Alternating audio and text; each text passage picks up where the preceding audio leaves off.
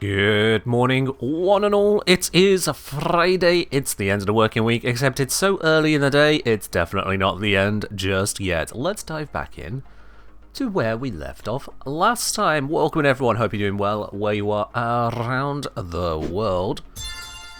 Logrin. 3 months of math, theories and rap tap tap, party face emoji, party face emoji. Love how it reads out the emojis there. Logrin, much appreciated there on the 3 months. Also, it seems like the timer has not updated correctly. Hello? That's not good. They're out of sync. How does that work? It's pulling from the same source. Alright, I'll just reset the source. Come on. Okay.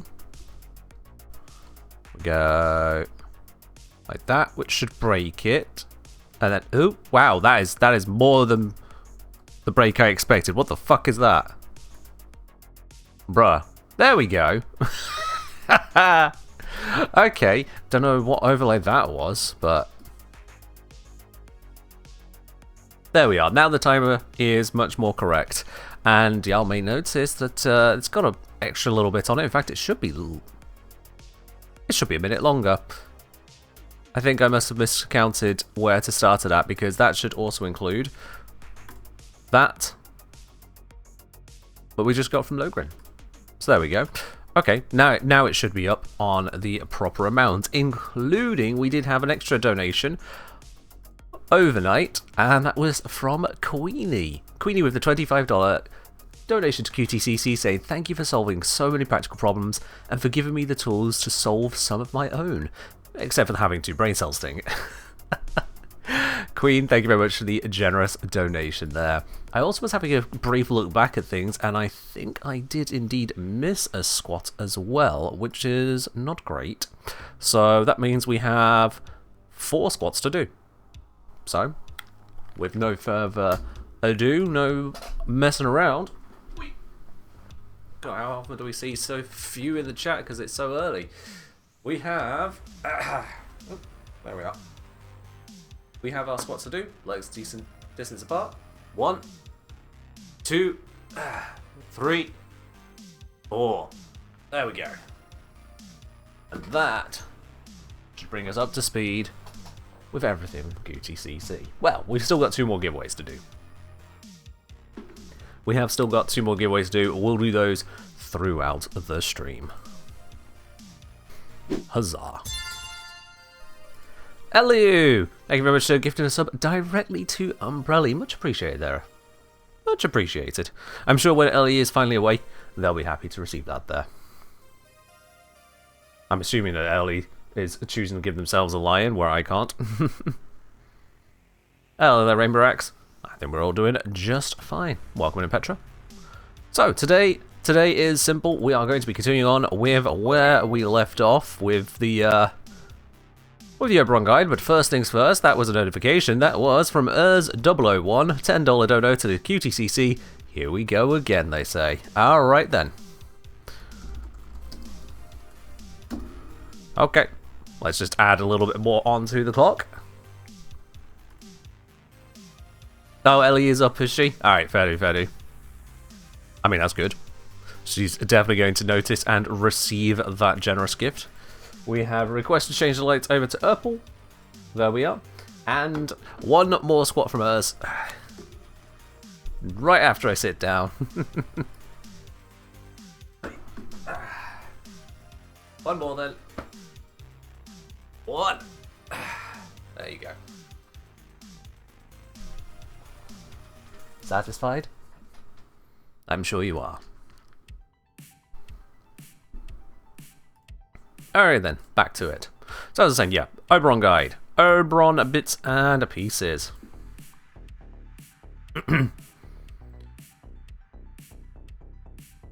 Yes, yeah. I considered what you said there, and it was crossing my mind, but there was more to process what was going on, and I've had to what's that phrasing? Had to think more on how it's all set up. So for now, we have what we have, yeah. we have what we have. In any case, Oberon stuff. So, if I bring up a switcheroo of the screen here, we can see all of this all got written last time. And we'll go on from there. From Ashen, a off-topic question. Is the sleep effect from Loco Stink Brain unique since enemies don't wake up after taking damage? I don't know if all the other sleep effects truly only wake enemies up, or always wake enemies up after just any amount of damage. I think there's some of them where they only wake up after taking 50% damage, for example. So each of them is different in some way. And then there's also other hard crowd controls, which are as effective as sleeping an enemy, where they just don't wake up at all. Now, think like Atlas's Petrify. Atlas's Petrify can also be considered a sleep ability because the enemies do not change their alert status and are hard crowd controlled. And there, you just shout at them. What are they going to do? They're rocks. But yeah. As I'm saying, anyway, 6:30 should probably be asleep. I mean, it depends on which 6:30 it is. Is it 6:30 in the morning? I suppose that would put you 1 hour behind DE, if true. And you haven't... Zom, you're your own person. You're an adult. I'm not going to go into it. We know that you've been under the weather, so... You do what is as best as you can do for you. That's all I'll say on that.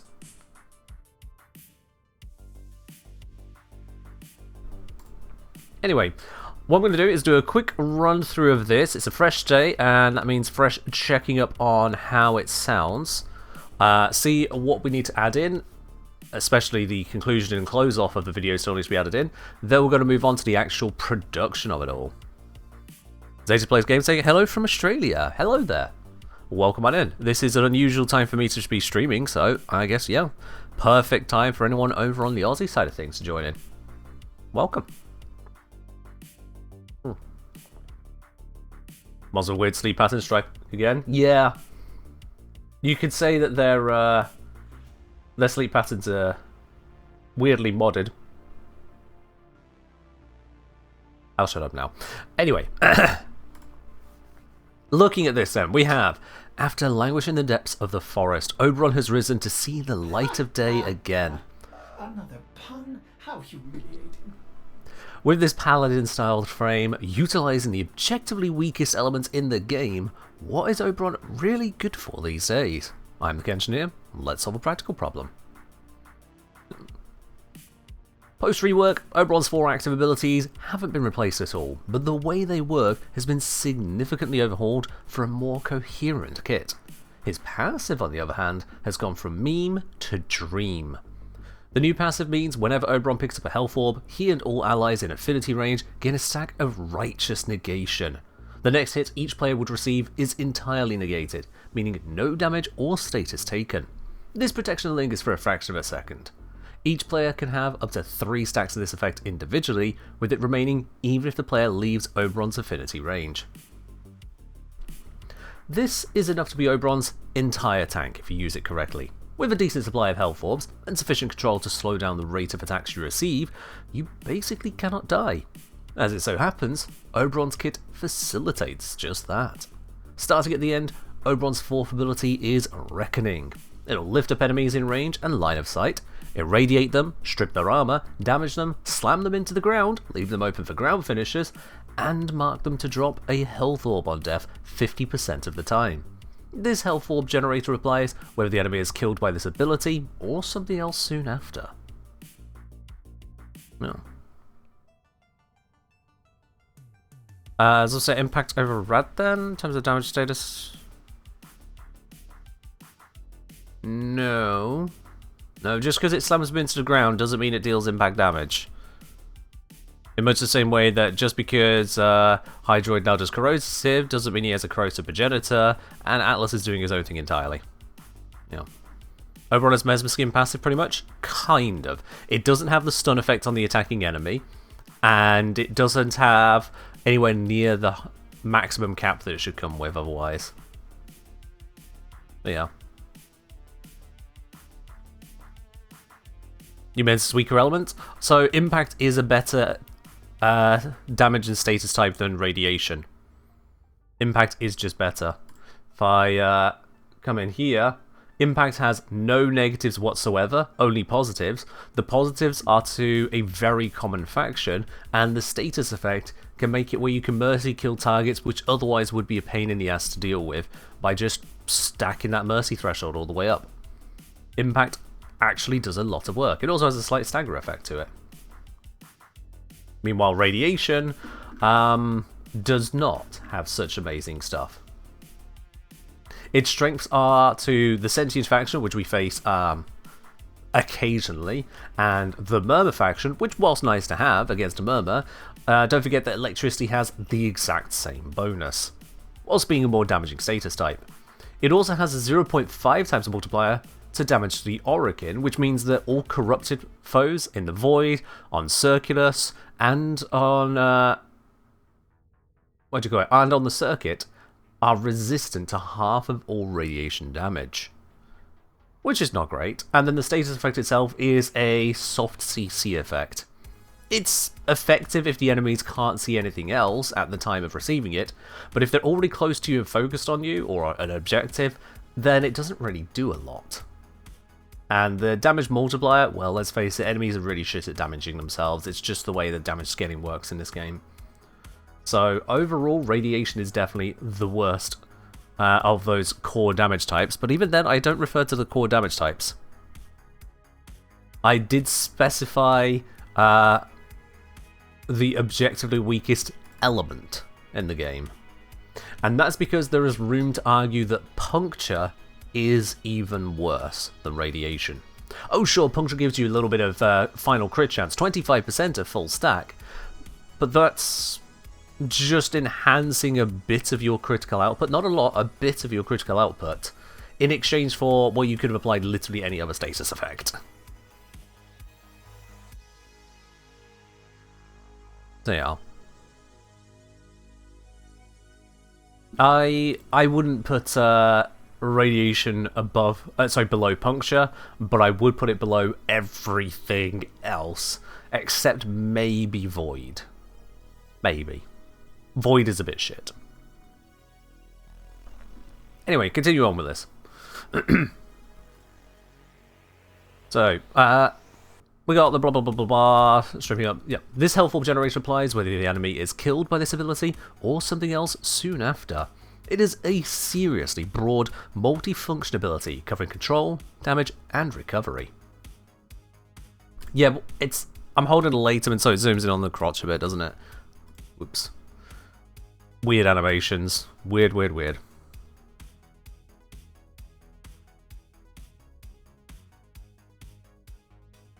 Alright. This already gives us the source of health orbs to maintain Oberon's passive, as well as the double whammy of control through knockdown and radiation. The damage on Reckoning is scaled in part by the number of radiation procs already on a target, so we may want to get them there first by another means. Enter Hallowed Ground. Hallowed Ground, Oberon's 2, will cover a wide area around Oberon in irradiating plants. While this can cover ground through walls, it cannot climb very far above or below where Oberon casts it, covering more of a thick disc. For Oberon and his allies, these plants protect from status effects and enhance the healing of renewal. For enemies, they become irradiated very rapidly, turning on each other and primed for their reckoning. This makes for an effective means of soft controlling large areas. Oberon can cast 3 Hallowed Grounds at once, with further casts removing the oldest field if it's still around. Which leads us nicely onto Renewal, Oberon's third ability. This previously needed to synergize with Hallowed Ground for full effect, but no more. Once active, Oberon and any allies who have come within affinity range... Actually, I've just realised, that's incorrect. Previously needed to synergize with Hallowed Ground for full effect, but no more, but with Hallowed Ground you get more effect, which would be the full effect, so that's incorrect. What I'm meaning is, for the armor to be on, so I'm going to say this previously needed to synergize with Hallowed Ground. To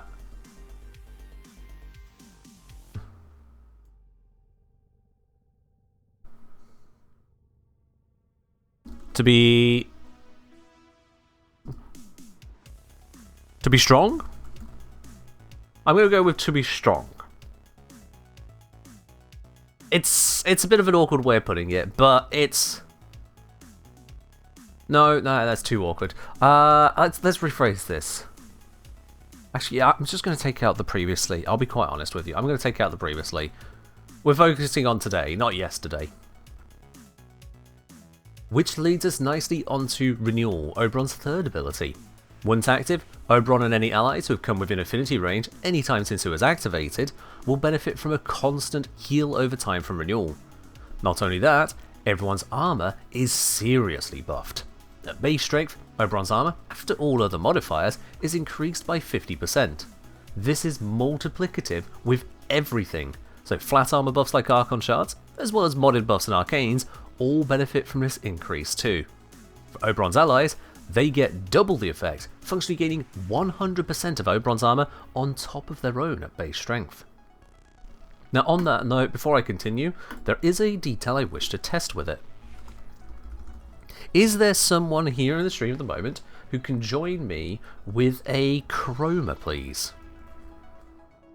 Otherwise we're going to have to find some other way to test this out. Is there anyone here who has a chroma? We have Kelton. Excellent. Oh, we have LU even faster. Sorry, Kelton. LU remembered where the invite button will go. There we are. Let's just wait for the squad join. Waiting for the squad join. There it is. Let's go. We're just going to check one teeny tiny little detail, and I think I also need to clarify this in the video guide I'm doing here. So let's verify this first.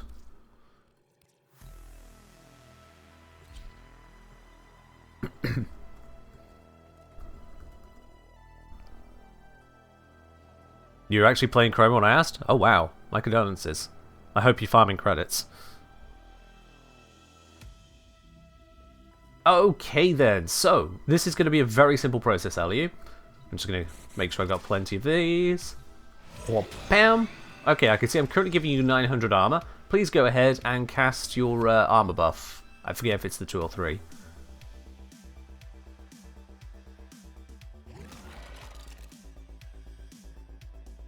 The buff that comes to me as well, please, not just to yourself.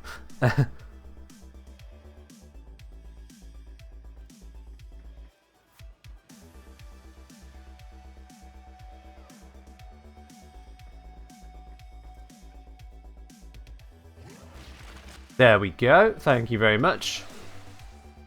And I do see that the armor buff on myself has increased, and therefore the armor buff on you has also increased. Lovely. That is very lovely. And then whilst we're at it, we'll just smack that even higher. So I'm now currently giving LU... I'm currently giving LU 5,386 armor. Oh, Chroma. Oh, Chroma. You tried giving people armor. How much armor are your abilities giving LU? If you can just open up your menu and check. How much armor are you handing out here?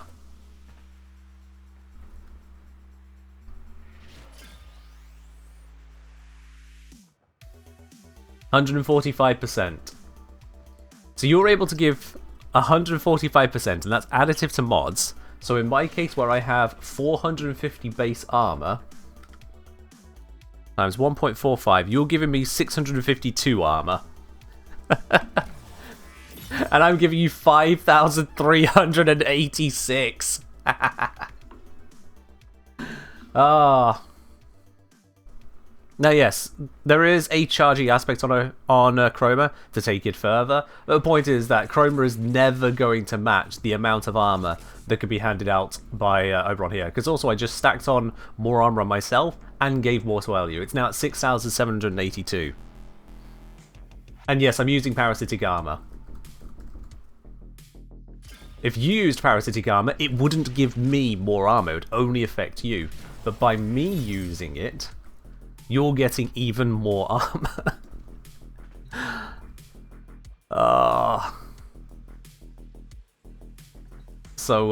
Yeah. Poor Chroma. Also, I'm also giving a sort of Mesmer skin to Chroma as well. Hang on, is that... Does it give it to the companion? It does? Well, okay.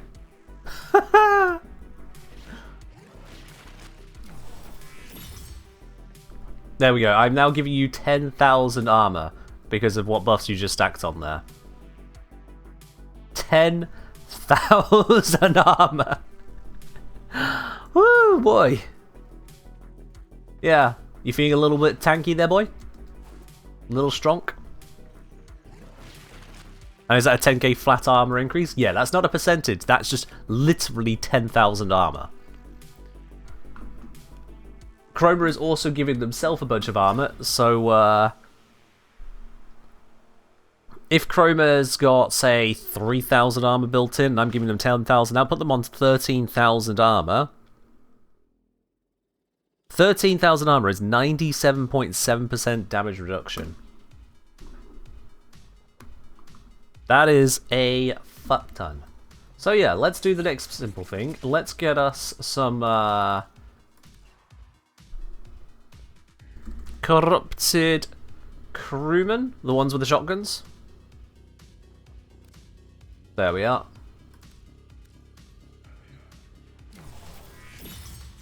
Alright, stack it up. Thank you.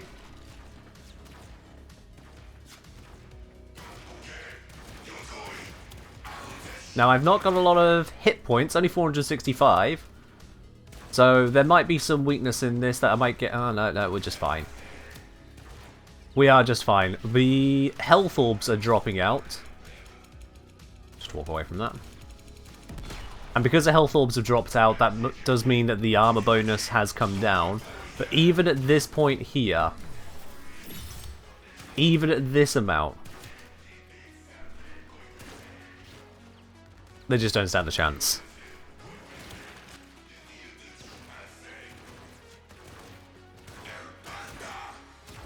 They just don't stand a chance. Ellie, on the other hand, somehow perished. Go figure. I'm not sure how LU perished. LU should be receiving all of my benefits.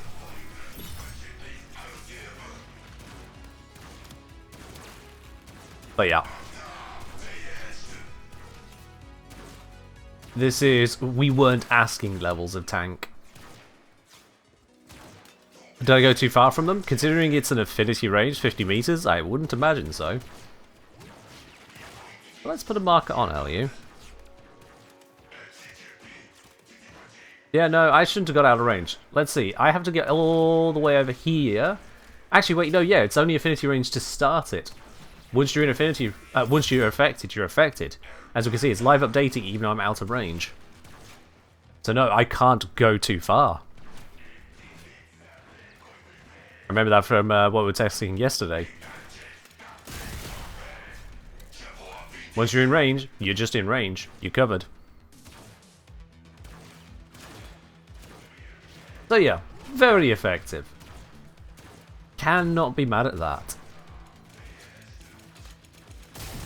Shoot the grenade so it doesn't hit us, because yeah, why not?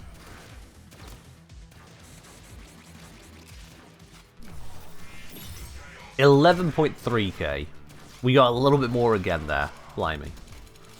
Let's tank the grenade. Let's not tank the grenade.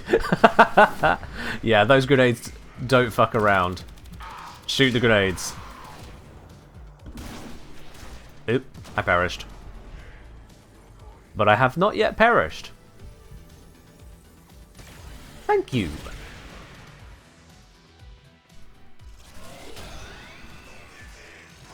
There you are. Do I have any other source of damage reduction or health regen other than 3? Adaptation mod. Which is probably why that one just insta-blapped. Because I didn't have the damage reduction against that. But yeah, I'm using just a shit ton of armor, including parasitic armor.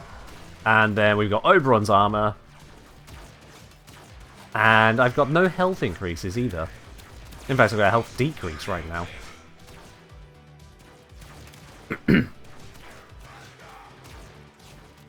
And then we do this.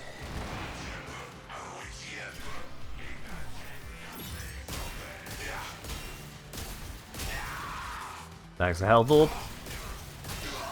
Thanks for health orb.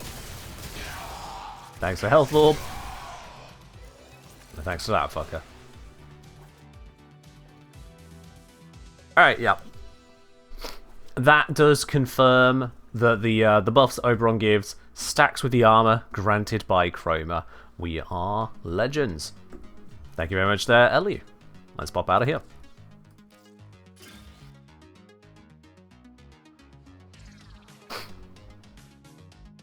So yeah, health tank extraordinaire right there. Health tank extraordinaire. Love it. Yes, and Chroma doesn't have that, that's why they died. Either didn't have it or just didn't have it stacked, something like that. Yeah. In any case, very effective. You have to sit in front of a shotgun multiple times over and take a grenade to the face to finally die. Which, yeah, that sounds like the kind of thing that should murder someone. So, back to this. This leads us nicely on to Renewal, Oberon's third ability. Once active, Oberon and any allies who have come within affinity range any time since it was activated will benefit from a constant heal over time from Renewal. Not only that, everyone's armor is seriously buffed. At base strength, Oberon's armor, after all other modifiers, is increased by 50%.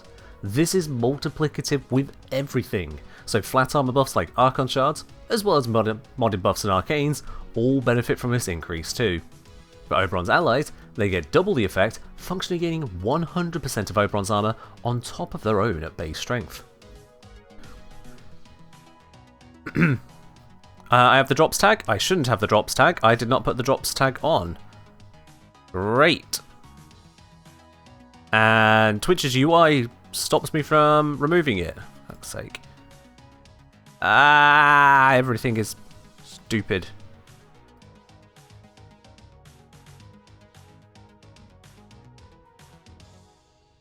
Edit stream info. Remove. There we go. Yeah, that shouldn't be there.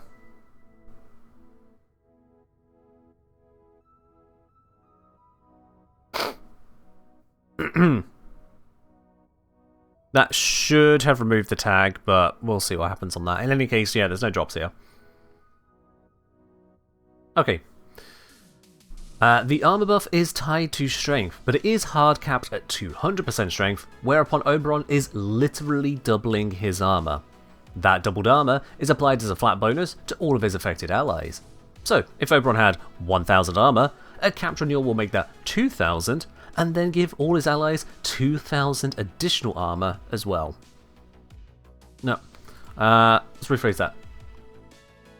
Give all his allies 2000 armor on top of whatever they brought for themselves. That makes it a little bit clearer. It's not 2000 on top of 2000, it's 2000 on top of whatever they had. Just a little clarity point there. So let's rerun that thought. No, Clown, if I say 2000 more armor, I'm saying that would say if Oberon had 1000, a cap renewal will make that 2000, and then give all of his allies 2000 more. That would suggest, oh, 2000 more than 2000 is a 4000? So there's a confusion point there in how it can be interpreted. That's what I just removed. Instead I'm saying, so, if Oberon had 1000 armor, a capture renewal will make that 2000, and then give all his allies 2000 armor on top of whatever they brought for themselves. There's zero ambiguity in that point right there. Zero ambiguity. There is no limit to how much armor can be applied this way. Renewal's effect persists indefinitely, regardless of how far away Oberon moves from whatever he is buffing.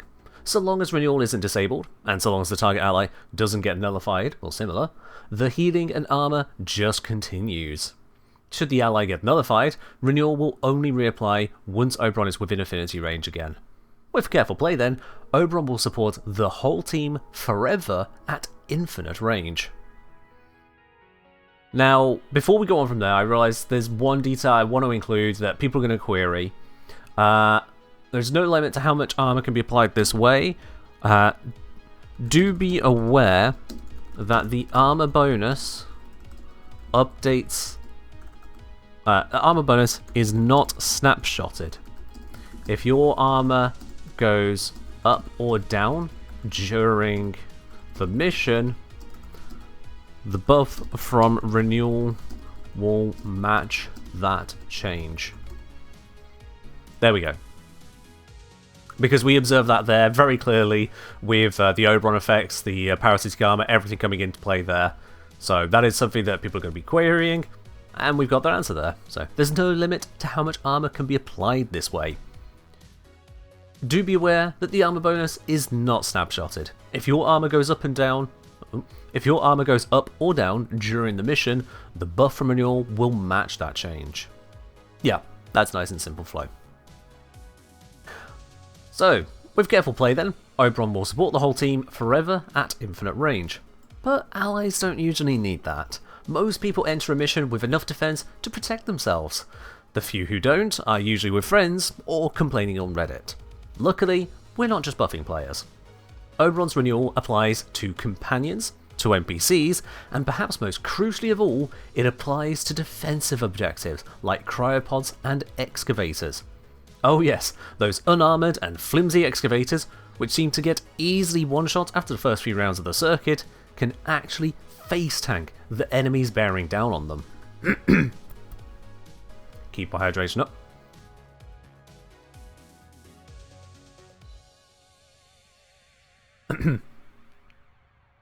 Now, while this is great for excavators, this healing and tanking is not game-changing for most of Warframe. For Oberon, it provides a lower intensity means of tanking, at least compared to constantly hoovering up health orbs. Use Renewal in combination with Hallowed Ground, not only to softly crowd control enemies with radiation procs, but also to double the healing effect. Warframes, allies, even the excavators get double healing from Renewal while they are inside of a patch from Hallowed Ground. I can feel something at the back of my throat. It does not want to shift. It just shifted. That's horrible. Sorry about that. Right then. This is what happens when you stream so many times back to back and are not used to talking that much. Anyway. This combination of effects grants crowd control. Alright, no, I just say control. This combination of effects grants control and tank enough to handle the likes of ETA, and can scale beautifully in the circuit. With our control, healing, tanking and reckoning all considered, this leaves us with Smite. Now before I proceed, again I notice I've not included the note about mirror defense. As we know that doesn't work, so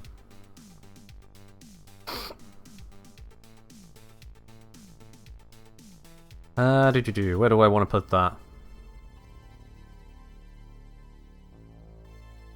Now while this is great for excavators, the healing and tanking is not game changing for most of Warframe. Oberon, no, it doesn't go there.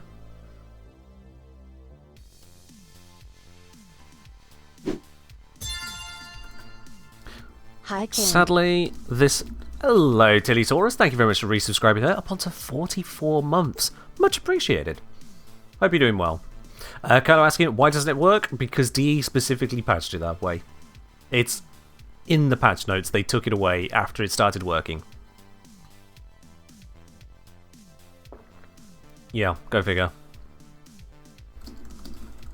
Sadly, this does not apply to mirror defense objectives.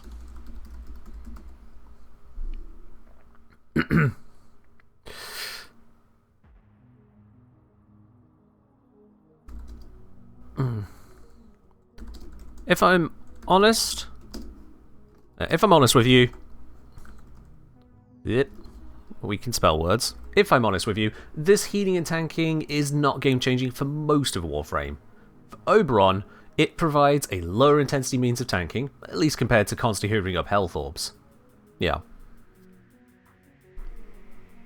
Is snapshotted grammatically correct?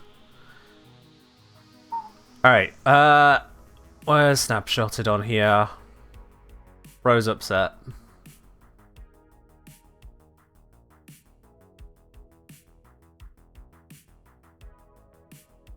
It's just up there. Do beware that the armor bonus is not snapshotted. Okay, so we refer to snapshot as in snapshot abilities. And so, to snapshot something, to take a snapshot, to have a snapshot. So we're using snapshot as a verb. And as a result, we've then got the past tense is not snapshotted, has not been snapshot. So that is the way I'm using it there. I'm taking snapshot as a particular verb because it is an action that we see other abilities take.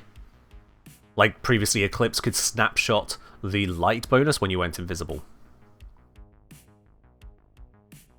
So do beware that the armor bonus is not snapshotted. It may feel a bit weird to you because it is an unusual word as it's not a regular word. But it is correct for the purposes of what we're saying here.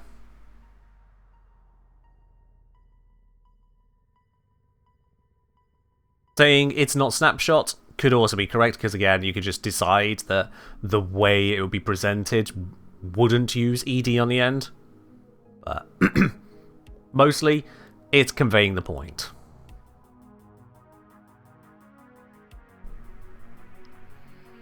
There you are. It's correct. And if it ain't correct, it's how I speak, so it's correct.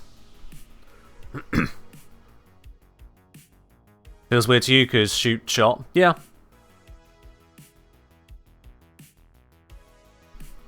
I see where you're coming from there. And honestly, English just doesn't care. It's the unfortunate reality. If at any point you come across where a word should work correctly, and then you have another word that looks basically the same and should work correctly, that's how you end up with one house, two houses, one mouse, two mouses. No, wait, they're mice.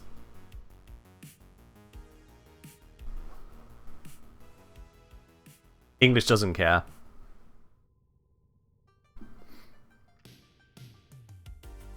Yeah. Moose and goose for geese and meese.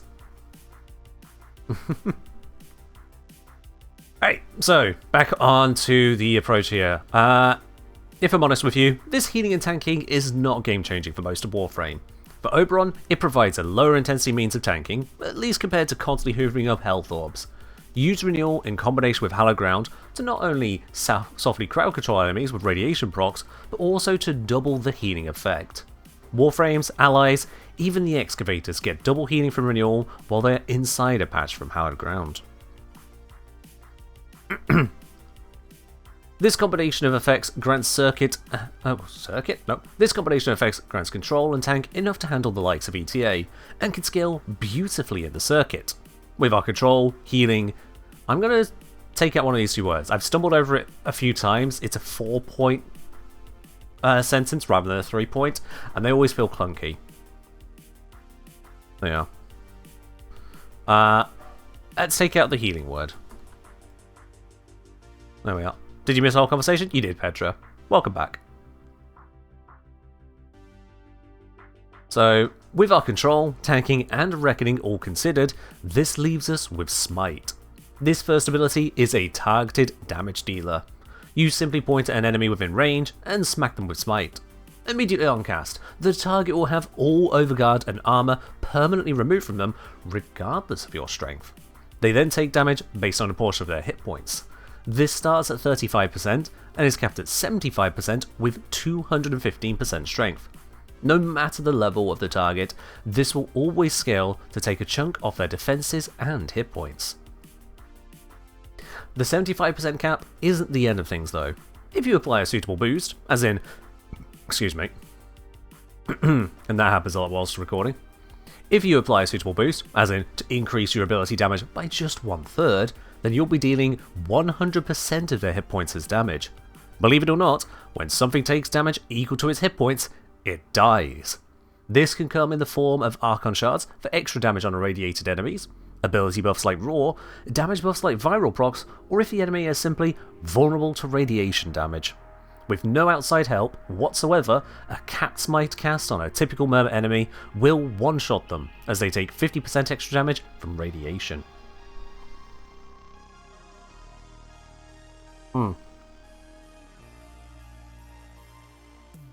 Okay. This does go both ways though. Enemies with additional damage reduction, either specifically against radiation, like with the Corrupted, or in general, like boss units and acolytes, they will not be so easily one-shot. For many, it's simply not possible. You'll strip their defenses, but need to kill them another way. After slamming into your main target, Smite then erupts in a small AoE around them. This AoE doesn't strip defenses, only dealing a smaller portion of damage scaled on the original target's hit points.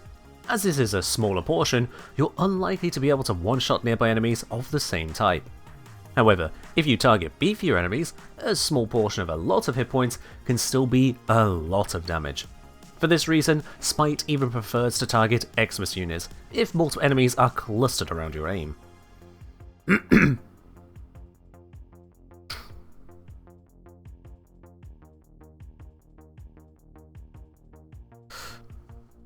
UB95 will get one-shot by this hand very shortly. Why is it different? Because your mum hates you, that's why, Ubi.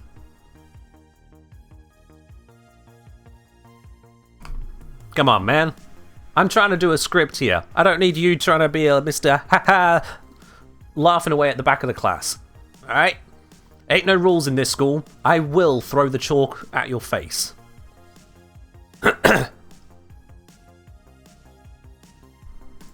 So, what was it? Yeah. For this reason, Smite even prefers to target Xmas units if multiple enemies are clustered around your aim. With the right setup, you can repeatedly smite whole groups of enemies this way. Now, you didn't know I was recording at this point? We're on a live stream, UB95. What do you think is happening? You're still the jokester at the back of the class, trying to cause problems.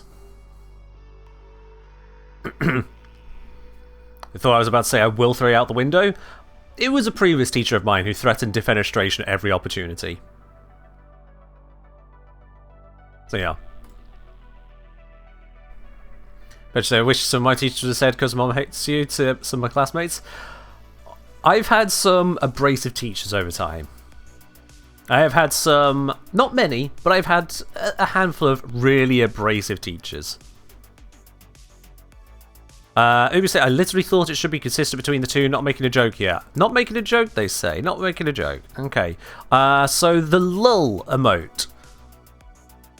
The lull emote. Let's see. Lull. I could have sworn that was someone laughing, but maybe it's different in Ubi universe. In the Ubiverse. Yeah. Turns out, using emoticons to convey your emotional state only works if you convey the emotional state you're attempting to convey. Yeah. Regardless, the information is communicated in a way that is satisfactory for everyone who isn't going to go comment on Reddit. Actually, which is what you are doing the equivalent of, UB. No one likes that. Literally no one likes that.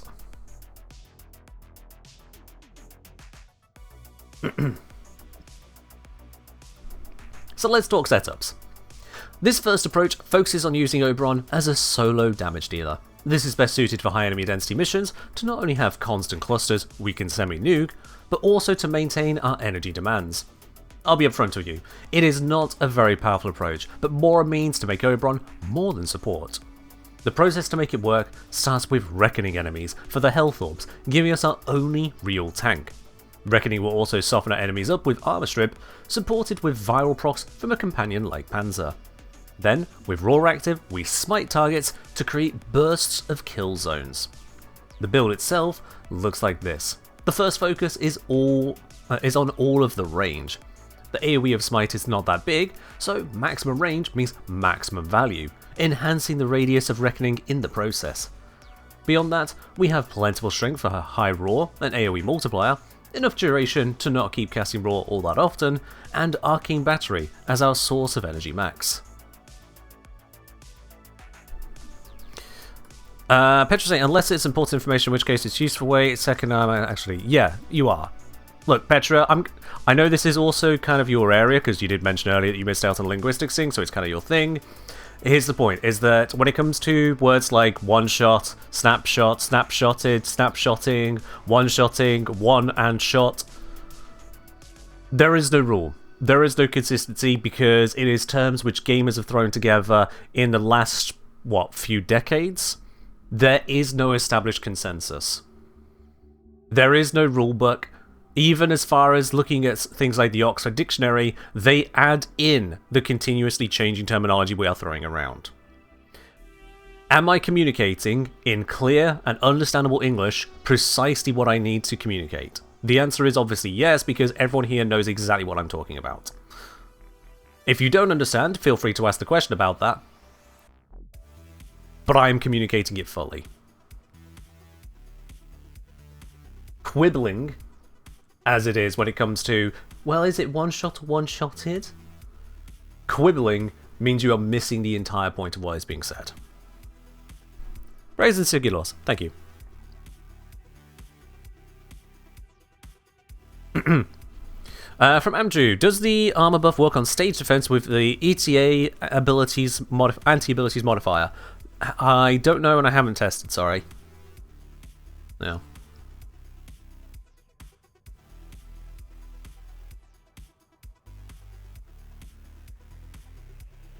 Tilly, I love that you are confidently stating you don't think anyone's going to be pedantic over one shot, shotted, or shotting immediately after it happened. Immediately after it happened. Like,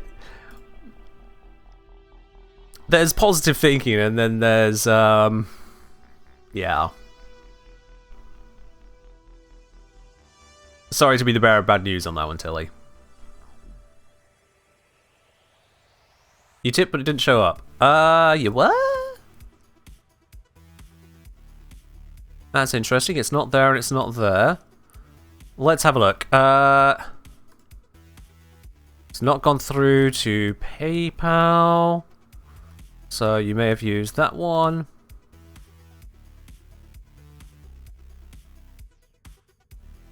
And transactions. Nope, nothing. Absolutely nothing is listed here, Esprit.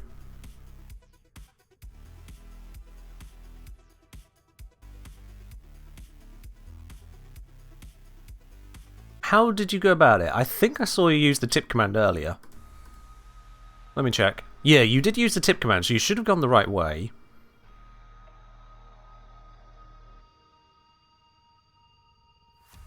That's curious. Why, oh why did that not work for you? You might want to check with your bank to make sure the payment actually was authorized. It's pending on your card? Okay, that is odd.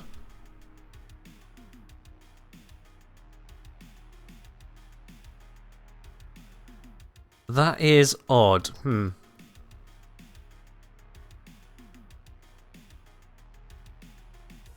Unfortunately, I don't really have a way to force it to happen. Is the sorry side of it, Esprit. Yeah, which way did you use? Did you go through SE Pay or did you go through PayPal? Just so I know which one I need to be checking in on. I think you usually use SE Pay, don't you? Yeah, you did so before now, because the last one I have from you is actually 26th of February. I can see it there. You also, apparently, switch between calling yourself Esprit and Esprit Null, but that's neither here nor there. It's a cards problem? Alright, fair do, fair do. I will leave that with you then, Esprit. You know what you're sorting. And yeah, as Agia points out, you've still got nearly 5 hours for it to be resolved. You'll be fine. In advance, thank you, Esprit. And best of luck with whatever's going on there. Happy Halloween? Oh yeah, so it is. So it is. Would you look at that? I knew it was the end of October, and yet for some reason my brain just didn't go, yeah, but Halloween is today. It's not just like the Halloween vibe, month, year, moment. It's today. It is today. Anyway, looking at the rest of this. The AoE of Smite is not that big, so maximum range means maximum value, enhancing the radius of reckoning in the process. Beyond that, we have plentiful strength for a high raw, an AoE multiplier, enough duration to not keep casting raw all that often, and Arcane Battery as our source of energy max. If you don't use a viral priming companion, you will need to use a status priming weapon instead. Without this, the AoE damage simply isn't enough to kill, as there's no room for weakness in this tight setup. Without priming, the AoE damage this build deals with raw is only 59% of the main target's hit points. Sure, if you hit an Xmas, that's a lot. Very often, there won't be a big target to select, and you can't afford to have this ability be useless until one shows up. Viral is basically needed when solo like this. Yeah. Your daughter won't let you forget that today's Halloween? Valid. I don't happen to have a daughter myself, or a son, or any other young proto-human running around, as it were. So the way I look around just in case one might appear. Definitely no child in this household. Just this old idiot. Actually, I think my housemate is working from home today, so there's 2 idiots in the household. We are definitely both the same kind of idiot in that regard. Make sure you set up in an ideal room, in your survival mission of choice, and, with buffs applied, blow up the area one group of enemies at a time. This setup will not work against the corrupted, wherever they spawn, due to their resistance to radiation damage. Yeah. I think I just heard my housemate leave the house, which means they possibly walked past as I called them an idiot. Well, we'll cross that bridge later. There is also a means to vary effect to not have to rely on raw and a good target spawning. We can instead use decoy. With a very similar setup, trading out a little bit of range for the damage decoy augment, we can cast decoy on an enemy. With decoy, since it got overhauled not too long ago, its health scales on the amount of health of nearby enemies. With a high enemy density and a very high range of this build, that could be a lot of hit points. By casting a damage decoy then, we have one very beefed up target regardless of how many hit points they usually have, and we can smite that. The resulting AoE is effectively scaling its damage based on the grouped hit points of the enemies, not just a single one. Excuse me. It's another meme-like variant of this build, and works far better on Oberon than it does on Loki, despite the available subsume choices. Still, in a high enemy density mission, basically in Steel Path Survivals, Oberon is able to use a damaging ability, which scales with the enemy health, and use a tank ability which ignores the enemy damage scaling. In both cases then, this is level cap viable. No limit, no slowdown, percent base damage, and complete invulnerability. It's not perfect, but it works. For something a little more comprehensive of Oberon's kit, bringing to bear his true potential as a support frame, we can go for a style designed around the circuit. This will work basically anywhere you want to protect an objective's hit points, except mirror defense, but crucially it is designed to function even without a companion or choice of weapons in your loadout. Naturally, when you can pick those, you can get even more value out of it. There are a few optional switches in how you approach this, depending on how you prefer to play Oberon. One option is the non-subsume variant. This allows us to use Smite Infusion for a weapon damage bonus, and retain the ability to target particularly heavy units and deny them their existence. Alternatively, you can swap out Smite for Parasitic Armor. So I'm saying, but is it just calling it level agnostic rather than level cap viable, or is that silly? It's not silly, but it's also unnecessary because they both mean the same thing. In this regard, because if it's viable for level cap, then it's viable regardless of the level.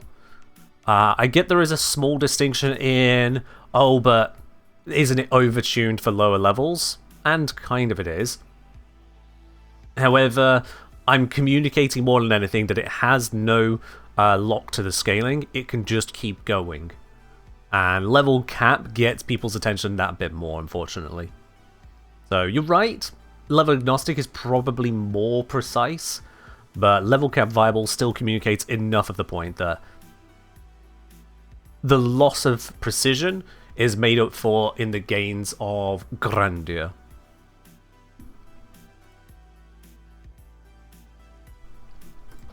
Okay, so, where were we?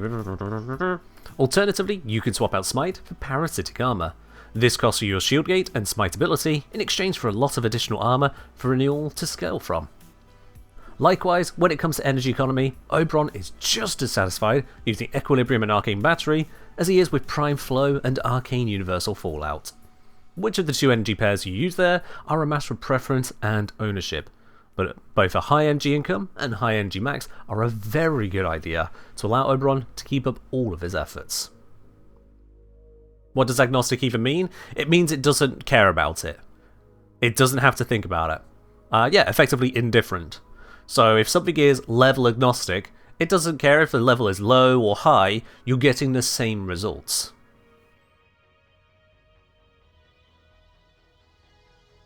So it says level doesn't matter.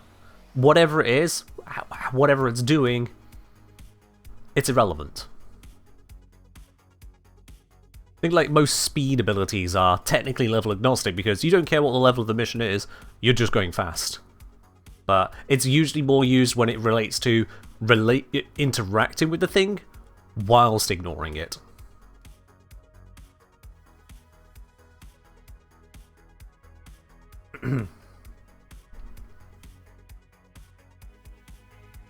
They are.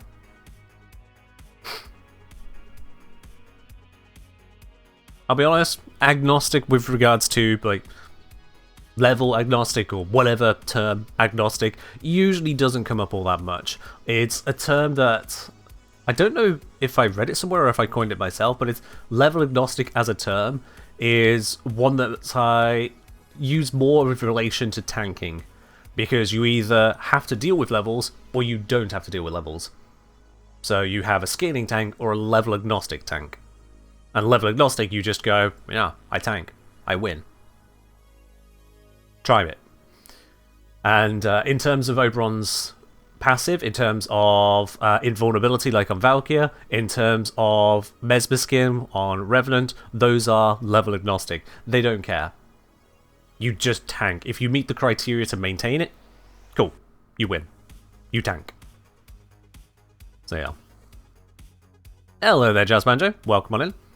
Back on Superon today. Wrapping up on the design of the guide for it. Yeah. Would Iron Skin be in that category too? No. Iron Skin has a base value to it, which means it is much more effective at lower levels. Once you exceed the scaling of that base value in comparison to the damage incoming, then its function switches towards a more level agnostic approach, but you've still got that base value which has lost its value due to level. So Iron Skin isn't level agnostic. It has a feature which allows for level-based scaling, giving it a much longer lifespan than a flat ability would. But there is still that feature to it.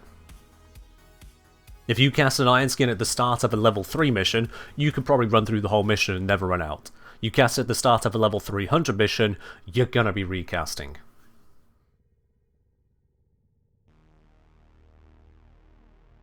Yeah. Alright, what did I get to? Yeah. Lastly, the Arcane Ultimatum is a consistent and easy to achieve source of another 1,200 armor, which only requires, not required, requires a finisher kill every 45 seconds. You can attack enemies knocked down by your abilities to achieve that. Otherwise, it can be swapped for Arcane Guardian for a lower armor bonus with no finisher requirement, or another Arcane to better suit your playstyle. That should be another. As I was saying, unless that level 300 starts under a Jade Beam, I mean, sure, but then you'll have the exact same results with the level 3 mission, except better because the Jade Beam doesn't scale with level the same way, meaning you'll have just, again, more tank for level 3 than level 300. But yeah. Yeah, ground finishes count, so Oberon can just go, Reckoning, bam, you're on the ground, ground finisher. And whatever has just been obliterated that way has now given you 45 seconds of 1,200 armor, which is great. It's not like Trickery where there's only a 15% chance, it just gives you it, and my god. Arcanes that just give you the fucking effect are so much better. I cannot stress my disdain for arcanes which leave you just wondering if it's ever going to trigger. Or worse, and I'll be honest, this one really gets me. If an arcane has a 90% or higher activation rate, hell even 85% or higher, but not 100. It's like, why? At that point, why? What is the point of an arcane activating most of the time, but leaving just that little bit of fuck you from time to time? Who benefits from it? This is perhaps most visible in one of the Operator Arcanes I think I actually have equipped. Yeah, on transference in, 95% chance to restore 300 health to Warframe. 95%! Why? I genuinely ask of the design of Warframe here, why is it necessary to design this to have a natural 1 built into it? Why? That's the equivalent of firing your gun and just 1 in 20 times. It just doesn't fire the gun. 1 in 20 ability cast. You cast the ability, it doesn't happen. Oh wait, we had that bug on the circuit. Remember when PSF was 99%? I think it's 99.9, which was even more ridiculous. Yeah. Just make it 100% with a cooldown? Fuck the cooldown! It doesn't have a cooldown. Why would we add a cooldown? It doesn't need a cooldown. Just use it. The cooldown is the animation. The cooldown is you're not doing something else. Yeah. Fair enough, Esprit. I will keep an eye out for it. I'm not sure what's gone wrong on your side there in terms of your card. But if something does come through, I will personally let you know on that. Yeah. The only reason I think this arcane is 95% is it was added before Reb took control of Warframe, basically. Before she was creative director. Because the older design of Warframe, there are a lot of stumbling points where they just seem to want to jab you in the side for no reason whatsoever. You'll see it time and time again, whether it's with the design of reward rotations, whether it's with the design of completing of sets, whether it's design of how certain mods activate. Even things as simple as universal bloody vacuum. There is something about pre-Reb Warframe design that seems like they just constantly want to go stab. Not enough to wound you, just enough to make you go, ow, why? 95% on an arcane is stubbing your toe on the table in the dark. It doesn't have to happen, but they put it there anyway. Yeah, I just... yeah.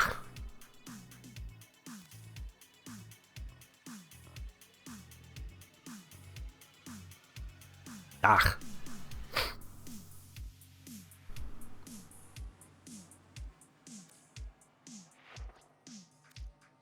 They are. Arcanes that activate 90% plus of the time at max rank should just activate. No one is getting any benefit from attempting a thing and the game just going, nah. Just every now and then. Not consistently. Not even frequently. Most of the time it works, so it's not like it's going, oh, it's not something you can rely on. Because it is reliable. 95% is reliable, so you're going to act like it's always going to work. It just 1 in 20 times goes, nah. And so you just do it again. You're like, okay, fine, sure, I'll watch my health and go, well, 5. What good is that? Yeah. Do I know the horribly slow murderer with the extremely inefficient weapon? I do not know, Elu. Although, was that Lavos against the Sergeant with the mining laser? Because that was a horribly slow murder with an extremely inefficient weapon. There you are. It's such designed to include RNG where they clearly thought it wasn't supposed to fail most of the time. Exactly, yeah. It's like, this is something that comes up in D&D. Genuinely, this is something that comes up in just tabletop gaming in general. If the player is not supposed to fail, don't call for a roll. If there's only supposed to be one outcome, that is the outcome that happens. You do a roll specifically and only when you need to decide between multiple possible outcomes. And you don't need to roll for every possible extremity of an outcome. So like in combat on a tabletop game, if someone rolls a 1 because of their attack, there is supposed to be that chance of missing. Fair enough. But you don't roll to see, okay, did the arrow somehow glance off the armor of that guy, fly off into the next encounter, and clip the ear of the damsel in distress and cause you to immediately fail the mission or something stupid like that? Does the arrow quantum leap into the king's heart? No. So only the possibilities that are worth considering should be on the roll in the first place. And I get that some people enjoy the absolute chaos of crazy crits or crazy fumbles. That's fine. You know, do at your own table what you wish to do. That's absolutely fine. But that's where there's crazy chaos and it makes things interesting. What isn't interesting is, oh, you tried to do a thing but it didn't work. That would genuinely be the equivalent of casting a healing spell on your friend and you go, okay, I heal them. And the DM goes, it didn't. What do you mean it didn't? Yeah, you didn't spend the spell slot because it's going in and out of transference. You could just keep doing it. So you've spent your turn. You tried to help your friend, but you didn't. It was a 1 in 20 chance. I just said no. Yeah. But why? Because fuck you. That's why. That's what that design says. A 95% chance of success is a 5% chance of fuck you. That's why. There's no need for it. Yeah. I'm just saying, I'm climbing a ladder out of combat, just let me take a 10, David. Oh, gods, yes. DMs will go, oh, you're climbing a ladder. Well, you're going to have to roll an athletics check for that. It's a ladder. It's a fucking ladder. What's going to go wrong? Yeah. I've never been one to go for haha fuck you kind of games. Just now. Arkanamacho asking, what's your rating on the Riot 848 on a scale of 1 to 10? I'm going to start with the question mark. Is that one of the ones in here? That one there. Okay.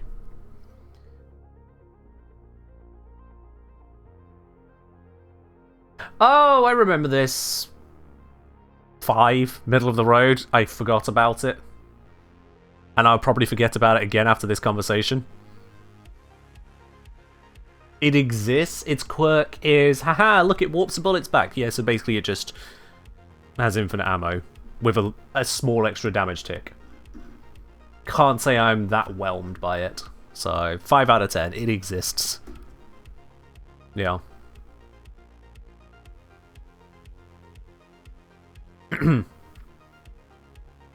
As I'm saying, yeah, the only time I would roll for supposed to succeed is to fail forward if it's a light tone moment, and even then be sparse with that. Exactly, yeah. If there is room for something to go wrong, but you still progress, sure, that's now multiple different outcomes which can reasonably occur. So you've got the positive success of, hey, look, you are putting the nails into your woodworks, you're going hammer, hammer, hammer, hammer, hammer, hammer, hammer, hammer, hammer, you did it all great. Wonderful. Or fail forward, you put the nails in, oh, but you catch your thumb partway through it. You get all the nails in, but you did injure your thumb, so lose 1 hit point. And you go, oh no. 1 hit point. Wow, thanks, DM. But it's not, okay, so you attempted to assemble the table, but you didn't. Yeah, oh, okay. So I try again? Like, yeah, you can try again. Like, okay, why are we wasting everyone's time? Yeah.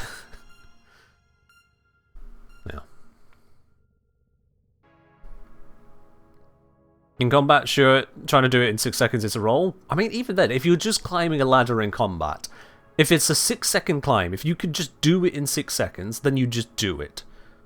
For something to stop you climbing the ladder, it needs to actually stop you climbing the ladder. A goblin fighting your fighter 50 feet away, going rah, rah, is not enough reason for you to suddenly forget how a ladder works. Some things should just work.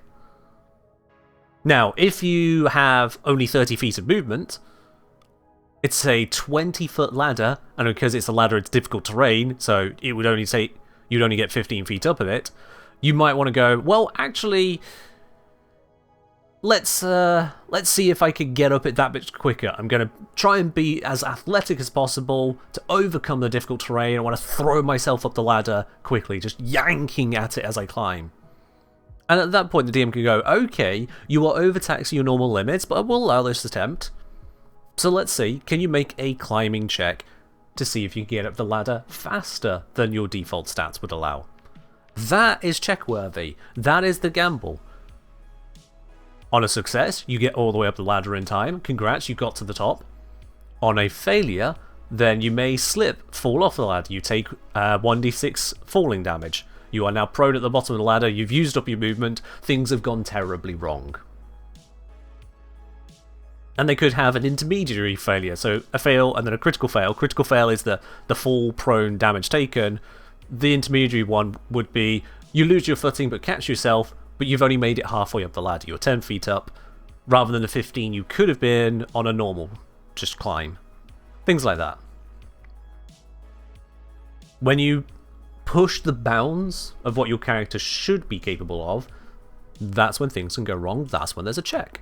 If you're just climbing a ladder, no, fuck off. Can someone who fights in life and death situations every other day climb a ladder? Exactly. Exactly, Tilly. Oh dear. Anatom asking, does the resource booster help with getting mushrooms for ranking up Nightcap? It does not, no. As far as I could see, mushrooms are always delivered in whatever numbers they chose to give you. In fact, I can confirm this because I always have a resource booster on these days. Thank you, Miralabe. So if I just... Can I search mushroom? Will that work? And yeah, we could see multiple mushrooms I've got an odd number of. So it is extremely likely it has no effect there, yeah. I don't recall seeing it being always even numbers, you know. It's a rough one. It's a rough one. Alright, I've rambled a lot about unfair rolls, but point is, there are things in Warframe which trigger 90 or 95% of the time in our favour, and it's like, I'm spending the arcane slot, just give me the 100%. This isn't interesting, it's just another stab in the side. Let me enjoy my game, please. Yeah. Right. So, I've gone through all that lot, happy with that, yeah. With this approach to the circuit, I highly recommend you check what your weapon options will be before loading in. And with that information, you can decide if you'd rather focus finishes, smite and fusion, or another focus with your weapons. Oberon has the freedom to adjust his setup to match your playstyle. Well, oh, that's a comment there, yeah. Oberon has the freedom to adjust his setup to match your playstyle while still making excavators tanky, whichever setup you settle on. Your allies will be eternally grateful for that. So you say sometimes mushroom in the end give me 2 shrooms, probably because you got the same one. If it drops 5 mushrooms, there's a good chance 2 of them are going to be the same mushroom. Otherwise, it might just be rolling mushrooms, rolling mushroom values. I think it is just 5 individual mushrooms, and if you get 2 of the same, it shows you as 2.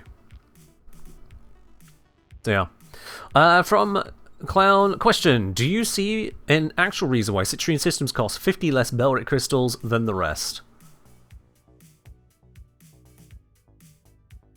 I remember there was some funky stuff going on with the crystals over there. Let's have a quick look at that. I'll come back to the script in a moment because I want to be distracted by this. Let's go be distracted by it. Simply.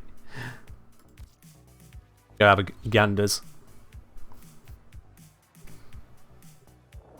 I think this is something I've called out before now as just weird and stupid, but I mean the whole Belric and Rania crystal handling is just stupid in general.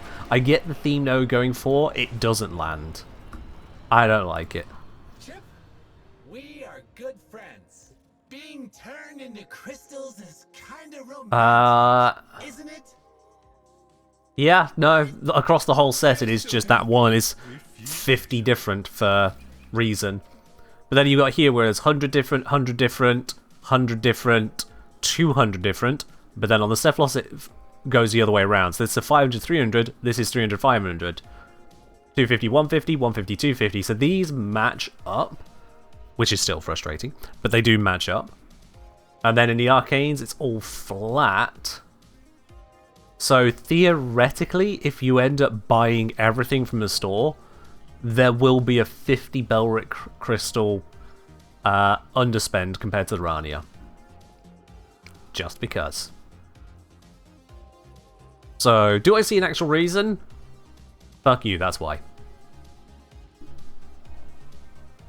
Yeah, I'm fairly certain I noted that on the citrine farming guide. It was just like, the fuck? Yeah. Yeah. See you again, Chip. Not anytime soon, Chip.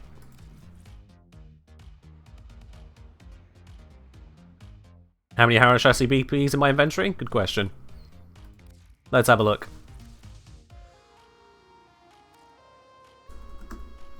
$1,561, which would sell for nearly 5.5 million credits.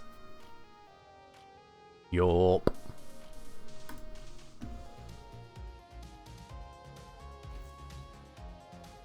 Not that many? Well, I mean, I only do so many relic fishes.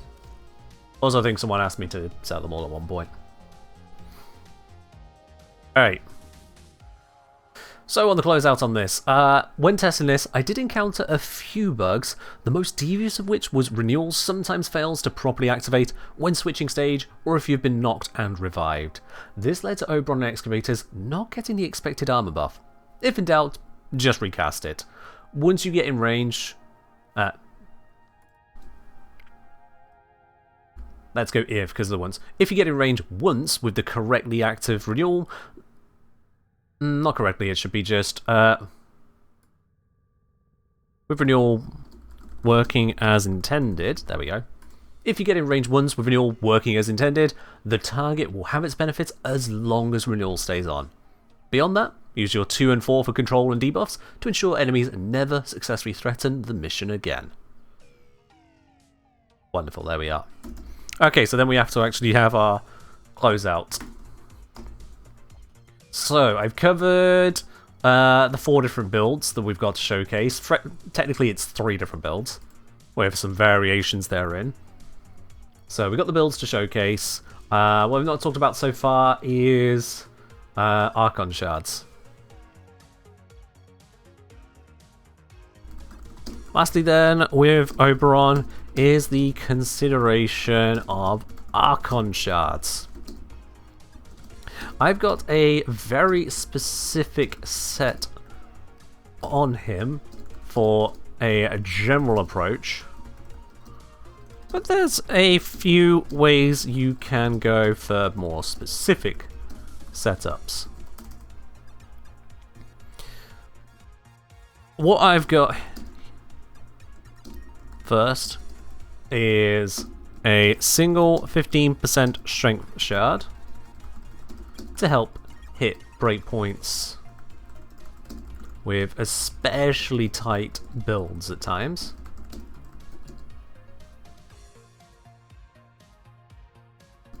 As well as a starting energy shard to enable us to hit the ground running. And then 3 topaz shards for ability damage on irradiated foes.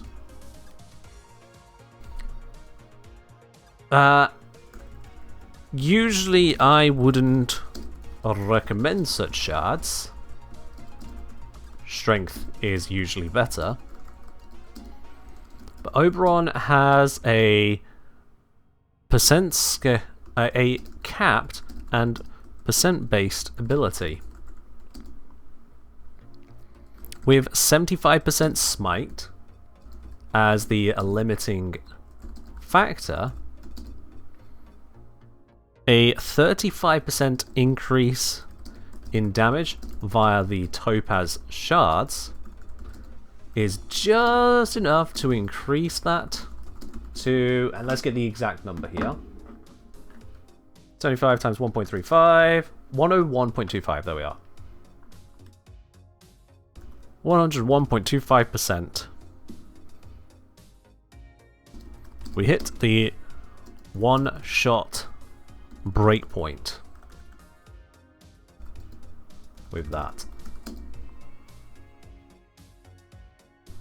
So 1 Tau Forged shard and 2 normal shards will hit the requirement so long as you are smiting an irradiated foe, such as from hallowed ground. Yeah, cast speed is something else you can use, but I mean, cast speed has been talked to death. It's always an option. So it's not where I start my focus here. Take care, Logrin. Have fun. Game Master asking, can I add you as a friend? If you want to add me as a friend in Warframe, sure, go ahead. You want me the first? Want me the last? Hop right on in.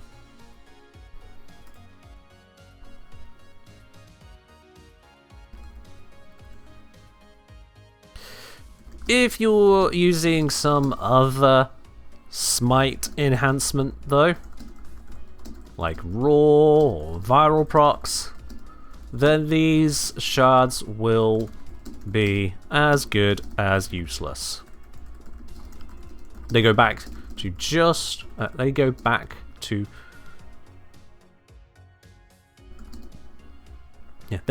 just a 35% damage uplift on specific abilities in specific conditions. Not exactly a game winner on a support frame. For more specific use cases, I don't know. For more, it's not specific, it's actually more broad. For more broad use cases, you can consider armor shards to just beef up Oberon and allies. Shield shards, not shields, shield shards, in order to get even more out of parasitic armor when using that.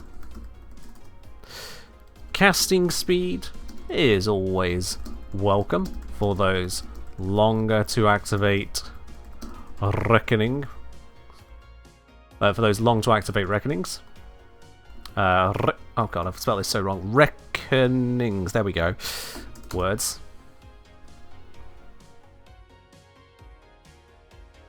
So, for more broader use cases, you can consider armor shards to just beef up Oberon allies, shield shards in order to get even more out of parasitic armor when using that. Casting speed is always welcome for those long to activate reckonings. Let's see, any other shards worthwhile of note? I don't think there's much else. I mean, there's the obvious strength mod, not the...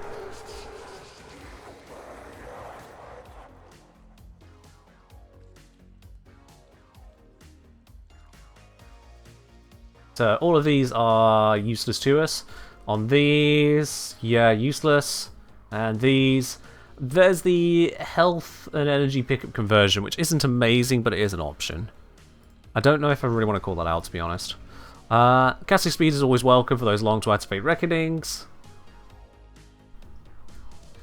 Or finally, use strength, duration, or orb conversion shards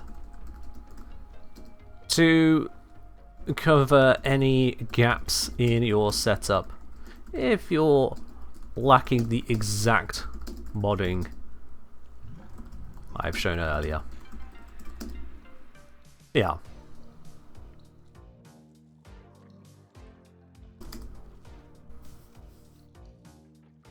I was just saying, more damage on ability does 100%. Sounds like most Warframe community arguments. Who's suggesting that? I'm not sure I'm following.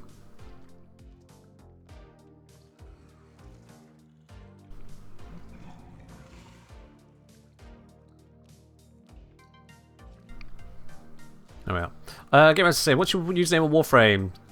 The Kengineer. There we go. You figured it out. Yeah, I figured it out.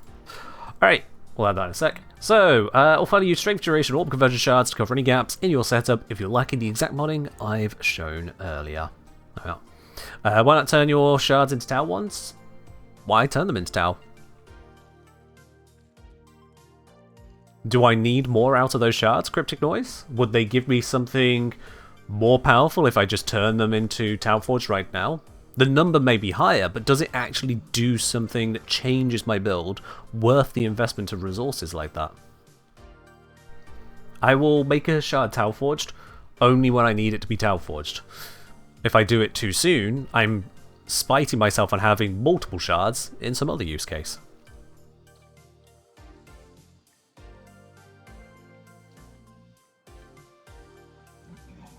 Oh, I see, Andrew. We're hypothesizing an argument to argue with. Got it.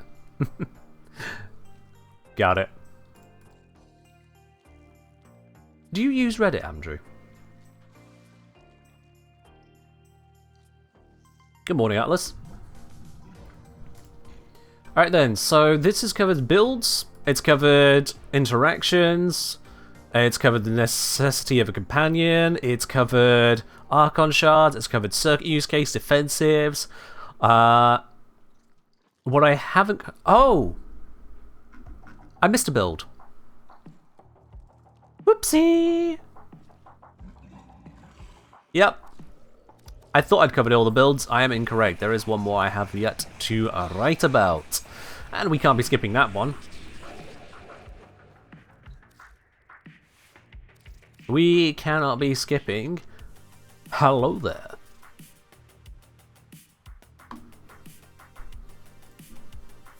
So this one is a bit of a goofy build, but it is a functional goofy build. It runs around Hallowed Eruption. Basically, you can take all of the damage it would have done over time and just make it happen instantly, the entire amount, which means you can just wander on into a low-level mission, go, here is grass, and grass go boom. And it's a low-level mission, so basically everything dies. It's stupid, but it works. Therefore, it's still stupid, but hey, at least it works. So yes, do need to include that as well in here. So, that was all the circuit stuff. As for our final build, hello there. Gonna name it, just for the fun of it. As for our final build, hello there, we can make use of Oberon's Hallowed Eruption Augment. This augment reduces our maximum hallowed grounds to just 1, with a recasting of it, instead clearing the existing patch and dealing all of its potential damage in a single burst. Effectively, we have a grass nuke. The damage scaling isn't particularly amazing, but for normal mode star chart, it can get enough work done to confuse your allies.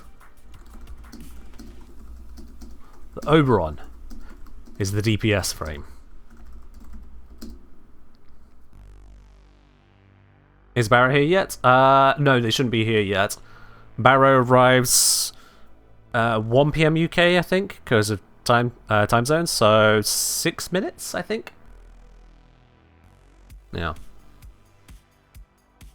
You like when the term nuke actually lines up with dealing radiation damage? It is quite satisfying, isn't it? Yeah. We have nuclear grass. That's a... Okay, I stumbled on that phrase. Nuclear grass. Yeah. We have nuclear grass. My brain doesn't like that phrase. Something about it. I want to say nuclear glass. Not nuclear grass. Nuclear... Alright. Well, that's going to trip me up. Alright, damage scaling isn't particularly amazing, but for normal mode star chart, it can get enough work done to confuse your allies. The Oberon is the DPS frame. Say Atomic instead? No. No. Atomic doesn't have the same ring to it. Radioactive grass? Everything's radioactive, it's just in different amounts. Bananas are radioactive, no one's scared of bananas. No. There. Oberon is the DPS frame. This setup works by extending the range out to a very wide area, passing through walls and terrain, and enhancing the maximum damage through both strength and duration. As we're delivering all the potential damage over time in a burst, duration is a damage multiplier. In order to keep casting it, we need a good energy economy. So once again, we have arcanes shoring that up as much as possible. Now I've not got a subsume on this, so I can call out a subsume as a possibility here. Yeah. If you really wish to invest into it, subsume on further power with either raw, the obvious damage choice, the obvious buff choice. Yeah, it's not damage, it's buff. The obvious buff choice, or consider Noko's subsume ability to get more strength and energy. Oberon can multi-class from plants into mushrooms this way. Oberon can multi-class from plants into mushrooms with good success. Let's call it that. Again, just a little quip to round off the section. because on screen would have been the visuals of it happening at the same time. So let's see how I've written it out. Does that flow the way I want it to flow? As for our final build, hello there, we can make use of Oberon's Hallowed Eruption Augment. This augment reduces our maximum hallowed grounds to just 1, with recasting of it instead clearing the existing patch and dealing all of its potential damage in a single burst. Effectively, we have a grass nuke. Consider no S3 viral procs. Nothing should be hitting you, Tilly, so nothing will cause the viral procs in the first place. You should be nuking them. If they're shooting at you, you didn't nuke them quick enough. The damage scaling isn't particularly amazing, but for a normal mode star chart, it can get enough work done to confuse your allies. The Oberon is the DPS frame. This setup works by extending the range out to a very wide area, passing through walls and terrain, and enhancing the maximum damage through both strength and duration. As we're delivering all potential damage over time in a burst, duration is a damage multiplier. In order to keep casting it, we need a good energy economy, so once again we have arcanes shoring that up as much as possible. If you really wish to invest into it, subsume on further power with either Raw, the obvious buff choice, or consider no-co subsume ability to get more strength and energy. Oberon can multiclass from plants into mushrooms with good success. Lastly then, with Oberon is the consideration of Archon Shards. I've got a very specific setup on him for a general approach, but there's a few ways you can go for more... Actually, yeah, what am I talking about there? I phrased that the wrong way around. I've got a very specific set on him for a general approach. No, for a particular approach. But there's a few ways you can go for more general setups. How did I get those the wrong way around? Whatever. I've got a very specific set on him for a particular approach, but there's a few ways you can go for more general setups. What I've got first is a single 15% strength shard to help hit breakpoints with especially tight builds at times, as well as a starting energy shard to enable us to hit the ground running. Let's end the sentence there. Then 3 topaz shards for ability damage on irradiated foes. Usually, I wouldn't recommend such shards, strength is usually better, but Oberon has a capped and percent-based ability. With 75% smite as the limiting factor, a 35% increase in damage via the topaz shards is just enough to increase that 101.25%. We hit the one-shot breakpoint with that. So, what? I'm stumbling there. Let's reread that in case I misread it wrong. With 75% smite as the limiting factor, a 35% increase in damage via the topaz shards is just enough to increase that to 101.25%. We hit the one-shot breakpoint with that. No, we hit that one-shot breakpoint. Yeah, that's the way. We hit that one-shot breakpoint. So, 1 Talforge shard and 2 normal shards will hit the requirement, so long as you are smiting an irradiated foe, such as from hallowed ground. If you're using some other smite enhancement though, like raw or viral procs, then these shards will be as good as useless. They go back to just a 35% damage uplift on specific abilities in specific conditions, not exactly a game winner on a support frame. For more broad use cases, you can consider armor shards to just beef up Oberon and allies, shield shards in order to get even more outer parasitic armor when using that. Casting speed is always welcome for those long to activate reckonings, or finally use strength, duration or orb conversion shards to cover any gaps in your setup if you're lacking the exact modding I've shown earlier. So let's close this out then. All told, I would say all told at the end a lot of the times.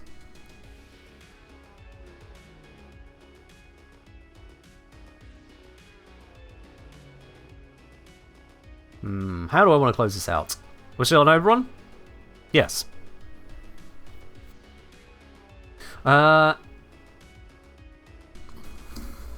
This should give you everything you need to get the value out of the newly reworked Oberon. Now, in terms of augments, I did skip over, let's see, is Phoenix Renewal and Hallowed Reckoning I didn't touch. Hallowed Reckoning doesn't really have anything to talk about. Phoenix Renewal does what it does, doesn't really matter, so, yeah. Do I need to call that out? This will give you everything you need to gather out of the newly reworked Oberon. Yeah, I'm just going to ignore the other two augments. I'll be quite honest. People will comment like, oh, but what about... No, just look at them. Look at them, they're not great. There's a reason I've not gone over them. This should give you everything you need to get the value out of the newly reworked Oberon. Whether you're running support, DPS, or a Hydron nuke, he's got options to make you star of the team.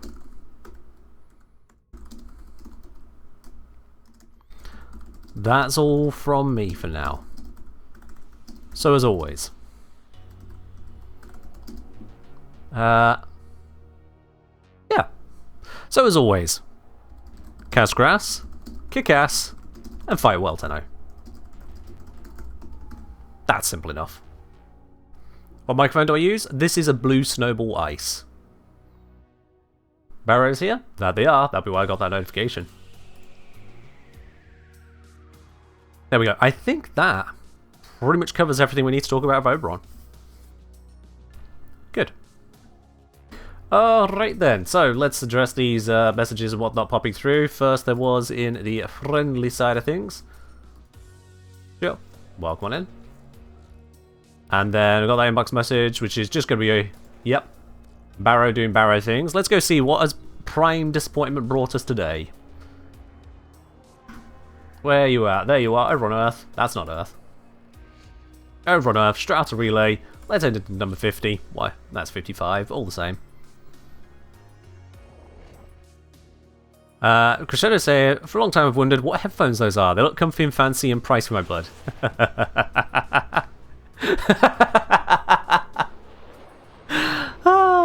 Yeah, Zob is correct. These are airport headphones.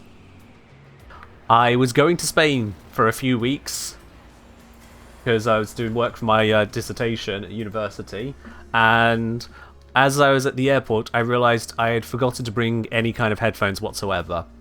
So I went into the shop at the airport and I purchased a set of Sony headphones. They cost me at the time, I think, £17. I have had these headphones now since I did that dissertation, and I was doing that dissertation when I was 20. So I've had these for 12 years. 12 years. And those of you thinking they're uncomfortable? Honestly, no. The only thing I really feel is there's a slightest pressure of them just sitting on my hair up there, and then just softly sat on the ears. 12 years. And they just keep on doing the job. And you'll get audio files like, no, Ken, you gotta have like £500 headphones which have 27 different connectivities and bass boosted Dolby awesomeness. I'm like, you've heard my videos, you see my streams, all of my work, everything that I've achieved over the last many years of being a content creator. Does anyone want to tell me that I'm doing a bad job? At least when it comes to the audio in these. Seems to be working well enough to me.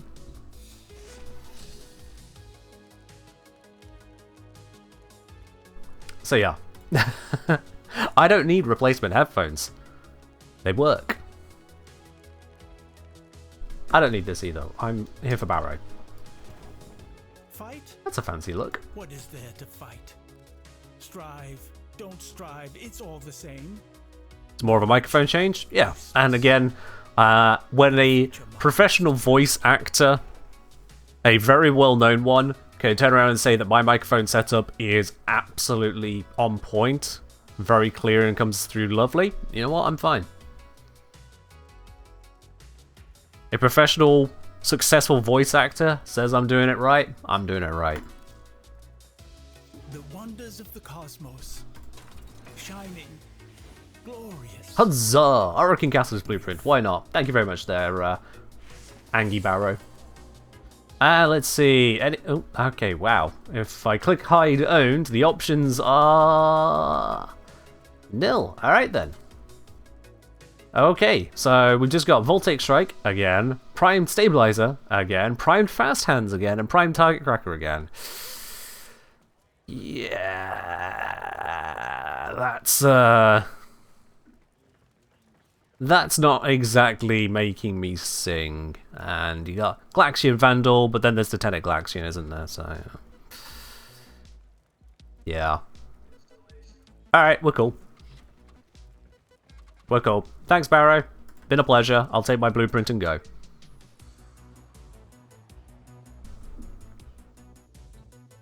Yeah.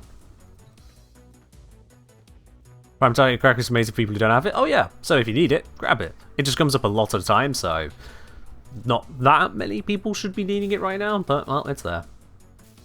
Orokin Reactor obtained, and let's build that catalyst we just got the blueprint for. There we are. Alright then. So now, having done all of that, it is time to get on with the recording, but before we do that, I think it's about time we do a giveaway. We have been talking a lot and planning a lot. Now it's time to share a lot, because of course we do still have a little bit left from QTCC, and that is exactly what we're going to attend to here.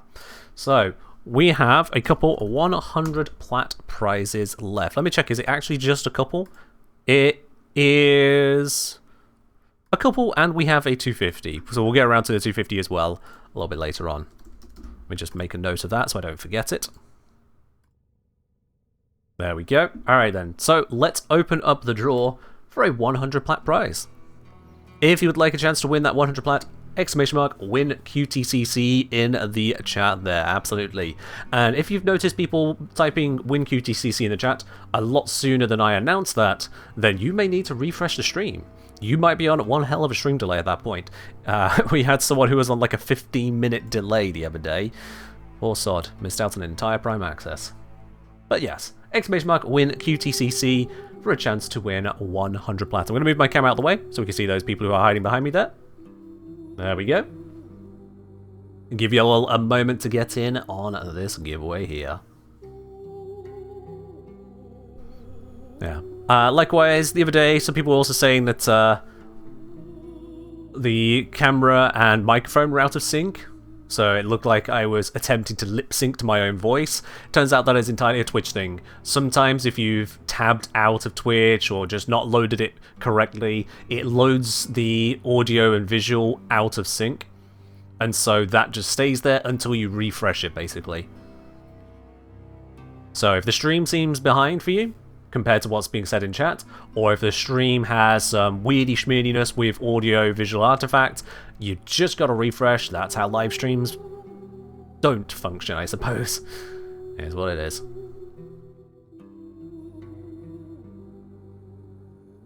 Is what it is on that.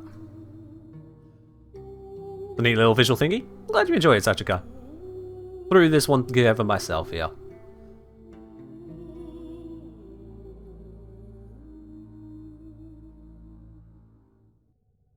Alright, we'll do this draw in about 20 seconds time. A little bit over. Once it gets to 3 hours 42 on the clock, we'll do the draw then. Last chance. Why are the diff colours? Why are they different colours? Why are who different colours, Tilly? What colours are we looking at?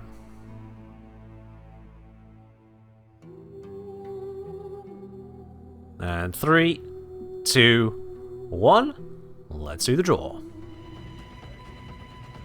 Alright then, so we got a bunch of people coming on in, hoping to secure that 100 platinum, but of course the fragmented here can't let you all have it. Only one person's going to walk away with it from this particular giveaway, and this isn't the only one we'll be doing throughout this stream here. We've got a couple others to go as well, so if you missed this one, there's a later one waiting for you, but Atlas Moth, no waiting needed indeed. Atlas Moth, congratulations. Extraction point is up ahead. That 100 platinum is yours indeed. That'll be handed out via DE, so straight into your Warframe inbox in the first week of November. You can definitely look forward to that there. Absolutely. Is that 2 wins in a row? Oh, look at you. I suppose that's the benefit of frequently attending to these streams. Absolutely. You get to join on the regular there. Wonderful. Alright, let's bring me back into view. There we go. Wonderful, wonderful. We'll be doing more of those as the stream goes on, don't you worry. But yeah, if that question about the different colours, Tilly, was about why did people have different frames there, that is through the !pick frame command. So if you are a VIP or subscriber, you can use !pick frame followed by the name of a Warframe to choose a different fashion from the catalogue of fashions I've made available. It's only for VIPs and subscribers. It's a benefit you get from that. On top of that as well, if you've donated $25 or more to QTCC, which is wrapping up entirely today, then you can also have your own Warframe avatar added to the arena, either for your own personal use, or if you want to make everyone else able to use it, you can do that as well. Everyone else who is able to use the big frame command, that is. We've had, let me see here, I think like 38 people eligible to add their avatars to the arena. That is a hell of a lot of generous people right there. A hell of a lot. Alright then. So, with all of that sorted there, we now get on to a little bit more nitty-gritty. We've done a lot of the writing, a lot of checking of details, a few Warframe actual tests here or there, like with the Cobra interaction. But now we actually need to make this into a video. Oh, Jazz Banjo, why is that not calling you a subscriber? You've got... Did you just subscribe? I didn't hear it. That is weird. Yeah, it says you are definitely subs, and I don't see you subscribing moments ago, so... Bot? Only a few minutes ago? Oh, okay, yeah, then... Yeah. If you only did it a few minutes ago, but just didn't... It hasn't sent through, then yeah, the bot just isn't aware you've actually upgraded to subscriber yet. There's a delay on the API or something like that, so it doesn't know straight away you're actually a subscriber.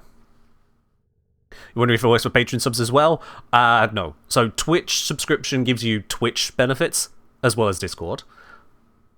Patreon gives you Patreon benefits, as well as Discord. And YouTube gives you the very, very small YouTube benefits, as well as Discord. I say very, very small. I don't focus on, or normally broadcast even, that there are YouTube memberships. They kind of exist. I created them because, well, they can be created, they can exist. If someone wants to dig for it and find it and benefit from it, sure. But, yeah, it doesn't. It mostly gives you a badge, some emotes on YouTube, which you can only use on my channel, I think, and then the Discord benefits. I'd recommend instead just going through Patreon, to be honest, if someone's looking for those line of things. So also saying, just acting due to it was not changed last stream. Is the pause updated? Is the pause updated? Oh, no, it wasn't. Ah, shit. I see what you mean now. Yeah, pausing at when? No. No. Right, yeah, I completely forgot that was there again. Ah! Right, nope.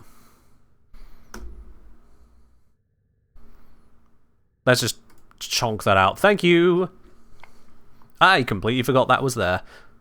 But it's fine. Most people don't read, so who would have seen it anyway?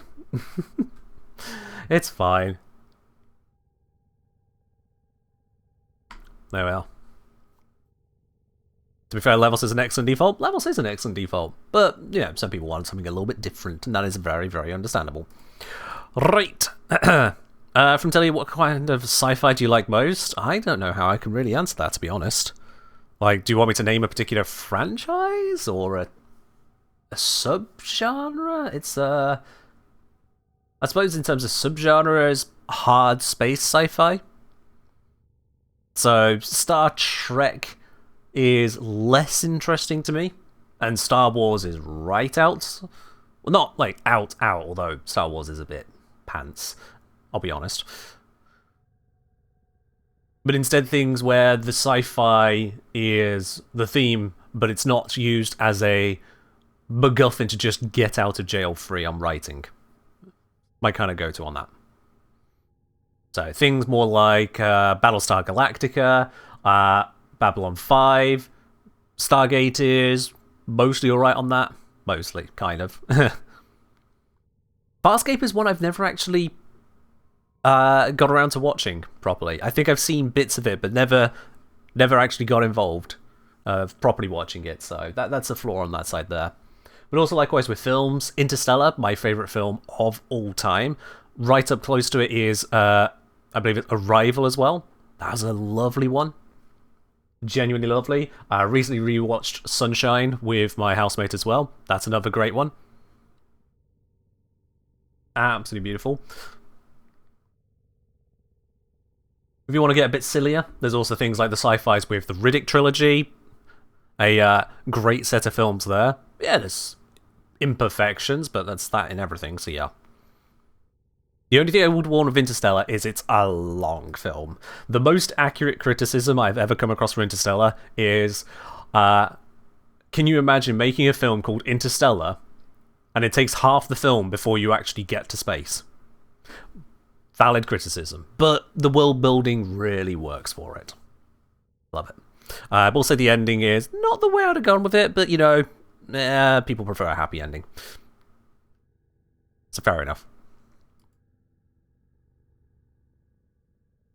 Also, memories of Battlestar Galactica are very hazy. Used to watch with my parents. Fun fact, so did I. Not actually all that long ago. Okay. No, it was all that long ago. Now I think about it. Jesus, where are the years going? Point is, yeah. It was a weekly watch for us as well for a long time, over a meal. It was nice. Anywho, right. So we got all this written up. But the next thing to do is to actually, well, record it.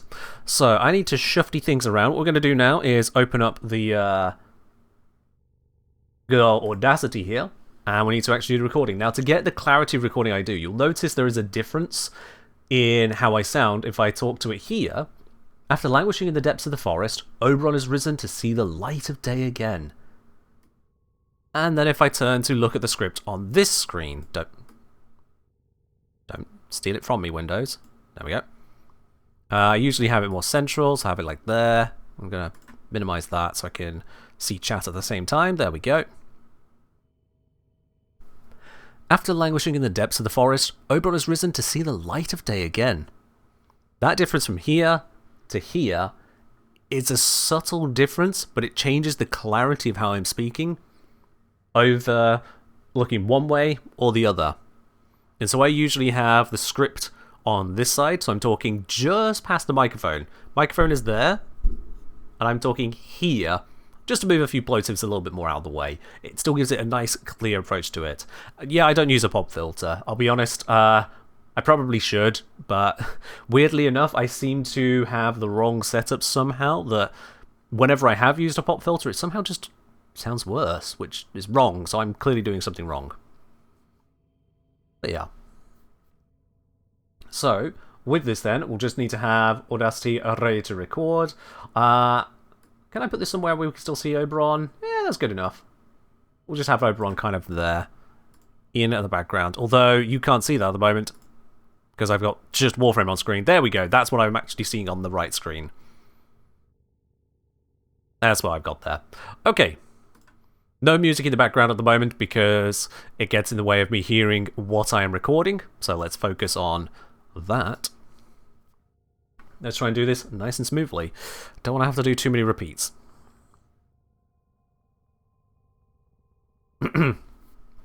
Voice should be thoroughly wetted for this. After languishing in the depths of the forest, Oberon has risen to see the light of day again. With this paladin-style frame, utilising the objectively weakest element in the game, what is Oberon really good for these days? I'm the Engineer, let's solve a practical problem. Post-rework, Oberon's 4 active abilities haven't been replaced at all, but the way they work has been significantly overhauled for a more coherent kit. His passive, on the other hand, has gone from meme to dream. The new passive means whenever Oberon picks up a health orb, he and all allies in affinity range get a stack of righteous negation. The next hit each player would receive is entirely negated, meaning no damage or status taken. This protection lingers for a fraction of a second. Each player can have up to 3 stacks of this effect individually, with the remaining even if the player leaves Oberon's affinity range. This is enough to beat Oberon's entire tank if you use it correctly. With a decent supply of health orbs and sufficient control to slow down the rate of attacks you receive, you basically cannot die. As it so happens, Oberon's kit facilitates just that. Starting at the end, Oberon's 4th ability is Reckoning. It'll lift up enemies in range and line of sight, irradiate them, strip their armor, damage them, slam them into the ground, leaving them open for ground finishers, and mark them to drop a health orb on death 50% of the time. I think I caught the back of my tongue with that. I'll try that one again. It'll lift up enemies in range and line of sight, irradiate them, strip their armor, damage them, slam them into the ground, leave them open for ground finishers, and mark them for death. And mark them to drop a health orb on death 50% of the time. This health orb generator applies whether the enemy is killed by this ability or something else soon after. It is a seriously broad multifunction ability covering control, damage, and recovery. This already gives us a source of health orbs to maintain Oberon's passive, as well as the double whammy of control through knockdown and radiation. The damage on Reckoning is scaled in part by the number of radiation procs already on a target, so we may want to get them there first by another means. Enter Hallowed Ground. Hallowed Ground, Oberon's 2, will cover a wide area around Oberon in irradiating plants. While this can cover ground through walls, it cannot climb very far above or below where Oberon casts it, covering more of a thick disc. For Oberon and his allies, these plants protect from status effects and enhance the healing of renewal. For enemies, they become irradiated very rapidly, turning on each other and primed for their reckoning. Just need to scroll. This makes for an effective means of soft controlling large areas. Oberon can cast 3 Hallowed Grounds at once, with further casts removing the oldest field if it's still around. Which leads us nicely onto Renewal, Oberon's 3rd ability. Once active, Oberon and any allies who have come within affinity range any time since it was activated will benefit from a constant heal over time from Renewal. Not only that, everyone's armor is seriously buffed. At base strength, Oberon's armor, after all other modifiers, is increased by 50%. This is multiplicative with everything, so flat armor buffs like Archon Shards, as well as modded buffs and Arcanes, all benefit from this increase too. For Oberon's allies, they get double the effect, functionally gaining 100% of Oberon's armor on top of their own at base strength. This armor buff is tied to strength, but it is hard capped at 200% strength, whereupon Oberon is literally doubling his armor. That doubled armor is applied as a flat bonus to all of his affected allies. So if Oberon had 1000 armor, a capped renewal will make that 2000, and then give all his allies 2000 armor on top of whatever they brought for themselves. There is no limit to how much armor can be applied this way. Do be aware that the armor bonus is not snapshotted. If your armor goes up or down during the mission, the buff from Renewal will match that change. Renewal's effect persists indefinitely, regardless of how far away Oberon moves from whatever he is buffing. So long as Renewal isn't disabled, and so long as the target ally doesn't get nullified or similar, the healing and armor just continues. Should the ally get nullified, Renewal will only reapply once Oberon is within affinity range again. With careful play then, Oberon will support the whole team forever at infinite range. But allies don't usually need that. Most people enter a mission with enough defense to protect themselves. The few who don't are usually with friends or complaining on Reddit. Luckily, we're not just buffing players. Oberon's Renewal applies to companions, to NPCs, and perhaps most crucially of all, it applies to defensive objectives like cryopods and excavators. Oh yes, those unarmoured and flimsy excavators, which seem to easily get one-shot after the first few rounds of the circuit, can actually face-tank the enemies bearing down on them. Sadly, this does not apply to mirror defense objectives. If I'm honest with you, this healing and tanking is not game-changing for most of Warframe. For Oberon, it provides a lower intensity means of tanking, at least compared to constantly hoovering up health orbs. Use Renewal in combination with Hallowed Ground, not only to softly crowd control enemies with radiation procs, but also to double the healing effect. Warframes, allies, even the excavators get double healing from Renewal while they are inside of a patch from Hallowed Ground. This combination of effects grants control and tank enough to handle the likes of ETA, and can scale beautifully in the circuit. With our control, tanking and reckoning all considered, this leaves us with Smite. The first ability is a targeted damage ability. This first ability is a targeted damage dealer. You simply point at an enemy within range and smack them with Smite. Immediately on cast, the target will have... My housemate is just going down the stairs. I did say they're working from home. We'll give them a moment to go past just because I don't want any audio coming through on that. This first ability is a targeted damage dealer. You simply point at an enemy within range and smack them with Smite. He's doing the washing up. One moment, I'm going to go close the kitchen door.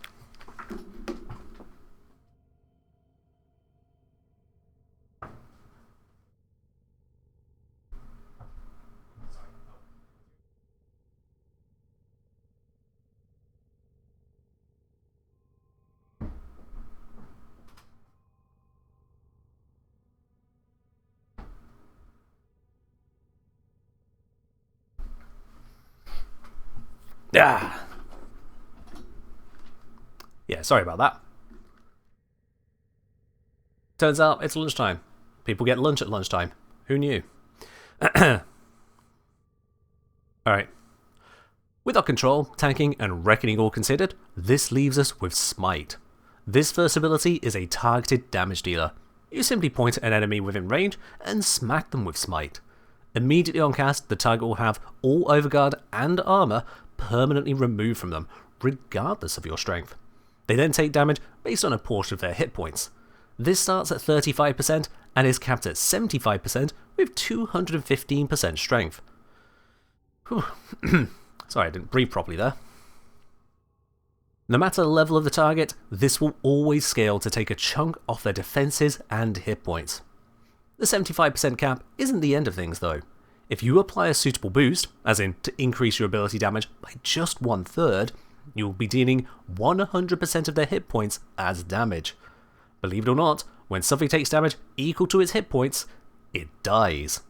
This can come in the form of Archon shards for extra damage on irradiated enemies, ability buffs like Raw, damage buffs like Viral procs, or if the enemy is simply vulnerable to radiation damage. With no outside help whatsoever, a capped smite on a typical Murmur enemy will one-shot them, as they take 50% extra damage from radiation. This does go both ways though.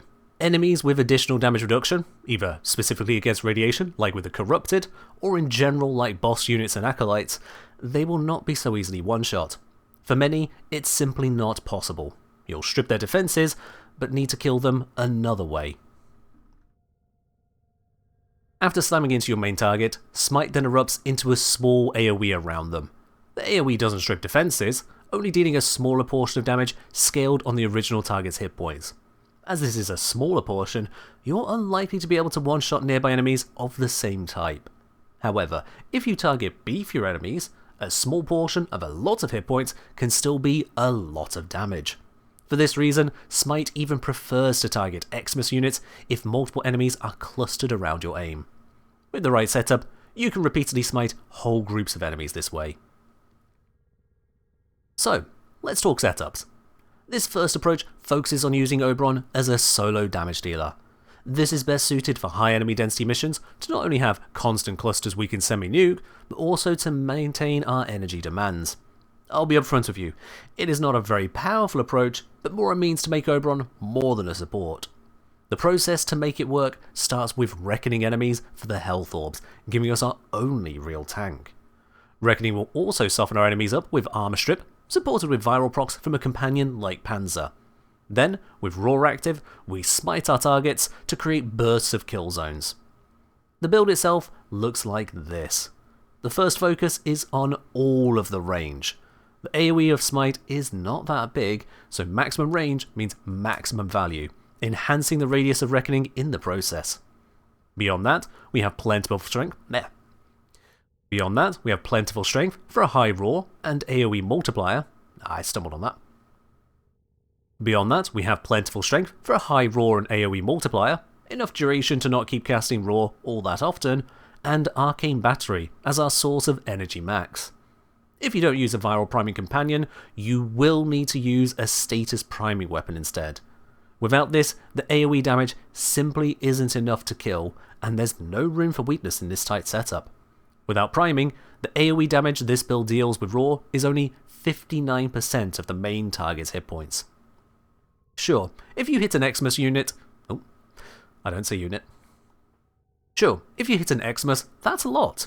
Very often, there won't be a big target to select, and you can't afford to have this ability be useless until one shows up.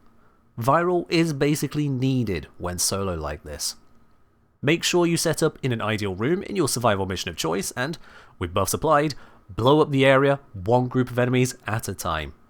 This setup will not work against the corrupted, wherever they spawn, due to their resistance to radiation damage. There is also a means to vary the effect to not have to rely on Roar and a good target spawning. We can instead use Decoy. With a very similar setup, trading out a little bit of range for the damage decoy augment, we can cast Decoy on an enemy. With Decoy, since it got overhauled not too long ago, its health scales on the amount of health of nearby enemies. With a high enemy density, and the very high range of the build, that could be a lot of hit points. By casting a damage decoy then, we have one very beefed up target, regardless of how many hit points they usually have, and we can smite that. The resulting AoE is effectively scaling its damage based on the grouped hit points of the enemies, not just a single one. It's another meme-like variant of the build, and works far better on Oberon than it does on Loki, despite the available subsume choices. Still, in a high enemy density mission, basically in Steel Path Survivals, Oberon is able to use a damaging ability which scales with the enemy health, and use a tank ability which ignores the enemy damage scaling. I think I squelched through those last words. Hold on.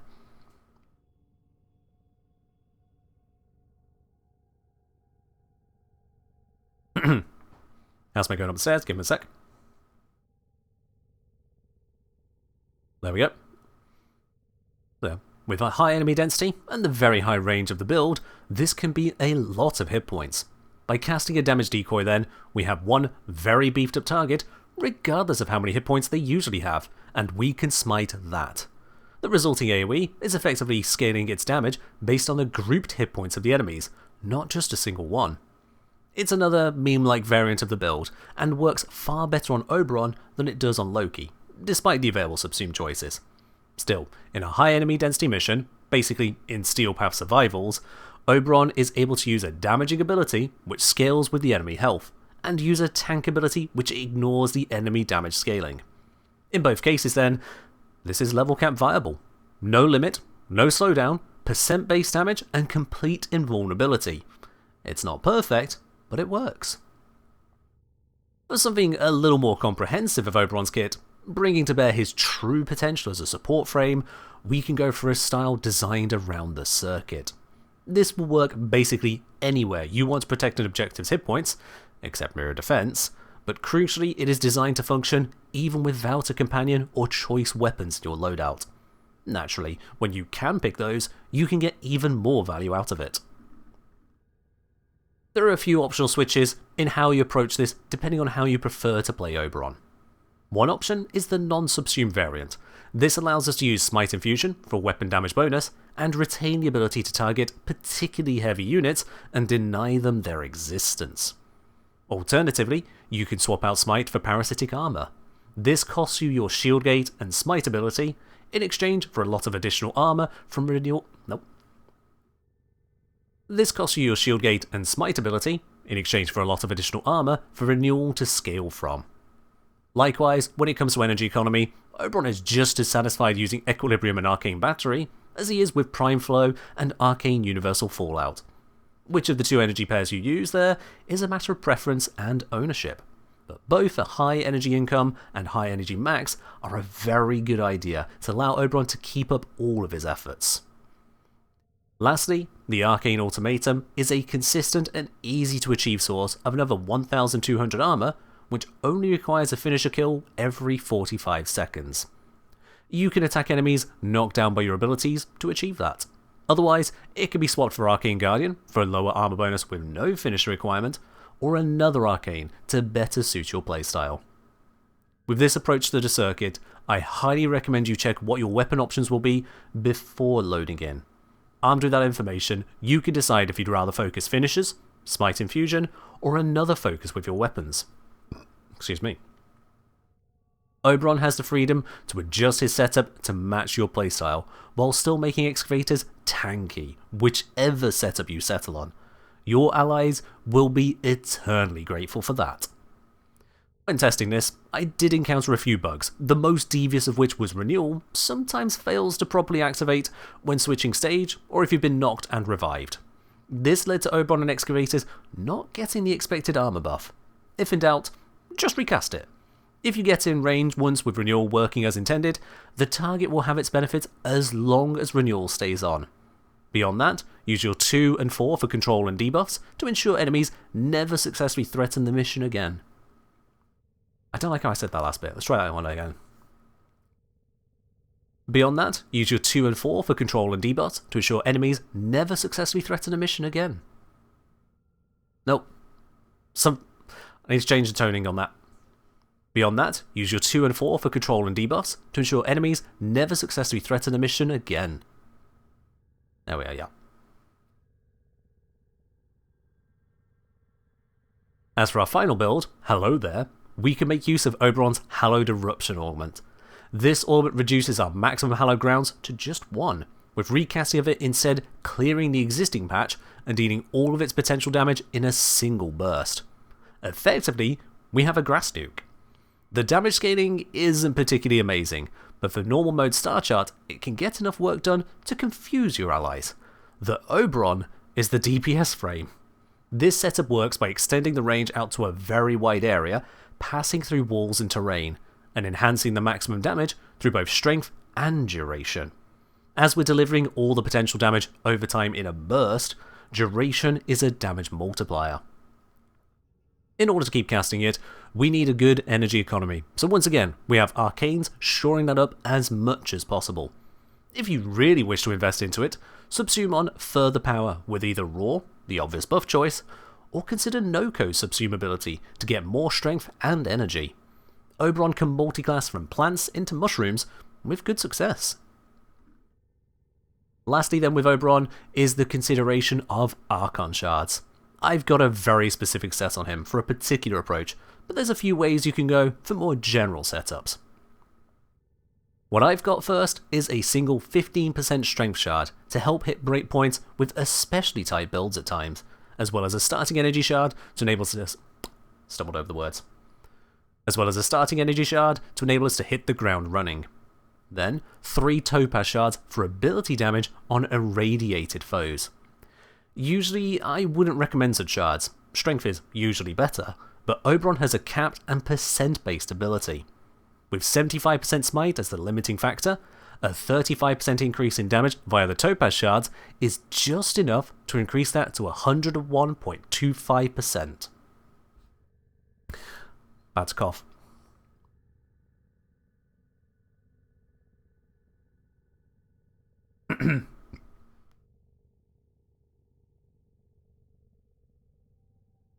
Clear? Alright. Throat's arguing again. We hit that one-shot breakpoint. No. We hit that one-shot breakpoint.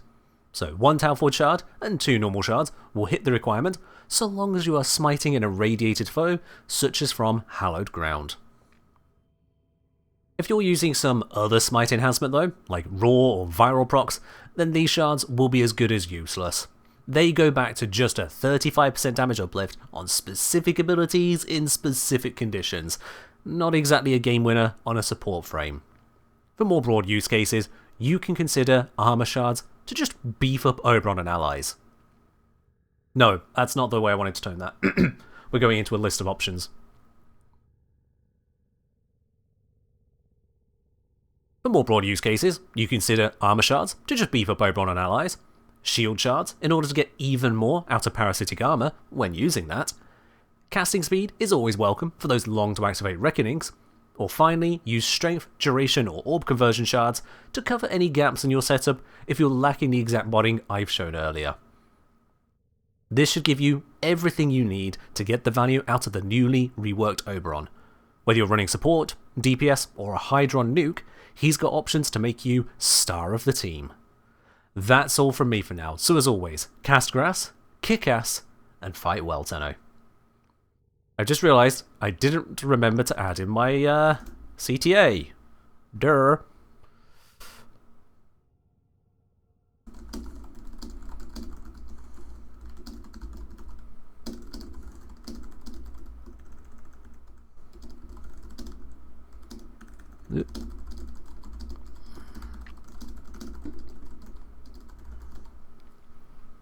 Okay, so redoing that last closeout bit then.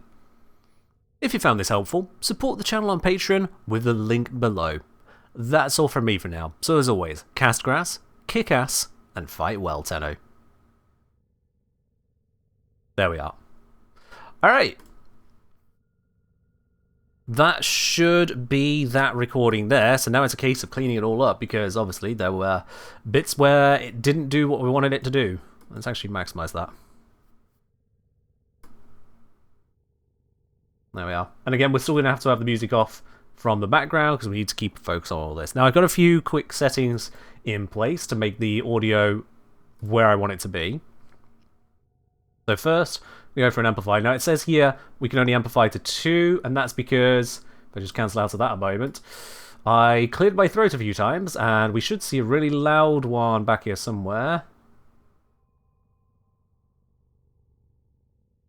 There it is. So that one is nearly at the cap of it, so it's like, ooh, we don't want to deal with that. Yeah. Oh, it's not even a clearing of the throat, that's just me being upset with myself. Yeah, fair enough. So yeah. The rest of the audio, however, is well within the levels, so what we can do is instead just override that. We're going to amplify it by 10 dB. There we go, you can see that, cast grass. No, actually, I do get louder than I thought there. Let's undo that. Let's just go over 6 then. And let's just give that a quick check. We want to make sure we're not... I might be doing this slightly differently because I'm on stream at the same time and on a new computer. This is the first video I've recorded on a new PC. So settings may be different to what I remember I had set up.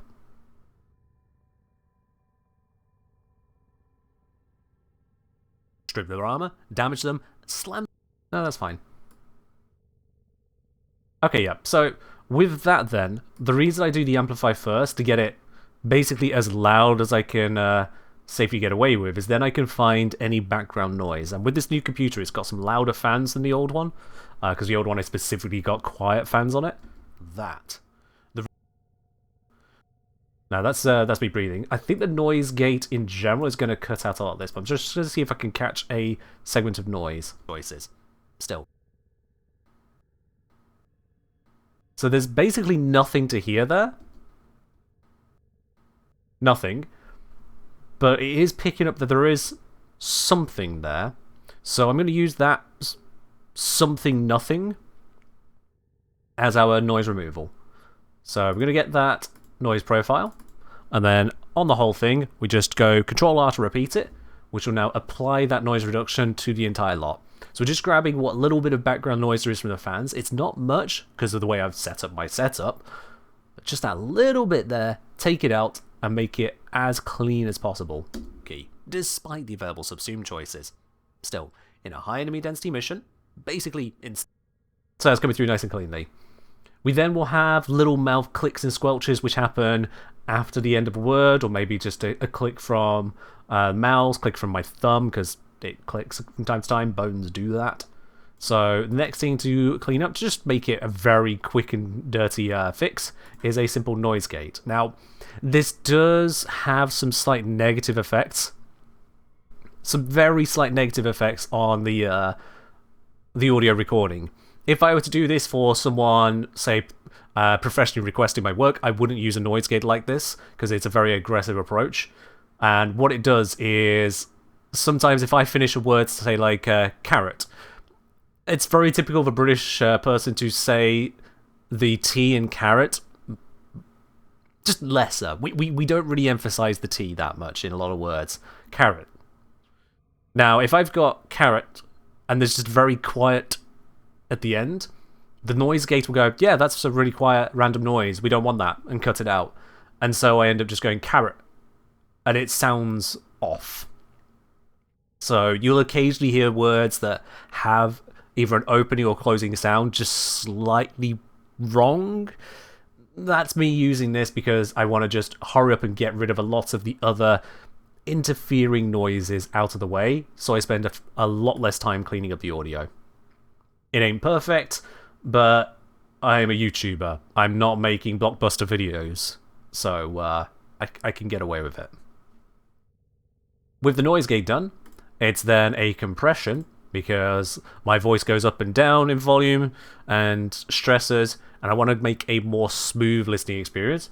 So we apply the compressor to take those highs and keep them high, but bring the lows up a bit to flatten it out some more.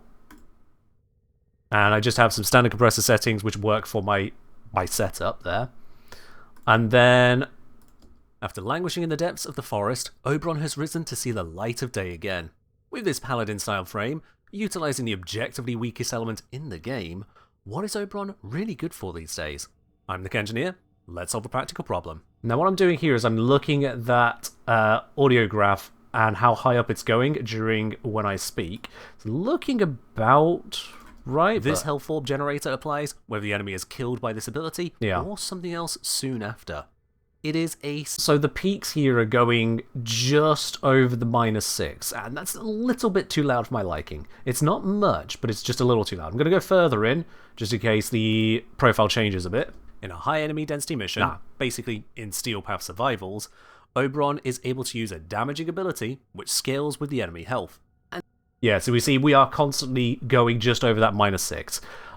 When it comes to audio and videos, I usually aim to have things below the -6. We want typical speech to be around -9 to about -14. That's just where it's comfortable to listen to.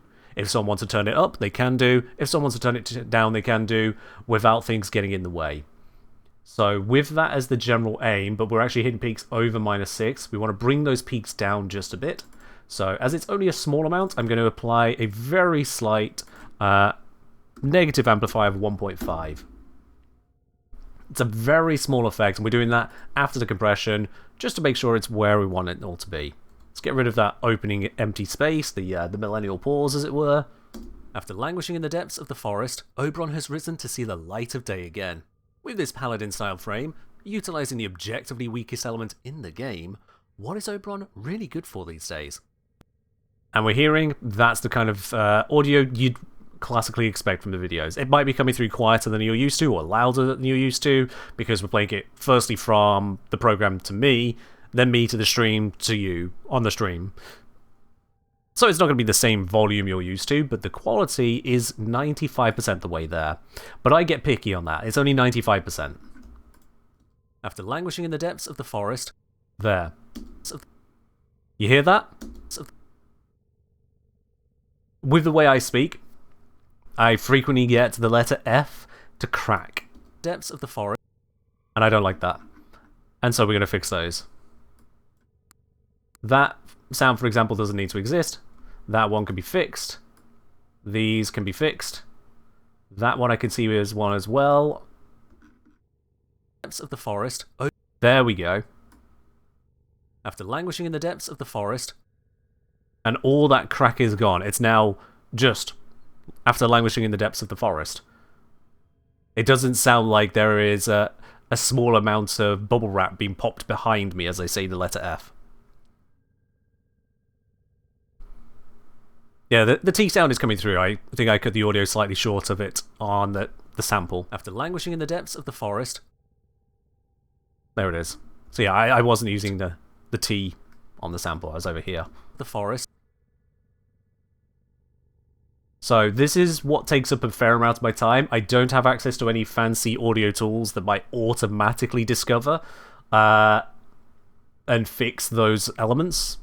I don't know what tech would do that without also damaging the quality of the audio. And let's face it, if it's going to damage other parts of the audio, why would I want it in the first place? Oberon has risen to see the light of day again.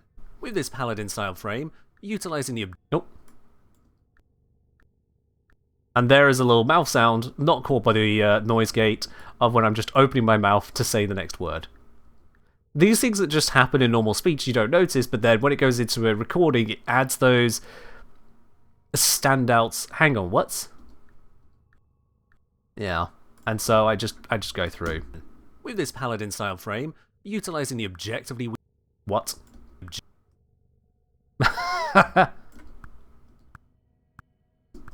Sure, yeah. Sure, that's what I wanted to have happen there. How did that pop even happen? That's a rare one for me. Because it's such an aggressive one, I'm actually just going to take those two waves there. I'm just going to remove them. Because you'll hear it will make nothing worse, just better. Utilizing the objectively weakest element in the game, what is Oberon? Cleared it. You can't get away with doing that too much, but a single wave or two can just be removed if they're just aggressive short sounds. It's like, oh, there's no point trying to repair that one, just yeet it out. With this paladin-style frame, utilizing the objectively weakest element in the game, what is Oberon really good for these days? I'm the Engineer, let's solve a practical problem. And there we are, that's good, that's our opener. Nice and simple. Post-rework, Oberon's 4 active abilities haven't been replaced at all, but the way they work has been significantly overhauled for a more coherent kit. His passive, on the other hand, has gone from meme to dream. And that section, no notes, that just came through nicely. The other thing I'm listing for here as well now, as I'm got my script on the left-hand side, so I can check to make sure what I've said is exactly what I've written down. If it isn't, I update the script to match that. So say, like, if I go to this is the best way to get, and to say, to get this in the best way, if I've done some kind of auto-correct on that, then I'll just update the script to match what I've actually said. So that when I upload this to YouTube later, the closed captions that come with the video are as precise as I can get them. I'm still not perfect on that, as LU likes to frequently remind me. This isn't a negative, LU, I really appreciate you for this. If I have got errors in my captions, LU is usually the person who reaches out and lets me know, hey Ken, here's the timestamps, here's the issues. I never ask them to do that, they just do it, and it's honestly really helpful to make it as good as possible for everyone else enjoying the video. The most recent one, somehow, was a really bad one. I don't usually get a message from LU, or if I do, it's one or two things. Instead, the most recent video, there was 1, 2, 3, 4, 5, 6, 7, 8 errors.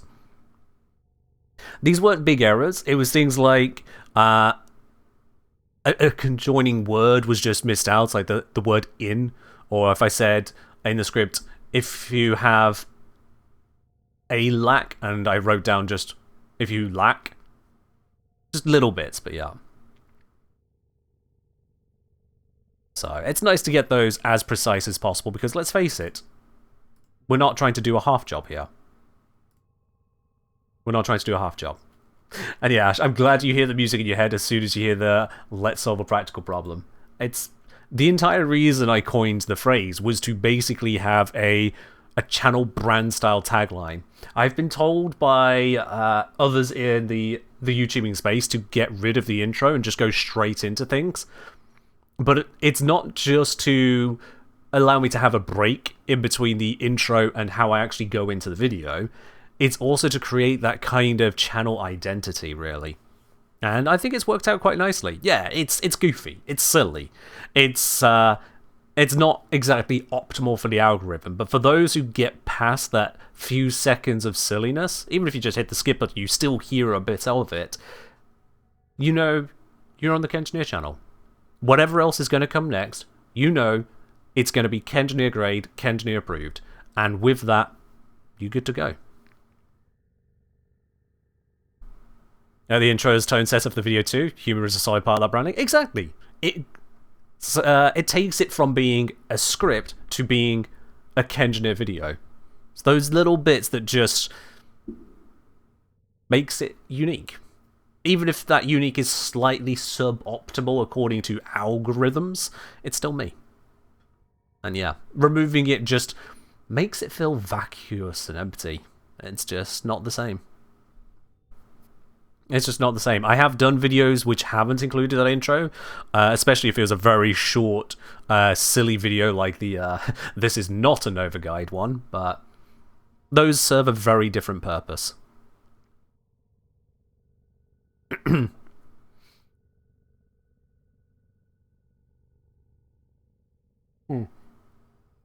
Yes, I'm also saying, I say keep it as someone that is bad with names. It helped me know it was a channel I was looking for till the day I learned to remember the name. Yeah.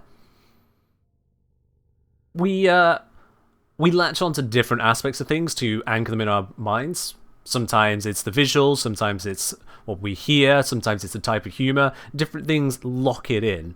And it's just creating that kind of coherent identity, which then also you lot as a community can share together. You each have that same vibe of, I hear the phrase, I hear the music, even if the music isn't there. We all have that experience. And it's brilliant. What I want. So like the do something else, and fight well toner at the end. Yeah, I like including that one as a bit of a linguistic challenge for me. What can I include this time that is specific to this video, but has that same flow to it each time? I do it more as a linguistic challenge, I'll be honest, but it also is just a nice way of closing things out. It is, again, very me. In this particular case, it was a simple enough one of cast grass, kick ass, and fight well Tenno, and I do like to have that short, rhyming beat to it. Sometimes I don't have a good one to carry it through, so it may not rhyme, or it may have a couple extra syllables in there, or sometimes I will break the flow to make a point. Sometimes I will make it silly because the video itself was silly. I think I did this one on the Sergeant bullying video. In fact, let me grab the one for the Sergeant bullying video real quick. Just going to get distracted by myself, as one do. Loading Sergeant video. There we go. Details. Captions, because it's just easier for me to read it from there. Oh no, I did do a rhyming pattern one there. Yeah, skip tank, bring jank, and fight well Tenno. Yeah, fair enough. Was it Noko then I did it on? I know I did one recently where it broke the pattern. Was it Noko? Ah, okay, yeah. For Noko, I added in a syllable. So, and as always, beat new war, spread the spores, and fight well Tenno. Now, war and spores, the plural doesn't technically rhyme, but the same grapheme is there, and so it still carries it through. And that's fine with me. That is fine with me. So yeah, it's little details like that. They may not be optimal, but it just adds in. Sam was saying, removing the intro and the fight well Tenno would be the most impractical thing people would ask for. So in terms of content optimization, a lot of people don't have a lot of attention. They just don't.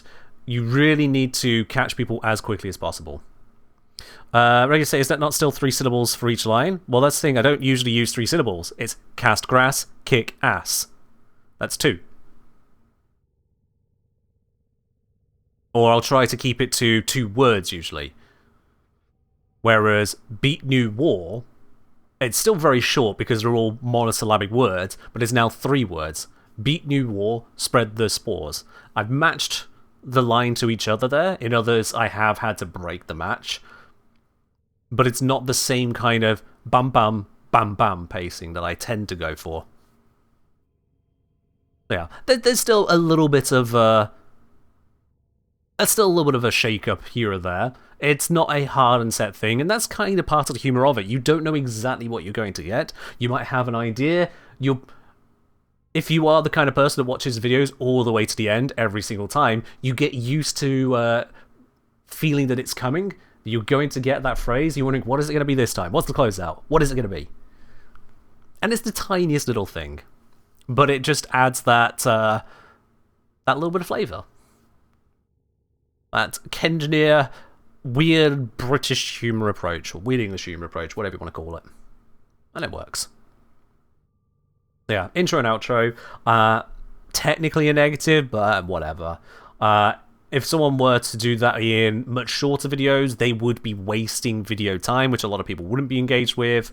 And certainly when it comes to videos that are supposed to just be engaged by a generic audience, rather than people who keep on coming back to the channel for the channel very specifically, then it's different. But by the same token, some of these rules just don't apply. There is a channel that I frequented before now for just some, frankly, brain rot level content, where they open almost every single video with about 45 seconds, sometimes even a whole minute, of them just going, hey, so yeah, this is what the video is going to be. We had great fun making this one, but oh my god, it's such a mess, and you know, we're not really sure about if we want to do more of this or not. So if you really enjoy it, let us know. Hit the like and subscribe buttons, and of course, always enjoy the channel. It's been such great fun, blah blah blah. Anyway, let's get into it. I'm like, holy fuck, can we please just get started? That channel is doing absolutely amazingly. They have stonks level views and subscribers and whatnot. So clearly the rules don't always apply. Maybe they're succeeding in spite of it. That's not my concern. Point is, it's not a hard and fast win or loss ruling. There you are. Ray saying, here I am where I can't stand watching videos less than 15 minutes. Here for quality, not quantity. I mean, you... Regulus. Regulus. I get what you're trying to say there, but you've just said you can't stand videos less than 15 minutes. You want quality, not quantity.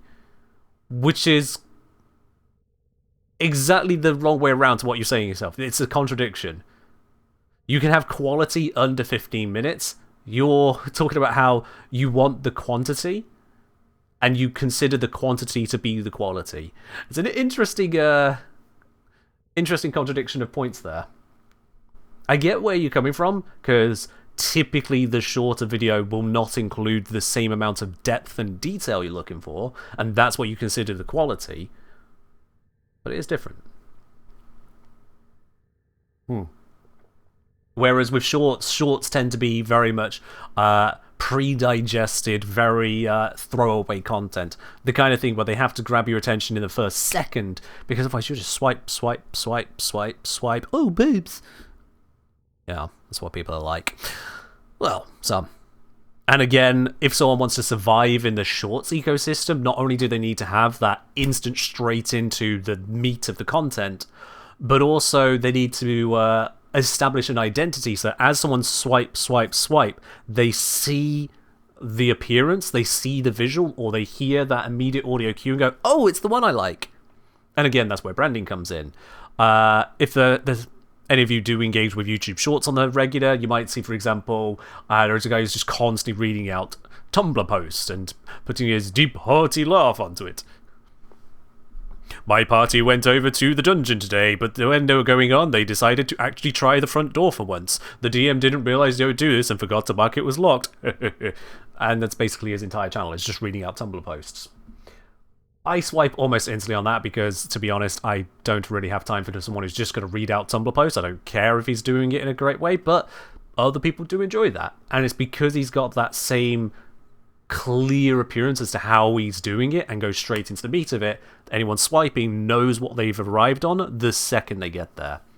Long-form videos can get away with not quite such a instant hook, because the people that watch long-form videos usually have more than a second to allow you to explain why they should keep watching.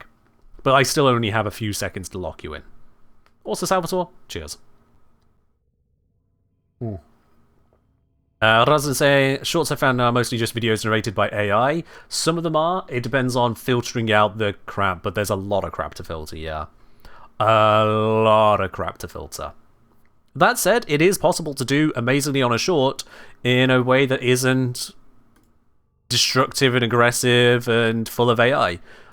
You just have to look at something like my most recent short. 1.3 million views is pretty damn good going, I dare say. Pretty damn good going, and it reached so far that it was reaching people who had no idea what Warframe was like, and accused me of hacking in the game, because let's face it, if I did what I did in that short in any other game, it would be hacking to achieve it. For those who are curious as to which one I'm on about, let me just get you the link there. That short. That short.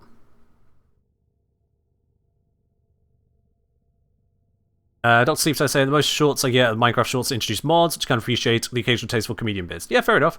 And the shorts feed will softly regulate to what you engage with, but at the same time, the algorithm can be very aggressive in what it pushes. Algorithms do algorithmic things. It's not great. It's really not great. Hello, Hilly. Yeah, how long ago was it now? Yeah. I think it was 3-ish years ago. Maybe a bit longer. I was chatting with a guy, and in advance of us going on to a date, which didn't go well, in advance of going on to a date, he insisted on communicating through Snapchatable things. I'm like, wow. You're only a couple of years younger than me, but it feels like there's a bit of a gap here, but fair enough. Fair enough. And whilst I was on that app, I was like, you know what? A lot of people are constantly talking about their feeds on Instagram and Snapchat and TikTok and whatnot. What is it like over on there? It was a lot of people just talking at the camera or vibing out to some music in a very, dare I say, brain rot fashion. I'm just going, no, whatever. I will have to admit that after a few swipes, one particular video came up, which was some nice eye candy. He was very well built. And Snapchat's algorithm immediately went, oh, you like Candylicious men, do you? Okay, that's all you're getting now! The next time I opened the app, and just out of curiosity, whilst in between messages with him again, it's like, what's with that feed now? It was nothing but a sea of abs and muscles and gym poses. Nothing but that. I was like, that's aggressive. That's too much. We'll save that one. But yeah.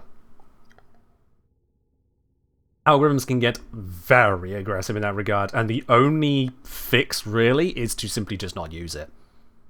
Just don't go through the swiping range, because they will do whatever they can to just keep you there as much as possible, and whatever it thinks is going to keep you there, you're just going to see lots of that now. Crazy. Anyway, before we continue on with this, I need to refill some of my drinks here, so I'm going to be back in just a moment. Let's put some background music while I pop off. I'll be right back with you.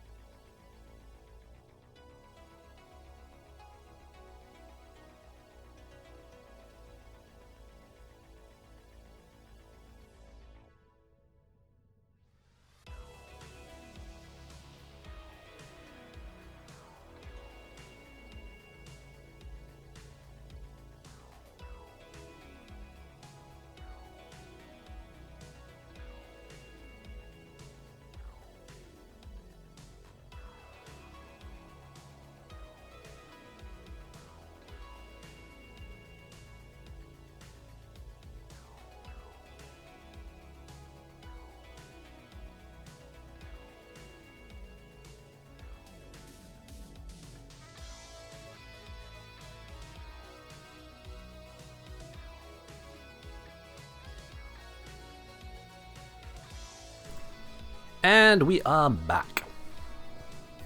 You know what? I went away for a moment, so let's just do add time 1. Just to be fair. I think that's just the right thing to do. Anywho, so, that's a lot of drones this time, good lord. That is a lot of drones. Now, we have less than 3 hours left on the clock here. It is rapidly ticking it away there, and you know what? Whenever I go AFK, like any streamer, there's always a chance that some people went, oh, I can't be able to stick around for the next 2 minutes, and they've clicked off. So, for those of you who've stuck around, let's celebrate that. For those of you who've stuck around, let's do a giveaway.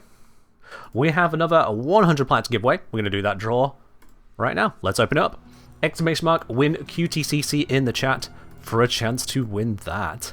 100 platinum going away to any one person who was brave enough to stick around after a brief BRB screen. Who's shown the algorithms do not control you? Who has shown you have the attention span to stick with a stream? Exclamation mark, win QTCC for a chance to win that 100 platinum. We'll do that draw in just a minute here. In terms of the whole algorithms and discussion on that side, hide cam? Oh, sure, sorry. You could say please. There we are, I'm gone. In terms of the whole discussion on algorithms and just the way that feeds are fed to you, whether it's on YouTube or on Snapchat or wherever else, this is something that came up in a video from Mumbo Jumbo recently. Mumbo Jumbo is a very wonderful, very wholesome content creator in the Minecraft scene, for those of you unfamiliar. So, when it comes to the algorithm, he highlighted an interesting number of points as to how videos are received and how videos kind of carry themselves on the platform. He was focusing more on, obviously, his particular niche, but he did cover some of the broader areas of how the feeds of YouTube and just feeds in general affect how content can be created and delivered. He touched on how series over time simply just drop off. It's a very well-known thing at this point, and it applies to TV as well as just YouTube and whatnot, that the first episode of a series will get a lot more viewership than the second, than the third, than the fourth, than the fifth, and so on. Because if you see episode 6 pop up in front of you, oh, now you've got 5 other episodes to get through to watch this 6th one. And likewise, if you got through the first 5 episodes, but your interest is waning, you're like, I don't know if this is really for me. The 6th pops up and you're like, nah. So just naturally, later episodes get far less attention. That's just how it's going to work. But this works then against creators, because if you put out videos that don't end up doing, don't end up doing too well, because after the first and second episode you've then got just a lot lower viewership, well, that then means that YouTube thinks your channel's just not putting out as interesting a bunch of stuff. For every individual that gets shown your channel and decides not to interact with that video, well, YouTube's less likely to show them your next video. Because YouTube wants to show to a person what they are interested in, and all it has to go on is whether people actually click and watch or don't click and watch. That's all it's really got to go by. There is some more nuance beyond that, but it mostly comes down to how much time are they spending watching what you put out. And the lower that goes, the less you pop up. There is a bounce back mechanic as well, in that if you put out a really interesting video, say like the start of a brand new season, and it gets a lot of people going, oh yeah, brand new thing, yay, shiny, usually goes, oh wow, yeah, a lot more people are watching this video and for a lot longer. Okay, well, let's check with other people that used to watch your videos. Maybe they would want it as well. Oh, they do? Sweet, let's test it even further. And that's how a video can functionally go viral. The algorithms pick up that it's really interesting to people, and so keep on testing it further and further. By the same token, that's why if I look at my shorts, the second to last short I put out, defense missions don't have to be slow when you nuke them, yada yada, that got 73,000 views. And then the most recent one got 1.3 million views. Because the 1.3 million view one was simply that much more accessible and relatable as a piece of content. It got more people's attention, And so it continuously was tried further and further afield, and as it kept on succeeding, YouTube kept putting it further.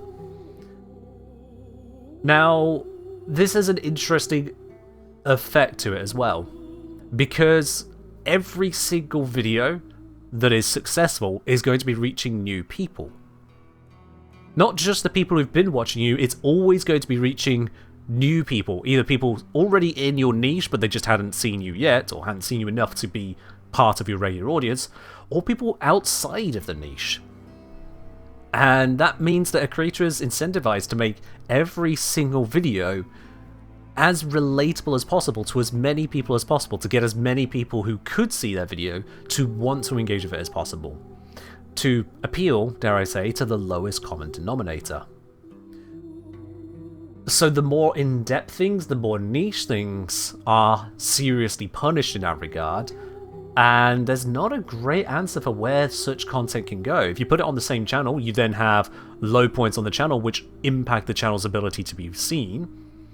If you put it on a different channel, then that content is even less accessible to people. How are they going to find it in the first place, let alone enjoy it? And so how do you get the value out of the effort put into creating it? And if you're expecting me to give you one grand solution to this, I don't have one. There simply isn't one. The solution depends on what end goal you are looking for and how you can get there. It's a very tough balance to strike. Anyway, that ramble aside, we'll do this draw in just a moment here. If you haven't already done so, !win QTCC in the chat for a chance to win 100 plat. We'll do the draw at 2:36:30, so just a few seconds time. Just a few seconds time on that.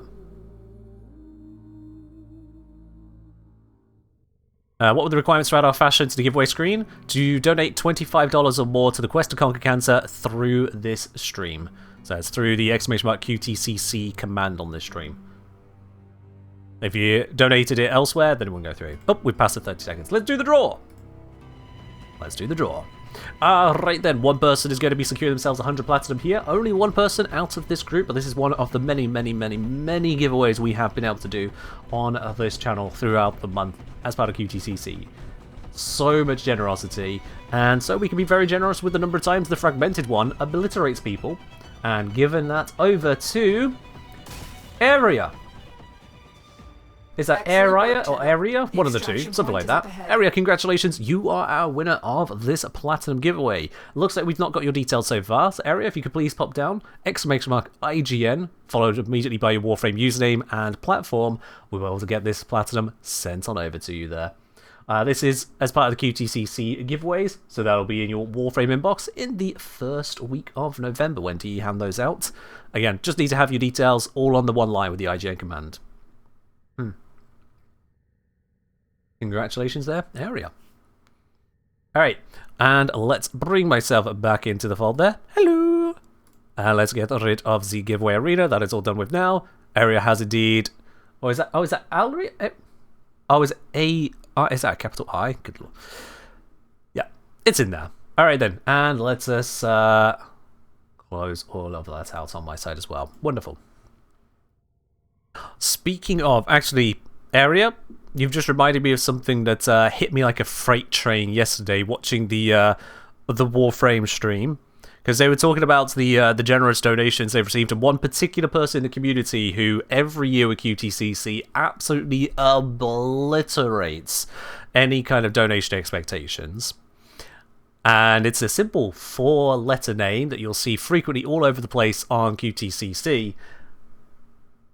And I have read it many times. I've said it many times.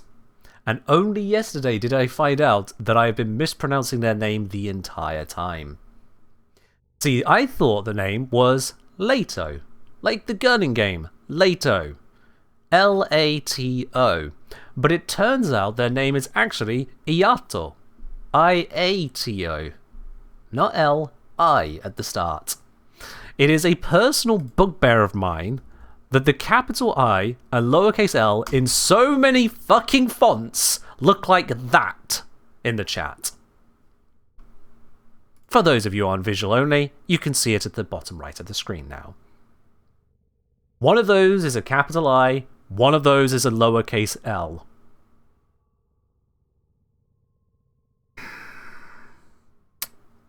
It's 2025. Why do we still have fonts like that? Why? Why does this still happen?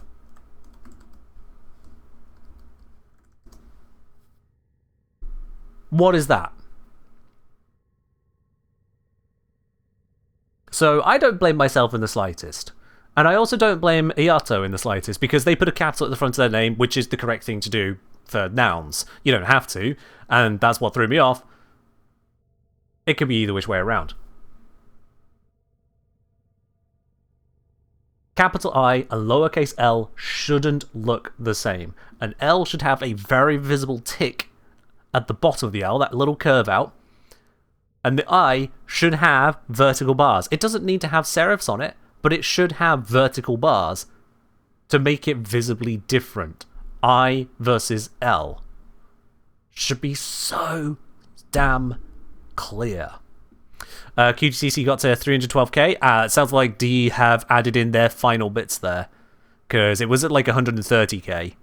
So yeah, they always do this at the end, where they just slam in all the bits they were holding from their side. Let's have a look if I can find the quick link for that. Yeah, in some fonts, 1 also doesn't have the tick on the top of it. It's just a line. And again, that's unreadable. Why? It's lazy font to make 3 different things, or even just 2 different things. Just a line. Yeah, let's have a look then on the dono page on there. Yep, Digital Extremes have donated $165,421.05 to the quest to conquer cancer. So yeah, it was at the end of all things there, DE's own contribution from wherever that's coming from. They probably announced it during prime time, what they were doing there. And they'll probably talk about it on the dev stream, no less.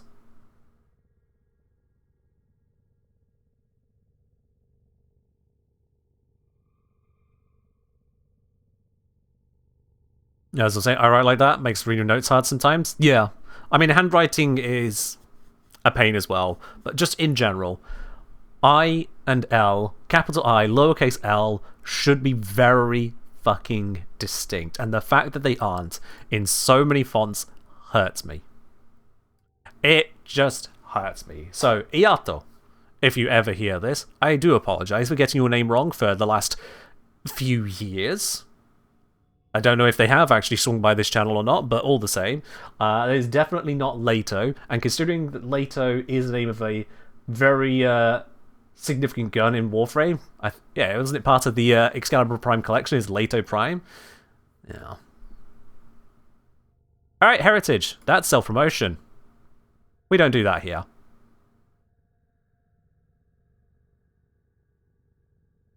We don't do that here. Don't try. Come on. Alrighty then, let's get back into things as and where we were. Feeds purpose of letters, they're distinct for a reason. Exactly, yeah. Exactly. It's just... it's pointless. It's pointless to have a thing like that. Anywho. Alright. We're in the midst of... cleaning up the recording here. Let's just swing that around like so. There we go. Let's continue on with this. His passive, on the other hand, has gone from meme to dream. Yeah, the new passive means whenever Oberon picks up a health orb, he and all allies in affinity range get a stack of righteous negation. The next hit each player would receive is entirely negated, meaning no damage or status taken. This protection lingers for a fraction of a second. Each player can... Alright, I'm going to change that there. So... this is another thing that I do go through, and it's why I'm listening through so carefully. The timing on this, into this, it feels like we are separating out the points here. And it's a very subtle difference. It's entirely negated, meaning no damage or status taken. This protection lingers for a fraction of a second. So because that sentence is just kind of an extra detail, it could almost be behind a semicolon rather than a full stop. What I do is I just take out a little bit of the gap there. Is entirely negated. So let's start this. The next hit each player would receive is entirely negated, meaning no damage or status taken. This protection lingers for a fraction of a second. Each player can have a... And that little difference there, that little difference, just taking out a small part of the gap between the two sentences, it's effectively changing the pronunciation from a new line to a quick break, a quick full stop, or even a semicolon feeling. It's still a full stop in the script. I'm not changing that to a semicolon, but it just changes the cadence, changes the pacing, so you know this point is part of that point. It's not a new point we're going on to. It removes a potential jarring moment there. Yeah, it is almost the sound of a comma there, but it's not quite a comma. Entirely negated, meaning no damage or status taken. This protection lingers for a fraction of a second. There is still enough of a gap that it's not quite a comma, and the tone that I use on opening that as well also shows that it's not the same sentence. There is still that gap. Whereas if you see like across here, the next hit each player would receive is entirely negated, meaning no damage or status taken.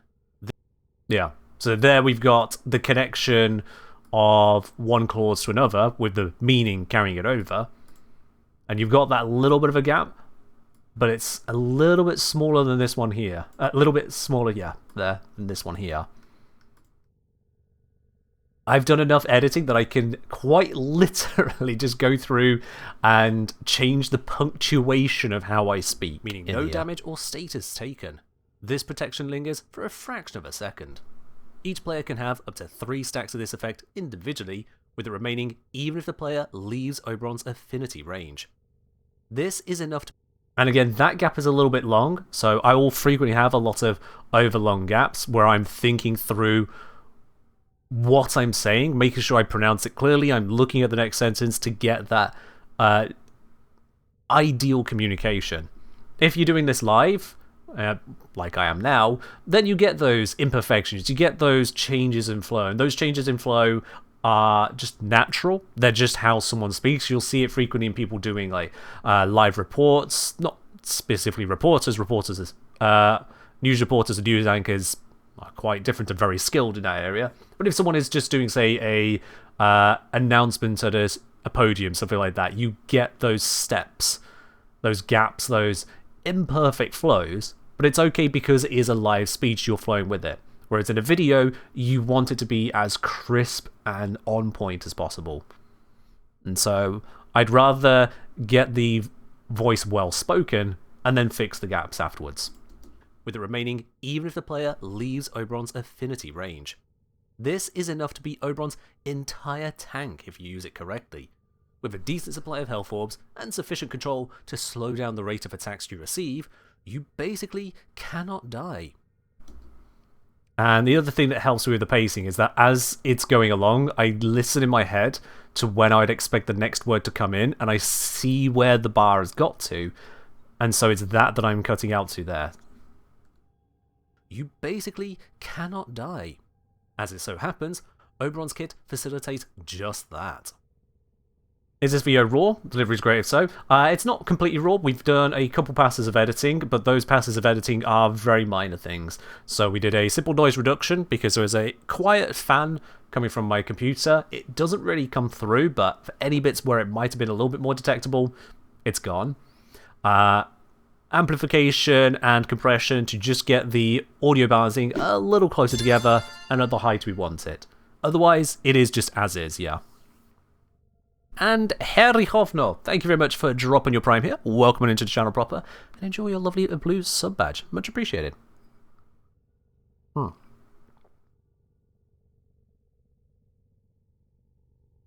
Kelly Rosa says, I was practicing a presentation with a colleague at work, said to him, watch how often you say Not only did he say it a lot, but when he tried to run through again, he couldn't not self-notice it. Yeah. It's something that you get used to, and again, it's very much a personal thing. Some people a lot because they don't like to leave, a they're thinking, and they've got to say something because then they've got to. There's the next thought there. But they can't stop. They need to hold the space because it's their turn to speak, and they can't let you take the field or have a feel like there's a gap. They've not got what they need to say in mind, and they're too busy trying to hold the space so that no one else takes it from them or feels awkward about the openness of silence. Sometimes it's an anxiety thing, sometimes it's just inexperience, sometimes it is just how they've been raised. It's almost like it's a part of the language. And so it only comes from practice, knowing how you can control a space, control your conversation, without needing to rely on the erms. Either getting comfortable with silence, giving yourself a moment to pause and reflect on what next you have to say, or maybe you learn how to fill in the space, not with an but with, something along the lines of a connector. Like that, something along the lines of. That'll be words which don't really add, anything of substance to what you have to say, but you get used to using these little helpful introductory filler moments that can bridge the gap, just here or there, from one thought over to the next. Now, if you go and do it, that whole thing, time and time again, people notice there's a lot of interjects and fillers that don't really, as it were, do anything useful to what you're saying. People notice it. So you again have to get used to using small amounts, and otherwise try to make sure you're thinking about what you're saying before you get to the point of needing to say it. That's where rehearsal comes in amazingly, that's where having cue cards comes in amazingly, and those aren't cheating. Having cue cards, having a script up on screen, none of that is cheating. It's all a process to allow you to keep a coherent thought as to what you need to communicate. And so it all comes together.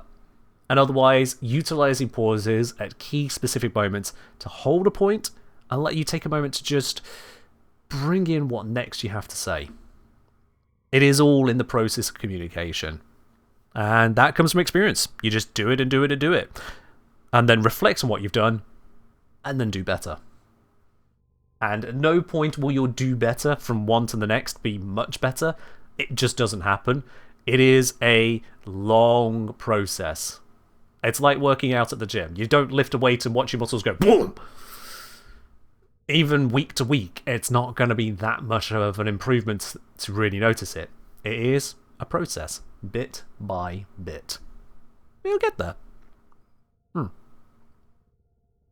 Hello there, Rakaro. Welcome in. Dub advice? Thank you. Again, I can only say this from just experience of doing it myself. As I said on stream yesterday, I have focused on how I communicate with others, what makes good communication, both in just being able to hold a conversation, let alone convey what I have to say in a way that doesn't induce ridicule, since I was 13 years old. So I've been practicing basically every waking moment of interacting with people for 19 years. Because I realized at about that age of 13 that I wasn't picking it up. I wasn't just making heads or tails of how people talk and communicate. I was just seeming particularly weird and odd and an easy target for ridicule and bullying. Thankfully, that is not such the case now. It's all a process. All one hell of a process. Cannot die. As it so happens, Oberon's kit facilitates just that. Now this big gap here is obviously where I've taken a moment to compose myself and get ready for going on to the next bit. So what I want is to listen to this section here and see where I would expect the next bit to cut in, and that's where I cut from. Oberon's kit facilitates just that. And it's there. Visually, I knew it was going to be about that spot, but playing it out and just letting it happen and then clicking at the point where it should be is an easy way to just lock it in. Facilitate just that. Starting at the end, Oberon's fourth ability is Reckoning. It'll lift up enemies in range and line of sight, irradiate them, strip their armor, damage... Now, I remember, whilst we're doing the recording, I wasn't happy with that for some reason. I think I caught the back of my tongue with that. I'll try that one again. Let's hear, did I catch the back of my tongue with that? Did it go wrong? And mark them to drop a health orb on death 50% of the time. It wasn't there, was it earlier? Strip their armor, damage them, slam them into the ground, leaving them open for ground finishers, and mark them to drop a health orb on death 50% of the time. You know what, honestly, not too bad. There was a little bit of a squelch there, was a little bit of click somewhere in there, but honestly, that wasn't a bad recording. But I still re-recorded, so let's listen to the re-record. Oh, not like that. It'll lift up enemies in range and line of sight, irradiate them, strip their armor, damage them, slam them into the ground, leave them open for ground finishers, and mark them for death. Oh. And hear that there. And mark them for death. Oh. Yeah. Nothing wrong with what how I said it, but what I said, mark them for death, that's an ability. That's not what's happening there. And mark them to drop a health orb on death 50% of the time. Now notice, this here is particularly louder. When starting a sentence, you've got that extra amount of air pressure behind your lungs, so very experienced voice actors or just talent in general will know how to avoid that. I am still an amateur in that regard, and so I do accidentally overstress the start of sentences. So we got and versus and mark. And you get that significant change in amplitude there. So one trick I can actually use with that is to just cut in between the two, round finishers, and mark them to drop a health orb on death 50% of the time. And now you can't tell the difference. You just can't tell. Dr. Steve Turner saying, I've been trying to improve my own speech by reading out what I type as the ideas come. As the ideas come to me, but I find it so much easier just to write in text rather than speak still. Yeah, and that's understandable, honestly. That is understandable. Part of what I do when writing is that I try to write how I speak, so it just conveys my own way of, saying things, really, in text form. So it reads like me. But yeah. As I was saying, gotten worse in recent years, often lose breath at the end of sentences. Do not know if it's lack of talking to people during COVID, autism, or both, but it's been really annoying. It comes down to practice. That's really all I can suggest on that, unless there's some medical line of things which is causing issues elsewise for you. Making sure you've got the breath for your sentences is just a matter of practice. So it's knowing where to take those deeper breaths, not over much. You don't want to be just constantly go, oh, like you're ready about to just go yodeling, but it's knowing how to pace your breaths, knowing where to bring those in and where to cut the sentences short. Sometimes it might be a run-on sentence, too many points, trying to rush out the door, as it were. And so learning where the limits are and how well you can use your breath to slow it down. There can be changes in how well we manage our breath due to illnesses, due to age, and so you need to constantly really adapt how well you do it. Even just being out of breath from doing some physical activity. It may not be out of breath, but the amount of breath you have available to you can be shortened just a little bit because you've just popped over to the kitchen and back, or had to quickly get up and answer the door because the doorbell went. You sit back down again, and now you've not got the same amount of breath because your body's trying to allocate it somewhere else, thinking, oh, we're using our muscles now. And that takes you out of the amount of breath you're used to, and it throws out the sentences. So again, it's just practice and awareness of what you've got available to you in terms of those breathing resources. And then otherwise, knowing that you can slow things down. Not every point needs to be said straight away. Pace it. But then there are other people who really pace all that they have to say, and you wonder if there's ever going to be an end to this constant unbroken train of thought where they seemingly just have yet more breath to go with, yet more words to say, and you hope that at some point they're going to get to a point, but it navigates around and around and around, and really there's no gap for you to try and say anything to stop this line of thought. Oh my god, please. It can go both ways. It really can go both ways. Yeah, it's again all in the practice. From Calodoza, a bit that's taken me much practice is liking the sound of my voice. Yes. Always thought it was very London, but American recently told me they hear it as much more RP. I mean, fair enough. When it comes to hearing your own voice, it is painful in a lot of ways. First of all, it's just getting used to it, because the voice you hear that you say and the voice that is heard by devices are two entirely different voices. Even down to the nature of the microphone you have and the playback system it's coming through changes the voice. On top of just, you're no longer hearing it there and through your head, you're now hearing it just in speakers. It's different. And it feels wrong. It's at first. I'm now at the point that when I hear my voice through my own recordings here, it sounds just fine. And yet, when I started out in content creation, listened to my voice on recordings, I wasn't particularly happy with it, but it sounded well enough.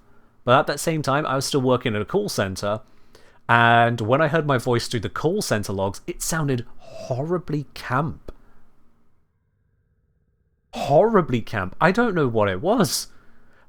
How somewhere within their recording system, it went from, "Hi, you're through to Ken at the company that is the call center, how can I help you today?" to, "Hi, you're through to Ken at the call center of the company, I can help you today." What happened? It's the same voice. What changed between me saying it and the computer picking it up that I just... Huh? Something's just wrong there. So, unfortunately, sometimes you just have to get used to it. If the setup and system sounds weird to you, it is just getting through it. And then there is one other area in that, especially when it comes to in live situations like here on stream, there are many streamers, and this perplexes me, there are many streamers who are able to feed their own microphone not just through to the stream, but back through to their own headphones to hear how they sound as they're saying it. Now, I've got no issue with hearing my voice at this point in time. I've got no issue with that whatsoever.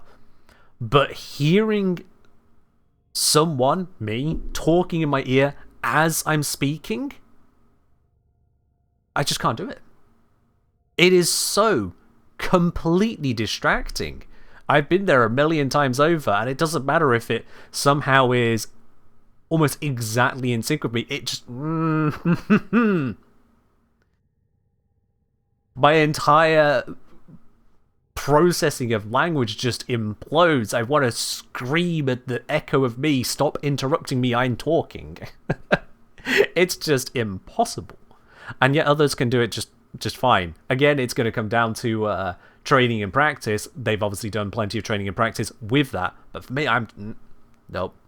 I can't. So I set up my audio, I make sure it's going to do what it needs to do, and then good luck world, I'm speaking now. I'm not going to listen back to myself right there in the moment. That's not happening. There's no way I could carry that on. Not a bit. Those who can, power to you. If the train is immediate, it feels natural. If it's completely immediate, sure. I don't think I've ever experienced it being completely, properly, truly immediate, to be honest with you. I think I can set it up to feed through right now, but if I set it up to feed through right now, it might also affect you lot. Tell me if this sounds wrong. So, I'm now having it feedback, so it's coming back to me, and I'm hearing it in my ears at the same time as I'm speaking. I don't know if this is sending double to you guys. If it is, sorry about that. But now I can hear myself at basically the same time. You don't hear anything different? Good. That does mean I've set it up correctly then, yeah. You can hear talking different, but it's not sending to us? No? I mean, I shouldn't be talking differently. It's more I'm trying to continue what I'm doing at the same time. But I can hear myself now clearly in my head. It feels like there's... It feels like it's doubled up somewhere. I don't know where the doubling up is coming to me. It's like if I get two audio files that are a millisecond out, it sounds a little bit like that to me. But that might just be an artifact of how Voice Meter is sending it in and then out. Straight from there to here. It's a weird one.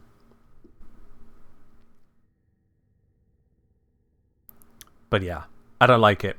And oh, I can hear every single mouth click and mouth squelch. I hate it. I hate everything about it. So as much as I can hear myself and I know, oh yeah, this is what you're hearing. No. No. And let's put an end to that. Oh, sweet merciful peace. Sweet merciful peace. There we go. Okay. Much better. Much better. Alright then. Can you have blue? You can have blue. Boop. There you are, Zelon. Blue back in the background as requested. Alright then. So yeah, there is a lot when it comes into voice. A hell of a lot. And you're seeing all of the processes all at once here. Cheers, Salvatore. Oh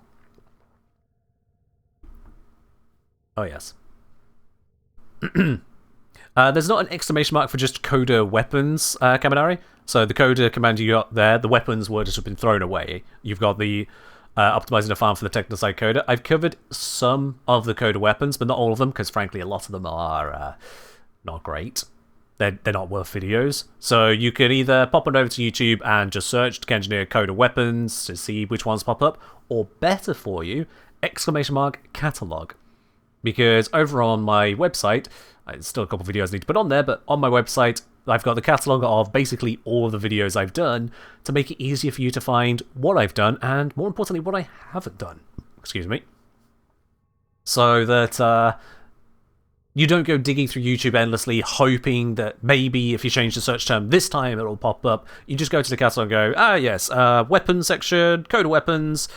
Oh, you didn't do that one. Okay. I guess it's a shit weapon then. Yeah, I got you there. You haven't played since 88, returning player. 88? Fucking hell, I know we had the 1999 update, but 88? Whew! Yeah, fair. Haven't played since 99, so yeah, you'll get your way through it. You got plenty of the bits and pieces over there. Use the catalogue to help you get up to date on what you may have missed there. And older videos you may have missed of value as well, absolutely. Absolutely. What's my favourite coder weapon? Probably the base assist. Probably that. It's all good, Kaminari. All good. Speaking of timings, actually, now you say that, I was like, oh yeah, what time is it here? Fuck me, it's nearly 3 o'clock. I haven't had lunch again. I've done it again. I've got all this... I mean, I've only got 1:32 into this goddamn audio recording, but, yeah. Yeah, I still haven't had lunch. Okay, right. What have we got on the timer there? We got 2 hours left on the timer. Yeah, if I carry this through, that's going to be 5 PM before I'm having any food, if we don't have food right now. So, chat. Do I put the timer on pause and eat off stream, or do I eat on stream whilst answering any of your other, hey, Ken, I've got a questions whilst we're at it? What would you prefer? Pause stream and BRB for lunch, or continue timer and...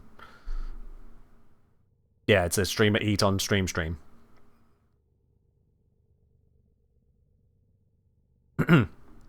Ellie's in favour of the latter. 1888 is the next update we're getting next year. I mean, if we continue that process, we're going to end up back at 1666, and that could be interesting. 1 hour short for dev stream? Dev stream? Oh, with the current timer. I was going to say, 1 hour away from dev stream? No, we're not, but yeah, no. Sure. Let me double check, when does dev stream start? Because, yeah, if it's starting at 6...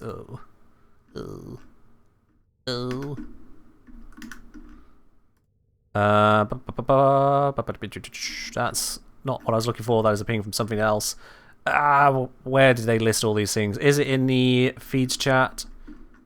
Dev stream. Come on, DE, post few things. That's Nora's mix. Purchase issues. Where the fuck was that dev stream post?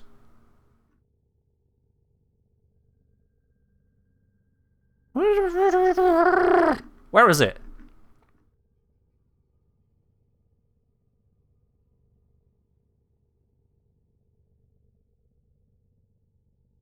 Right, I've gone through all of the external feed posts recently, and I'm just not seeing a dev stream one. God damn it.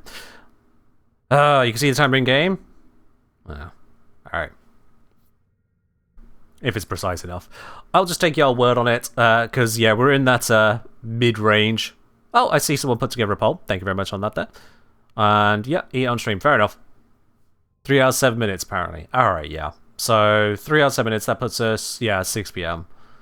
Because UK clocks have gone back, but Canadian clocks have yet to do so. Wonderful. Alright then. So, I'm going to go grab some food and then pop back to the stream here. So, I'll be back in just a moment whilst I assemble just a very simple lunch. BRB.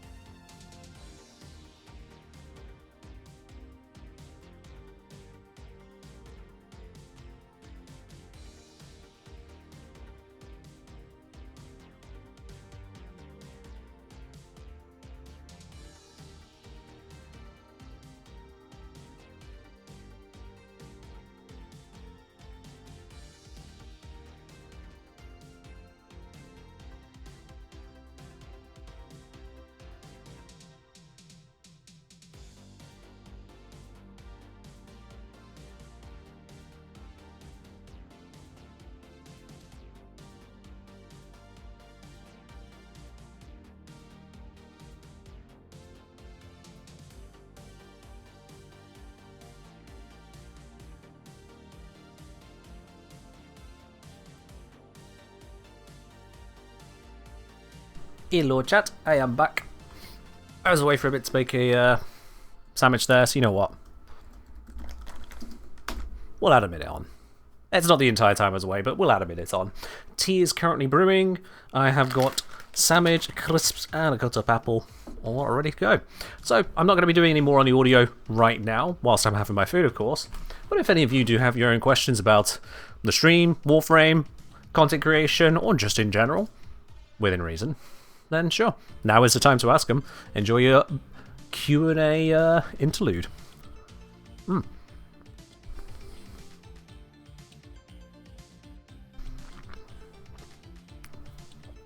Thank you, Ellie, for the welcome back.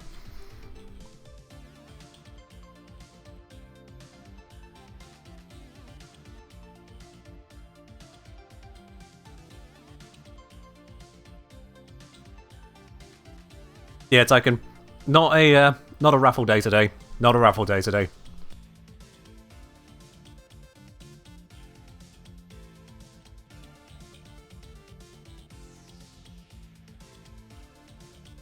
What's in the sandwich? So what I've got here is a plant-based ham and cheese sandwich. So I've got a wholemeal bread. I've got a non-dairy butter. I've got a non-meat ham slices, but then just straight up normal cheddar cheese.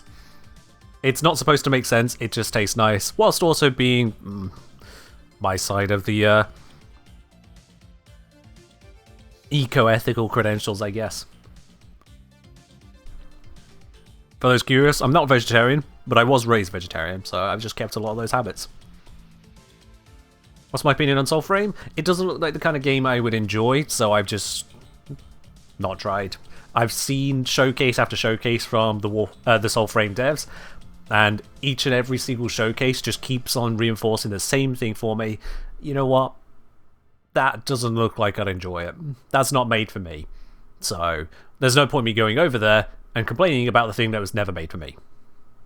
Yeah.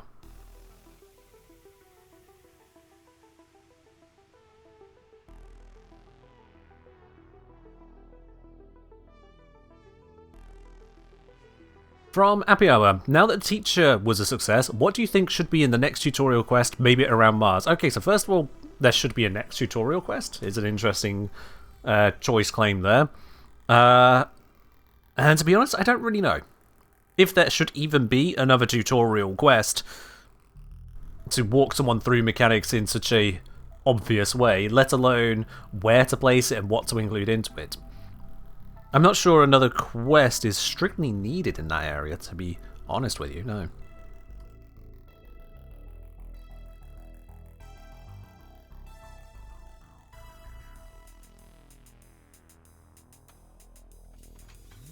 From Ash. Not a question, but a thank you. Used to hate playing Lavos, but could never get on with him, till I realised you would be the best person checked for his build. Did your triple Umbra setup, and love using him now. I'm glad that's worked out for you there.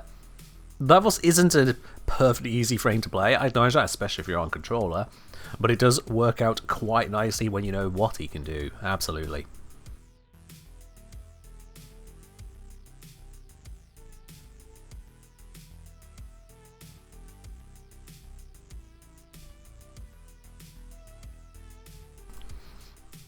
Regulus, those plant-based meat substitutes really come a long way. They really have, yeah.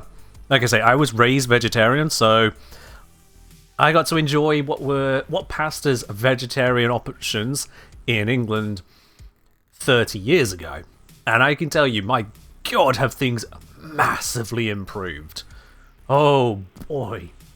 Going out to a restaurant 25 years ago was a pain in the ass for a vegetarian family. Because it's not just one thing being just vegetarian. You can't just have a singular vegetarian option, but like, oh yeah, we've catered to it. People have different tastes. People have different interests. When some places, the vegetarian option back then would be, we can give you some just cheese and tomatoes. Like, just more cheese and tomato? Is that all you can manage? Like, well, we don't know how to do a meal any other way. It's like, oh boy. Oh boy. No salad? Well, I mean, salad would be included in things, but I'm saying, like, the meal, which would otherwise be all of the meal options. You have something pork-based, something beef-based, something lamb-based, something chicken-based, something prawn-based, something cod-based. And then you say, oh, but I'm vegetarian, so what's your meal option that doesn't involve an animal? And they go, that's possible? Huh? Despite the fact that entire countries and cultures have had zero issue whatsoever with doing that. Now, still keeping a much more, dare I say, Western or English-style diet, but with meat alternatives, has come a long way. So rather than just having to go for the perfectly valid diets of a typical vegetarian culture, to instead match in with the kind of diets that we have here in England, but without the meat, it's just night and day from what it used to be. Night and day.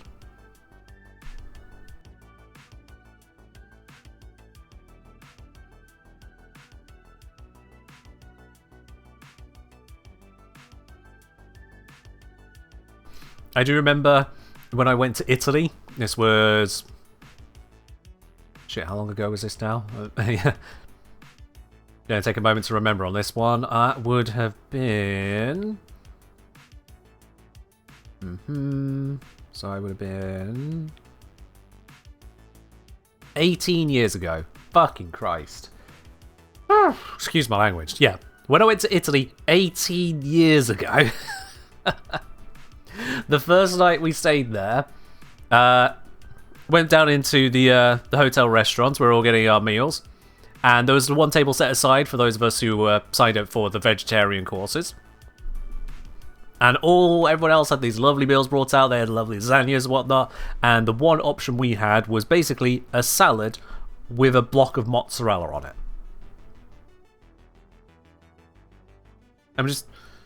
We all just looked at it, we're like, that's not a meal. You've just taken the same leaves you gave everyone else and then just put a block of mozzarella on it and called that a substitute for a lasagna? Bruh. Yeah, not great. And some places would be better at that time. They would try to actually make a meal of things, but their attempt to make a meal of things was to take whatever they're making with meat, cook it without the meat, and instead just shove some vegetables in and hope that it works. And whilst it's a great attempt, you know, just like, oh yeah, you can get some peppers or carrots, or get some spinach or cabbage or anything else, just other vegetables, and pile them in and make it work, and it could taste nice. Sure, you've done well, it tastes nice. But nutritionally, it is abysmal. You can't replace your pork, your beef, your chicken, your ham, or any other meat with just leaves. I don't have the digestive processes of a cow. And so that was another way where attempts at accommodating a vegetarian diet just failed a quarter of a century ago. Because again, people who don't live that life just had no concept as to how to properly do it. It's why some people who would try out a vegetarian diet would struggle, because they'd think, okay, we just take out the meat and put in vegetables, because vegetarian, vegetable-arian, yeah, that's how it works, right? No. No, you gotta hit your macros. As I just awaken the one or two bodybuilders we have in this channel. So yeah, things have come a very, very long way since there. And now I can enjoy my ham and cheese sandwich with non-dairy butter but completely dairy cheese on whole grain bread with ham that was never at any point part of an animal. Sure, why not?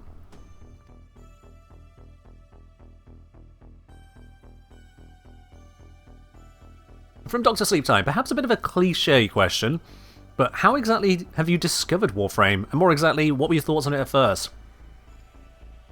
A very salient question. So, I found Warframe through a friend. A friend of mine introduced me to Warframe. They said, oh, it's this great game, come play it, you'll love it.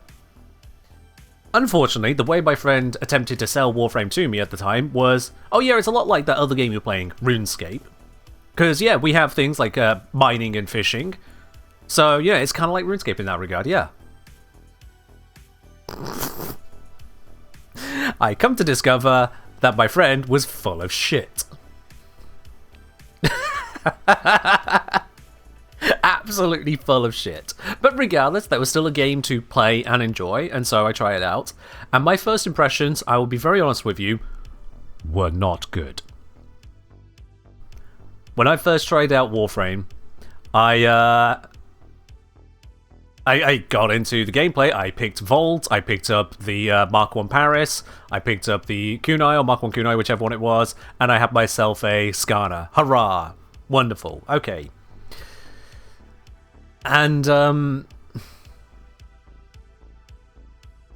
the missions seemed almost pointless. To be quite honest, that was the experience I got. It felt pretty pointless. I was going through the missions with these very short and easy objectives like, okay, you need to kill 27 enemies. And every single enemy I came up to, I just took my sword and went, swat, and they're dead. Just split in half. I'm just, sap, sap, sap, sap, sap, sap. And they're shooting at me, they've got these guns and bullets flying over the place, and I'm just kind of going, okay. And it wasn't just one or two missions, it wasn't just a tutorial, and this very weird quest with this guy trying to take over my Warframe, where I was mostly kind of following on, but then there's also stuff about the Lotus talking during the missions whilst I'm trying to fight, and where does the objective go, and what's going on. It was confusing. And my friend didn't really give me much in the way of answers, because he was still like MR4 when he invited me to the game, so he didn't know much about anything going on. And then I got to the arsenal. A few missions in, quest out the way, I can equip other gear. Okay, let's see what this other gear is. I opened up the arsenal, and this is something that has been recently addressed, but at the time was terrible. Plat. It showed me all of the Warframes I can pick up. It showed me all of the weapons I can pick up. Plat, plat, plat, plat, plat, plat. And I've seen that before. Welcome to this game. Oh, look how easy it is. Oh, you're handling it so well. You're so great. Things are going to start to level up now, and you're going to want to get yourself some alternative gear. Start spending money. Ah. That formula felt so mobile game. So mobile game to me. I was just like, the fuck is that? I gave it a little bit longer at friend's behest. He pointed out that there was a couple weapons I could pick up for credits. I was like, oh wow, that was hidden, wasn't it? But I found those and tried them out as well. I encountered the stumbling block of, wait, those mods I could put onto my Paris, I can't put onto my Bratton because the Bratton's level 0. Again, another thing that's been fixed. And even then, this new Bratton was still just easily killing these enemies. We fought a boss, I got a Rhino blueprint, and up to that point I'd also picked up a, an Oberon blueprint, because that used to happen then. And I was like, okay, so where do I get these other bits? I guess I just get them all over the place. And it's like, okay. This seems a bit silly. There's no real challenge, there's no real contest. It didn't feel coherent. And there was the plat wall. I'm thinking, where is this really going to go? Where is this really going to go? So, I then didn't stick it out. This was before 2019. I don't know exactly when. I'll be honest, it's just that far back. I have no recollection to say when. But it was a while back. Plains of Eidolon was out, but that's all I can say to anchor it down. It wasn't until 2019, late 2019, that for some reason, something was ticking in the back of my head and been ticking very slowly, knitting together the experience over the course of many months. Until it finally finished the knits and went, oh. And so, I set myself to Invisible on Steam, so my friend didn't see it, opened up Warframe, and popped in with these ideas, these questions in mind of, okay, so where do you get the other bits and pieces? Because it's clearly not all just Platinum. He wouldn't have invited me to a game which was just Platinum. Where do you get these other bits and pieces? How do these things work? And it was things like learning that, oh right, that boss that dropped a Rhino piece, it can drop the other Rhino pieces as well. Ah, of course. That makes sense. Didn't occur to me, but there it is. Right, and how do we get these little weapons that are all plat, plat, plat, plat, plat? Well, actually, if we click through, there are blueprints. I can just build them. Oh, okay. And what about the difficulty of the game? It's actually going to go somewhere? Yes, yeah, it's actually going somewhere now. Okay, right, there is a game here. It's not just a purchase collection system. There is an actual game here, right. And so a couple days in, I'm getting into the vibe of it. I'm like, okay, you know what? Yeah, this is seeming like it could be fun. Let's switch that to online on Steam and see how long this takes. It took 5 minutes. 5 minutes. What are you doing playing that game? Giving it another try? Can I join you? Can we do it together? Please, please, please, please, please. Yeah, come on, mate. You can get me into it now. 5 minutes is all it took. So yeah.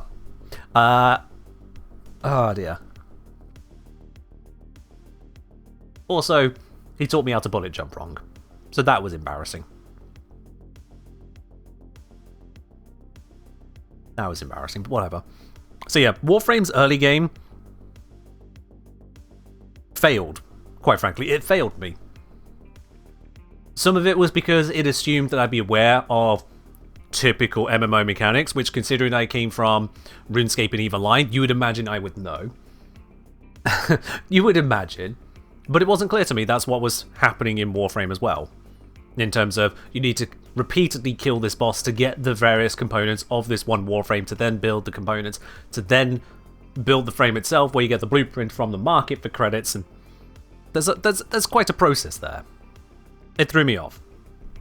Likewise, the difficulty scaling, you start off on missions which are painfully easy for someone who isn't pathetic at gaming. I understand that there are people who are pathetic at gaming.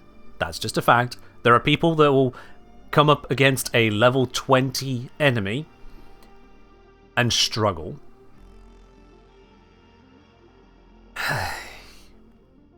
So accommodations have to be made. But it does mean that you start off in a very, very easy scenario where you're handed a melee weapon that just carves every enemy in half for the first few planets.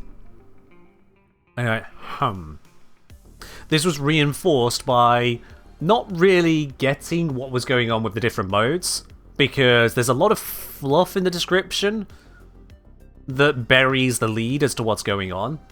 So, my first ever excavation mission, I didn't realise I could just leave. Lotus was constantly telling me there are more objectives, more objectives, more objectives, we have to keep going. And it wasn't until like the 5th or 6th one I'm thinking, when does this mission end? And so I pay more attention to my UI and I see there's that extraction marker that's been probably there the whole time, could have been blinking in and out of existence. Like, can I just go? I just walk over to it and the timer pops up extracting in 1 minute. I'm like, oh, I can leave. Oh, okay. Cool. And that was my first introduction to the idea of an endless mission. That was confusing. There was the fact that we'd have defense missions and excavation missions and mobile defense missions and interception missions, these different mechanics. Very similar but not quite the same, but the ones that really threw me were the difference between capture and assassination. And this really threw me because, again, we got some early game stuff here many years ago where it wasn't particularly clear what was going on. Like, if we're assassinating a guy, but then we can assassinate them again, did we assassinate them? I would consider assassinate, which is going to have grand ramifications for the origin system, to be a quest. And when you consider that there is the Sergeant on Phobos is an assassination mission, which is genuinely easier than some capture missions, you can see my confusion really bubbling up to the surface. What are we actually doing here? What is going on? Because there's all people saying things and talking things, and I'm in a public mission sometimes, and other things are spawning in, and this guy says, your actions have consequences. Or the lights start flickering, and then there's just a squad of other people who clearly aren't part of this mission. What's going on? Oh, nope, they're hostile. Okay. Right. There's a lot to take in. Whilst the mission is also absurdly easy, the mix of information difficulty and gameplay simplicity really is a weird mismatch at that start. I don't think Warframe's really got a way to address that at this point. Because again, the aforementioned players who are new to shooters who would absolutely bloody struggle. What's that? I have to point at an enemy and shoot it? But I'm pointing at it. I can see it on my screen. And they're pointing off over the shoulder of the enemy because they're not thinking, put the reticle right on them. Precision. They're just going, yeah, it's in that direction. I'm looking. I'm saying, over here, please. Need to be more precise than that. Yeah.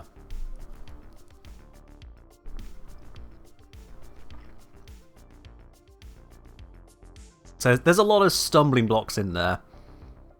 A lot of. And whilst we have the teacher quest, which is now for modding purposes, there was a lot of roadblocks to be finding the game at the start. A lot of roadblocks.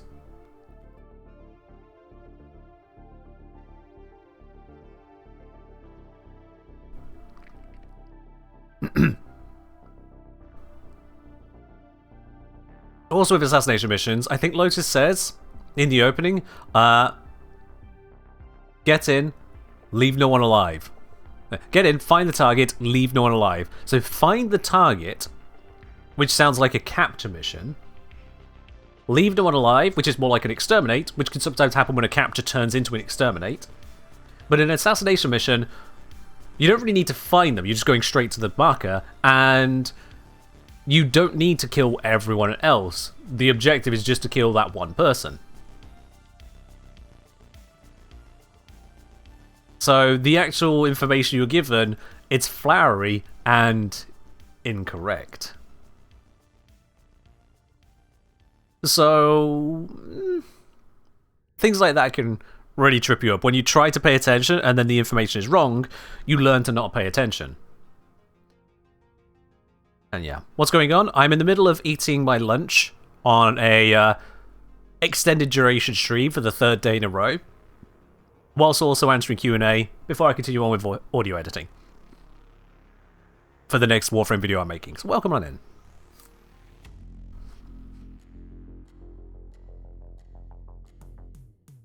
You said Warframe is budget Minecraft, you can mine, fish and run around, close enough. I mean, that sounds like how my friend tried to sell it to me. But, yeah, that's... no.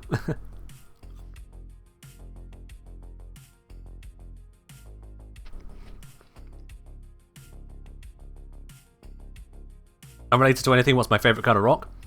I don't think I really have a favourite rock, I'll be honest with you. No. No, I don't think I have a favourite rock at this point. Yeah. Unrelated if anything says bite.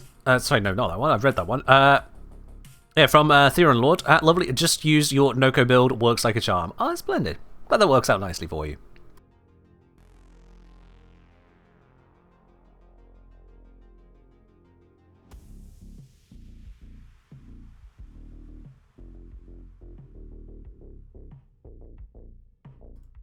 Doriel saying, when I was first invited by friends to play Warframe, they told me that aura mods don't matter and mag is a terrible frame.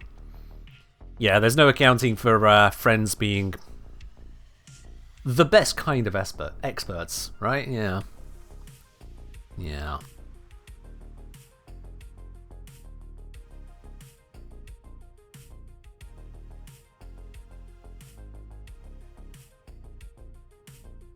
Happy hour. That wouldn't be the same wife that was querying the choice of having a British maid up on a gaming stream, was it? The very same?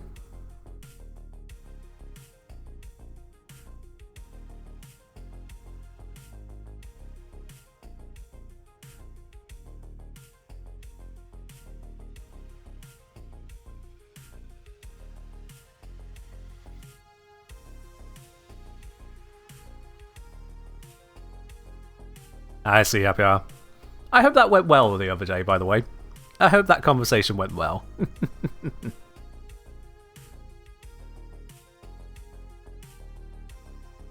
I forgot I had tea brewing.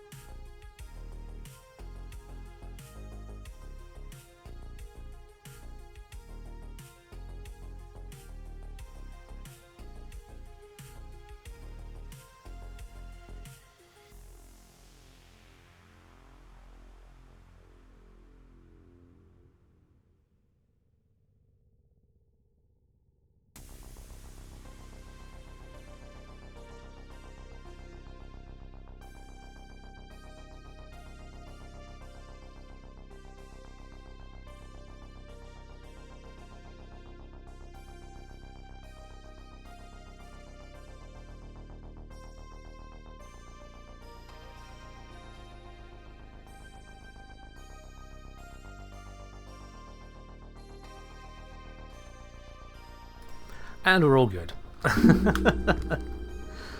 We're all good. And I see the hydrate. Alright, yep. This, slightly overbrewed tea. Oops.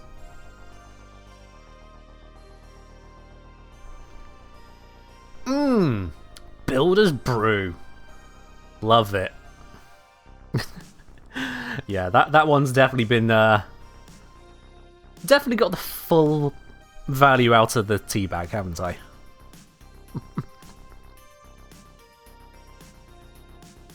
Zach even referenced the made streams on prime time? Oh god. I hope he was referring to, like, just, you know, the variety of creators doing made streams and not just me specifically, right? Right, Spruce? I didn't catch prime time, but, right? Odds. Yeah, I was still mentally recovering, so I didn't check in on prime time. On the community as a whole? Alright.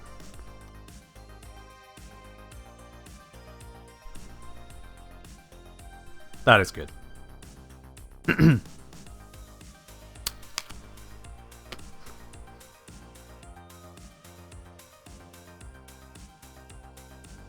Did more people start doing mate streams? I mean, I wasn't the first. Even then, I wasn't the first.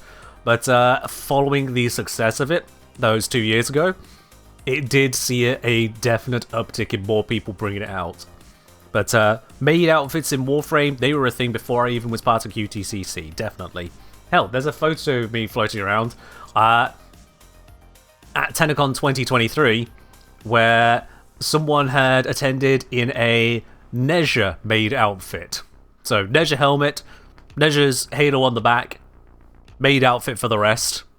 And so pose with me alongside them. They were also a lot taller than me, so they just had their arm on top of my head. To really make it where my friend who would love to see that photo couldn't stop laughing for a while and finally receiving it. Yeah, I didn't bring it to Warframe. We just made good on it. Being shorter, Nezha, I mean, this person was like definitely over 6 foot.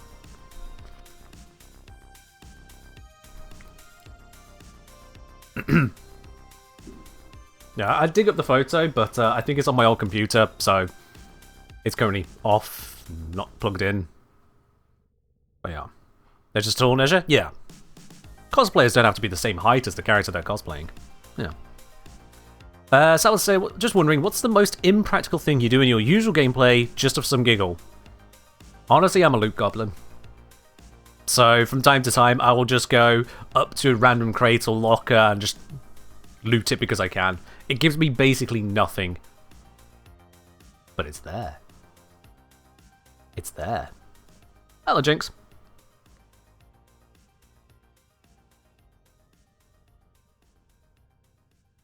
Yeah, in terms of height, I'm ever so slightly shorter than DE Zach. Ever so slightly shorter.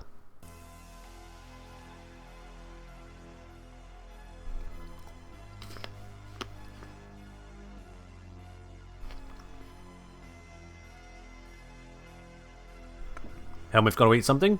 I mean, Helmuth doesn't eat the 1000 affinity orb that pops out of a locker on my completely level 30 no focus lens equipment. It's not exactly the most ideal loot, but it happens. Sometimes the locker gives you an amber star, then like, ooh, shiny! Pick it up, forget about it. There's just a collection of those.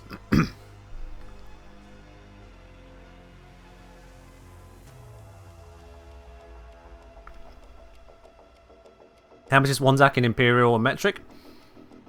So I think Zac is in Imperial 5.6, I think. Maybe he'd say 5.7, I doubt it. Which would put him at about 168 centimeters. I think about that.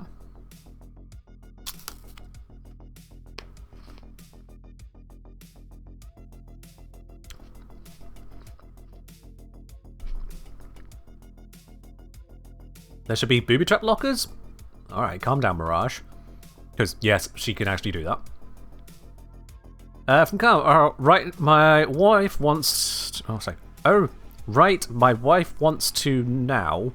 Do you wear anything maid themed on your legs or just top and dress part? Okay, wow. First of all, we had a discussion earlier about communication, didn't we? My wife, alright, my wife wants to know, do you wear anything maid-themed on your legs, or do you just have the top dressy bits? It's the full outfit. I do have the stockings on the entire time, yes. I do have the stockings on the entire time. I also still have my slippers on, because, yeah, you gotta wear slippers.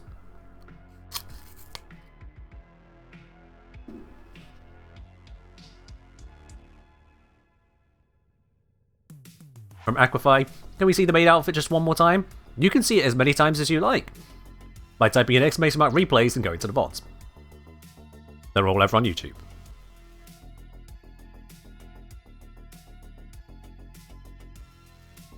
Probably English not his first language. I mean, it's calm, so they've been around here long enough that I'm allowed to. Allowed to call it out a little bit when they sound more like Zom. It happens. It happens.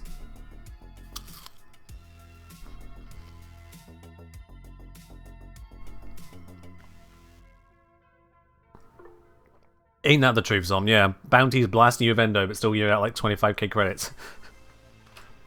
God, the credit drops. I can't. Also, why is that notification coming through? I thought I had notification silenced. What's going on? Alright, yeah, I got that marked down as important, but not right now. Cool.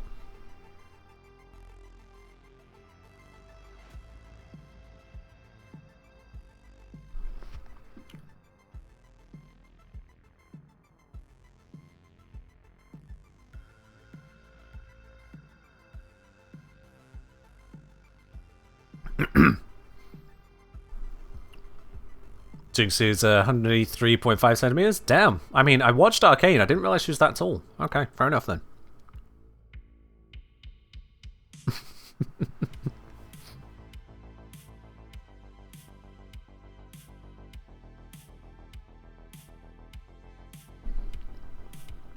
Someone's saying, if I want to watch the level cap on Oberon with recap, is it I need to watch? The mainstream should have made in a title on YouTube's replays, so you should be able to find them that way. If I say it's weird learning other people's heights, what do you mean I'm taller than Ken and Zac? I know, right? I know. It's weird when I think about just, you know, past dates and whatnot. The shortest person I went on a date with was 5'1", which was an interesting experience. Be able to just look down at someone like that. That's. You sure you're an adult?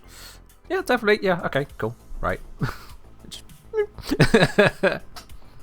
And then vice versa, 6'4". Hi.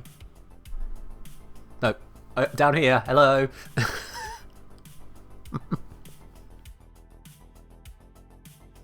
From Thirsty B saying, saw your name in the creation of the Warframe RPG. Are you going to make a video about your involvement in it?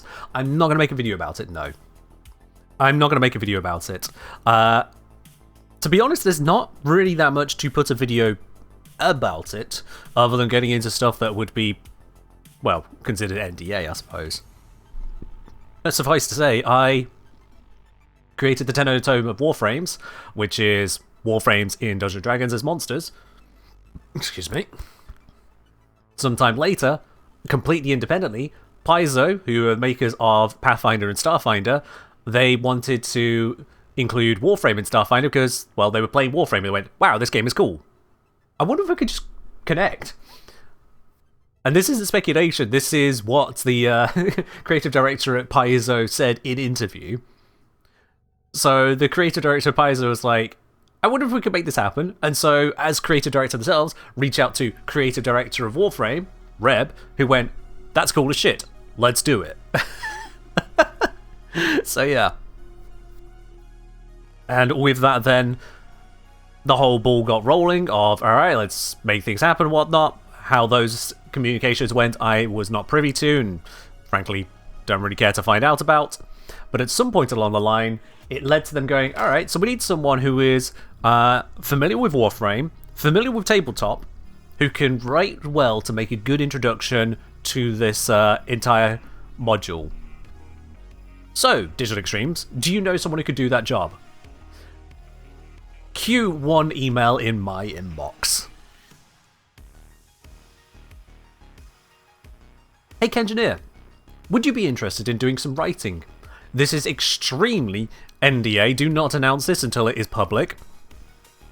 Seriously, we will find you and eviscerate you if you so much as breathe a word of this to anyone until it is time. But anyway, if we've got you on the level on that, it's Warframe crossover with Starfinder from Paizo.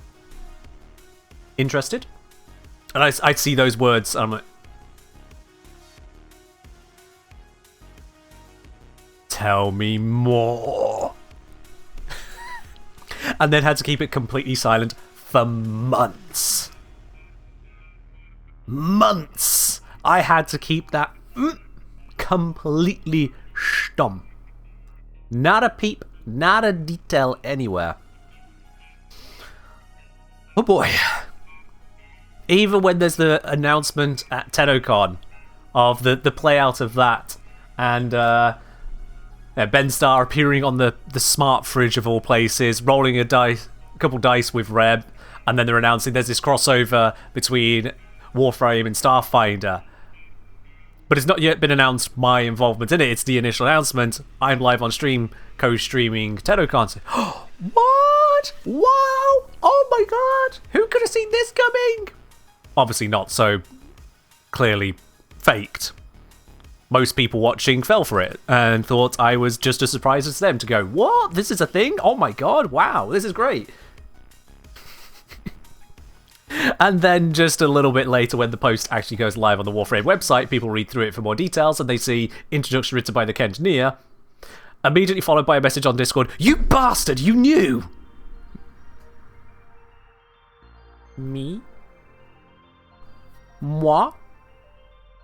Yours truly? Hid a detail? Kept an agreement to not spill the beans? Oops. Yeah. Yeah. From Nutty the Panda, say, hello Ken, would you like to write for... Oh, it's quoting. Hello Ken, would you like to write for us? This is extremely NDA. If you say anything about it, we will... Do you like Limbo and completely erase you from this dimension? Sincerely, DE. Yeah, pretty much. Yeah. So I can freely talk about a lot of that stuff now, but I'll be honest, that is pretty much the entirety of what there is to talk about it. The rest is what I wrote, and, well...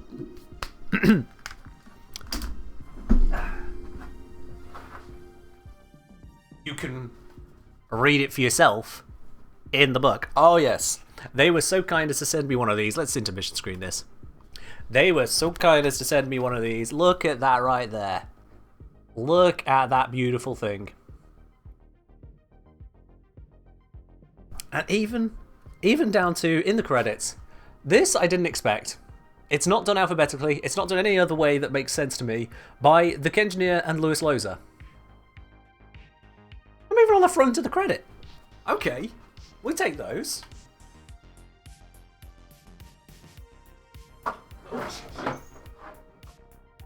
Okay, things are falling. One moment. Sit. Sit. Good.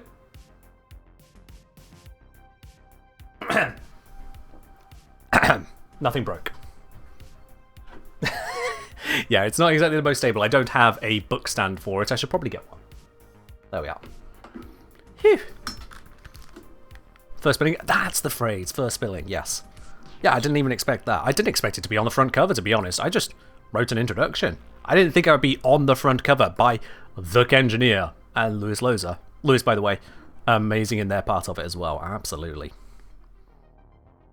So yes, very, very excited to be part of that. Yeah, from a technical standpoint, it was a writing gig. Cool, done. But that means I am technically a published author in the tabletop gaming space in connection with Paizo and Digital Extremes. You know, I will take that credit. I will take that credit every day of the week, every week of the year. Hells yeah. That just feels good to say. That just feels good to say. Which beats my previous ridiculous overclaim of Intercontinental VIP when D sent me to TennoCon on a VIP ticket in 2023. This one's at least an achievement.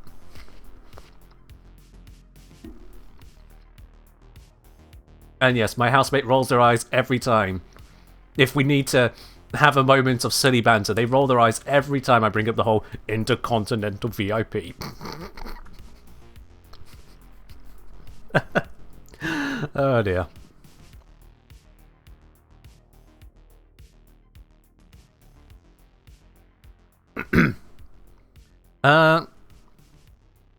What is Jinx trying to query there? Is that something I can help on? No, I'm not certain at this point. There you are. You officially a writer now, Ken? That I am, Takenfrothy. That I am. It's brilliant. Arcane Impetus. Okay. What about Arcane Impetus? What's got you confused on Arcane Impetus? Maybe I can give you a helping hand on that.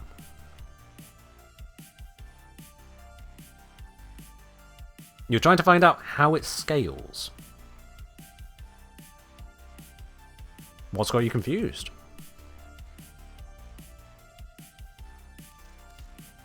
What has got you confused on Arcane Impetus as to how it scales? And so I can't spell still. Haha, published author, can't spell. Unique status effects from abilities grant plus 6% ability strength and plus 3% ability efficiency for 20 seconds. Yeah. What's the question then? What's the situation that's got you confused there, Jinx? I finish up my food here.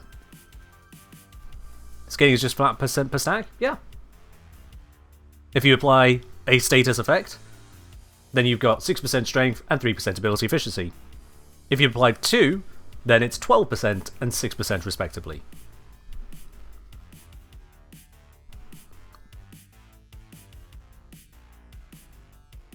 No, Jinx, at no point ever do mods and arcanes multiply with themselves like that, no. So it's not you get 6% and then 6% of the 6% alongside the 6%. It's not a... it's not compound scaling, no. That's why it says plus 6%. Oh, I'd say that's why it says plus 6%. D can't decide on this, but plus 6%, not times 1.06 to the power of statuses. No. So if you've got 10 unique status effects, it's a 60% strength and 30% ability efficiency. Flat.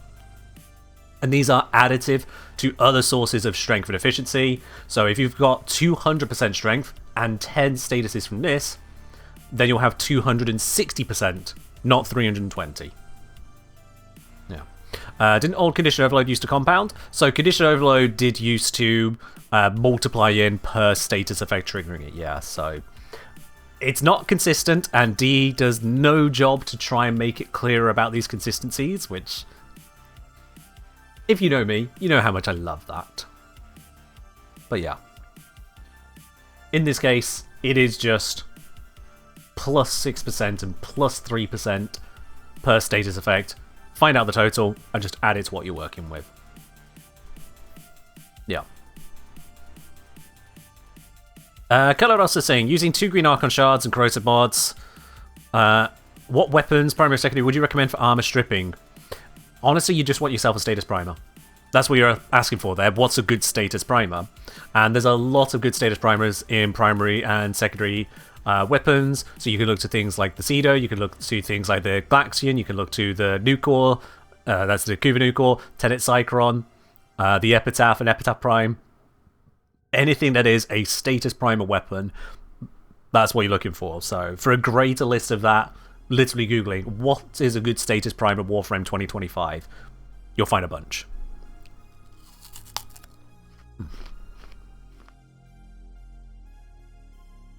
Sorry, Junimate. There's 2 words in there I can't read. Could you try that again, please? I have no idea what you just said, sorry.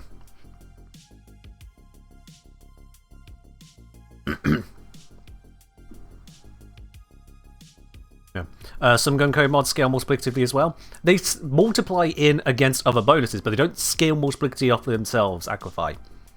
So in the case of Galvanized Aptitude on the Foreman shotgun mode, whatever bonus it has from multiple stacks, it adds those bonuses together and then multiplies that on everything else that wasn't that bonus.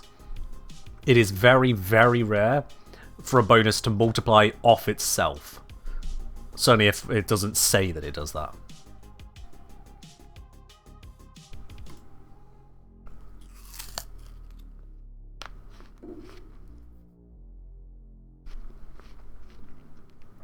Is Praetos a good utility weapon for movement? Yes. Simple as that. I'm slowly making my way through my lunch. I do tend to have gentle lunch breaks as it is. Add on doing a Q&A, we do take a while. Sorry on that.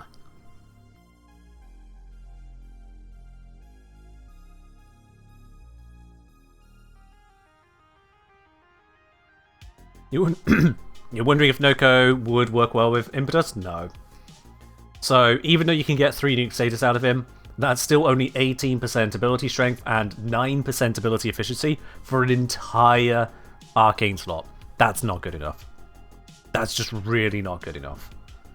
This would work better on things like Lavos for Runa, on Loki or anyone else using his decoy, because of the statuses you can get it to send out. It works very well on Kome, because you just get so many statuses up front. Frames which can do a smorgasbord of random effects work nicely. Ones which have a collection of status effects, but not like crazy numbers, like Citrine's case, because Citrine could do a handful, but only a handful. They're not as effective, but could still work. Secondary exalted weapons with encumbered work. True, yeah. Yeah, if you get a bunch of statuses out of your exalted weapons, however you go about that, that can also help out for you there. Yeah. So, all told, Impetus is usually there for if a frame can already deliver quite a bunch of effects. Noko does not qualify enough for me to care for that one, no. Hey, look at this. Dear the Kengineer, thanks to your generous support in the Quest to Conquer Cancer campaign during the month of October, all of the donation tier rewards have been successfully unlocked community-wide. While this campaign comes to a close, the quest continues for those who are affected by all forms of disease. Display and wear these Conqueror items to show your support to all those, Tenno or not, pressing on in their quest to conquer cancer. We all live together, Tenno. Sincerely, the Warframe community team. And what a beautiful array of rewards they have sent us there. Thank you very much there, Warframe community team. We'll happily make use of the slots, the Umbra Reformer, you ready? The Syndana, the Zephyr Skin, and a selection of Talforged shards. Don't mind if I do. You can't see behind my camera there, but there is the Talforged Azure shard hidden in there as well.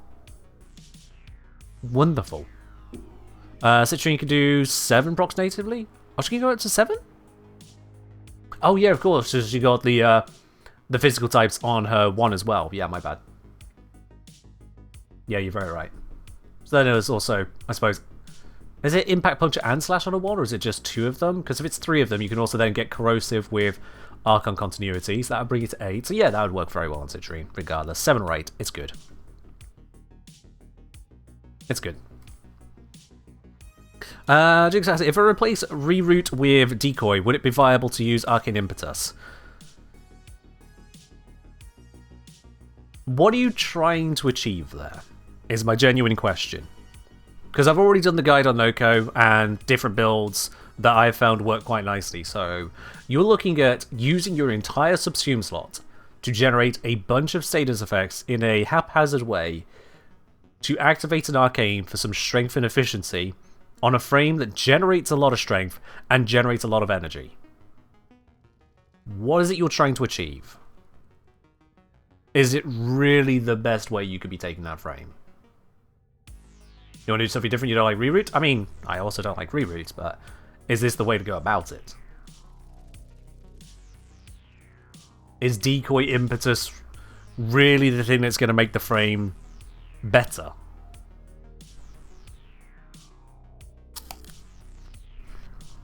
I'm not sure it is.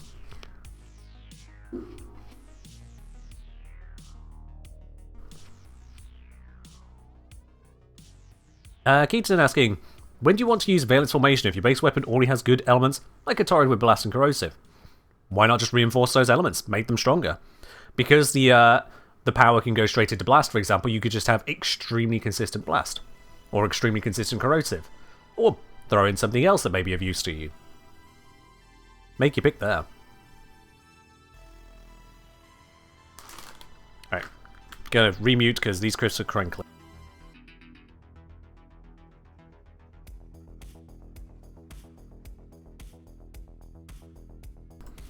I agree, Jinx, yeah.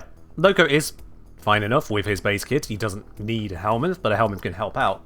But it still comes back to you were trying to make Arcane Impetus work on Noko. And that's still my question of why. Why? Want it? I mean, first of all, oh dear. Second of all, why would you even do that? Alright. What are we supposed to be sympathetic about on that?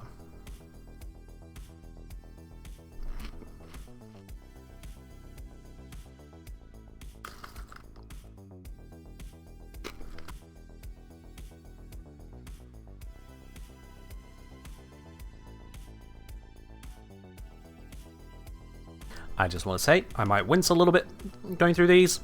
I thought that ulcer had cleared up and was no longer reacting to salt and vinegar. Nope, it still is.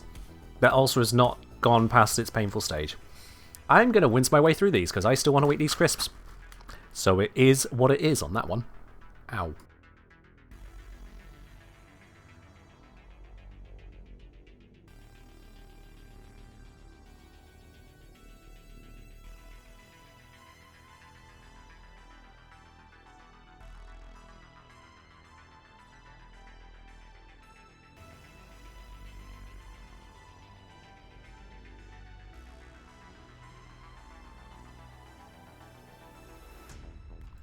Ellie saying, got you eerily consistent with that pop sound. I thought someone had given bits and was confused and didn't see in chat. I did a pop sound? Did I? I don't remember intentionally doing that one. Oh well. It's a bit of a tick at times, I guess. It's not even a drop of tick, it's just I do it.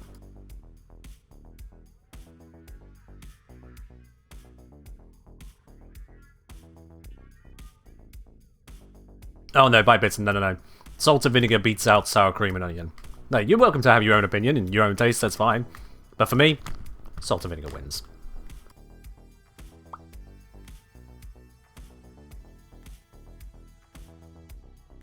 Cheers, bye.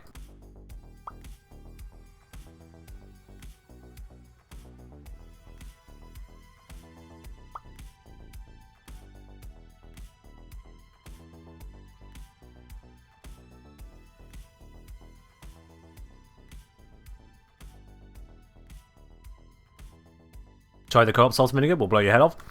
I've got a pack of Snack Right, which I got from... was it Aldi? I think it's the Aldi I go to, yeah. So rather than Walker's crisp, which I'll be honest, Walker's are not where it's at. Having had some other brand ones, Walker's just don't compete. And these snack rights, my god, they do not hold back on the flavours. Woo! You open the pack and it just slams into you. Which is what I want.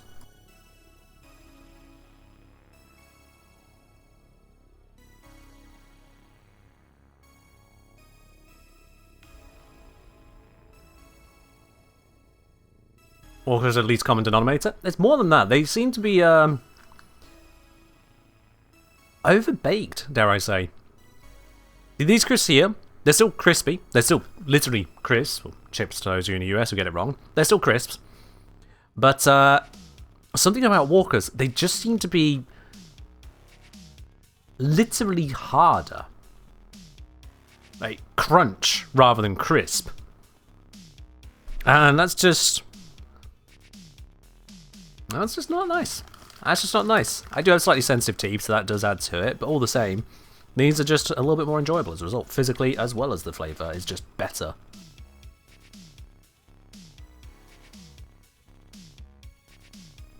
Let's see, was that actually a salt and vinegar pop that Ellie clipped? It probably is, but let's see all the same.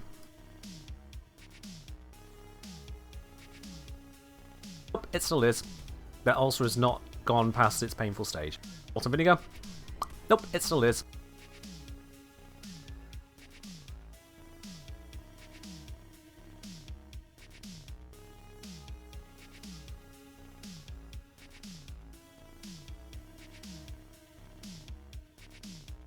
Sorry, I was muted there. Yep, that was a pop.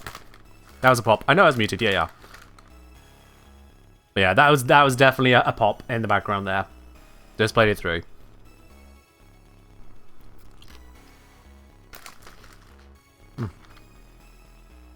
Jinx, don't engage them. They're looking for attention. We won't.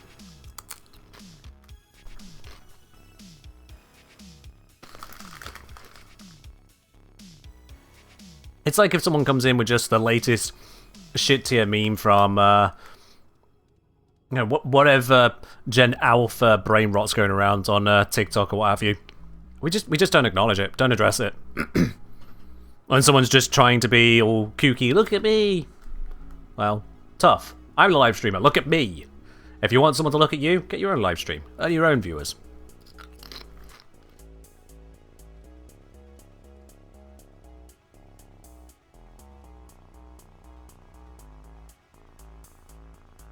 I say, earn your own viewers. Here I am sat eating a bag of crisps, jumping on and off mute, and answering the odd question until I finish on this. I know this isn't the most riveting engineer content I've ever put together.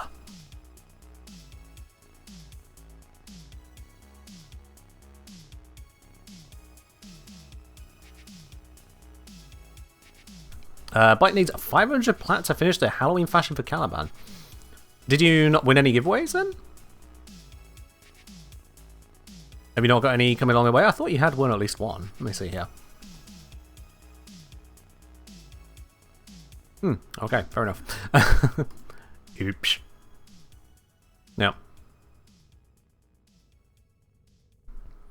What kind of rivets do I use for my content then? Oh, you know, only the most organic, homegrown rivets. Got that good iron content.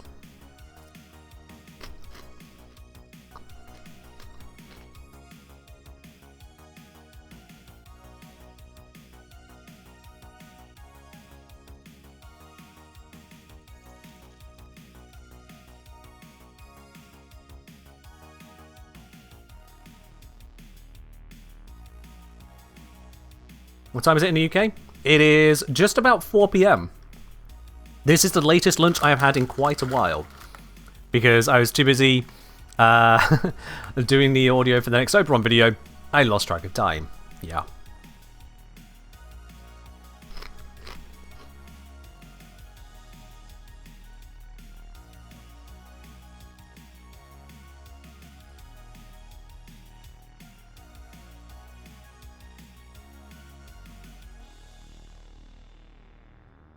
UK, do we say GMT or UTC? Tell me please. Well, UTC and GMT are the same thing. They're both the exact same time zone at all times forever. The UK has recently transitioned back from UTC plus 1 into UTC, which is the same as going from GMT plus 1 to GMT, because we've recently finished daylight saving. So we are now back out of summertime, right back into standard old clocks. No more lying about where the sun is in the sky.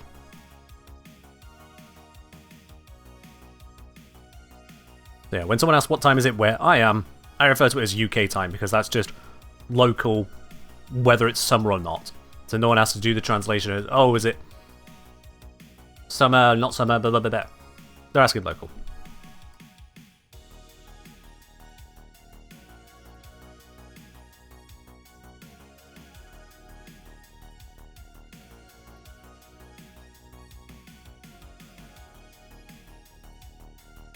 UK on +1? UK was on +1 for a few months and now isn't, because, yeah, summertime. That's how it works, Salvatore. Annoyingly. You go from GMT to GMT +1 to GMT to GMT +1 to GMT to GMT. It keeps happening. And it's still frustrating. It's like, oh, but it allows us to have more daylight. It's the same fucking amount of daylight.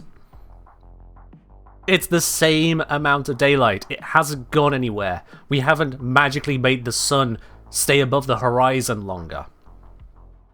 It is the same amount of daylight. We are just lying about when it happens. Oh, but we could just, you know, enjoy it more time in the morning or more time in the evening or where we want the light. Change your fucking hours then. Change your working hours. Instead, we have the entire country, and indeed many countries around the world at different times, going through this whole process of bullshitting about what time it is. Creating all kinds of issues. It's just... ah! So yeah. It's a mess. A mess. Just to accommodate people who want to go, oh, but me daylight. Without just doing things at a different time, like an ordinary fucking person would. Personal pet peeve.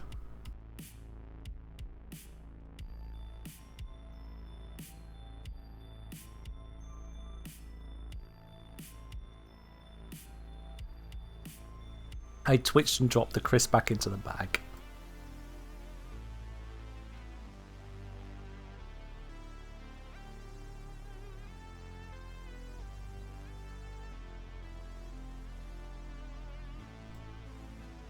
Rodrigo saying, at least in Brazil, it was because of illumination.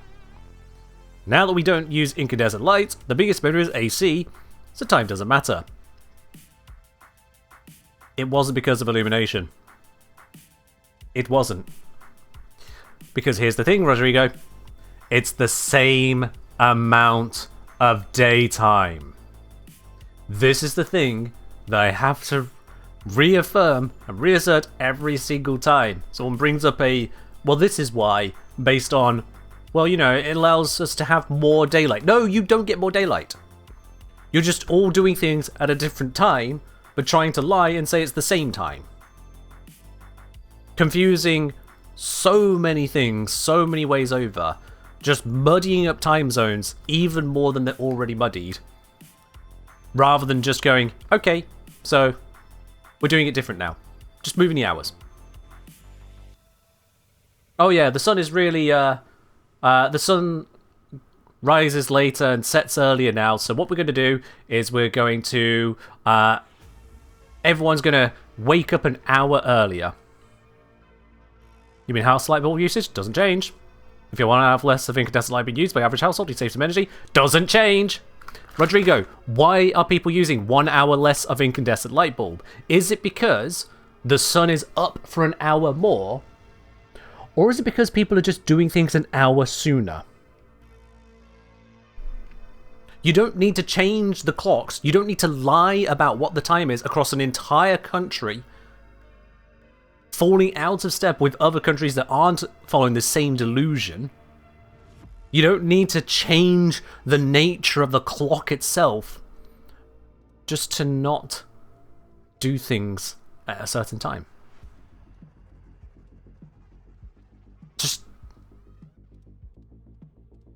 Just follow it.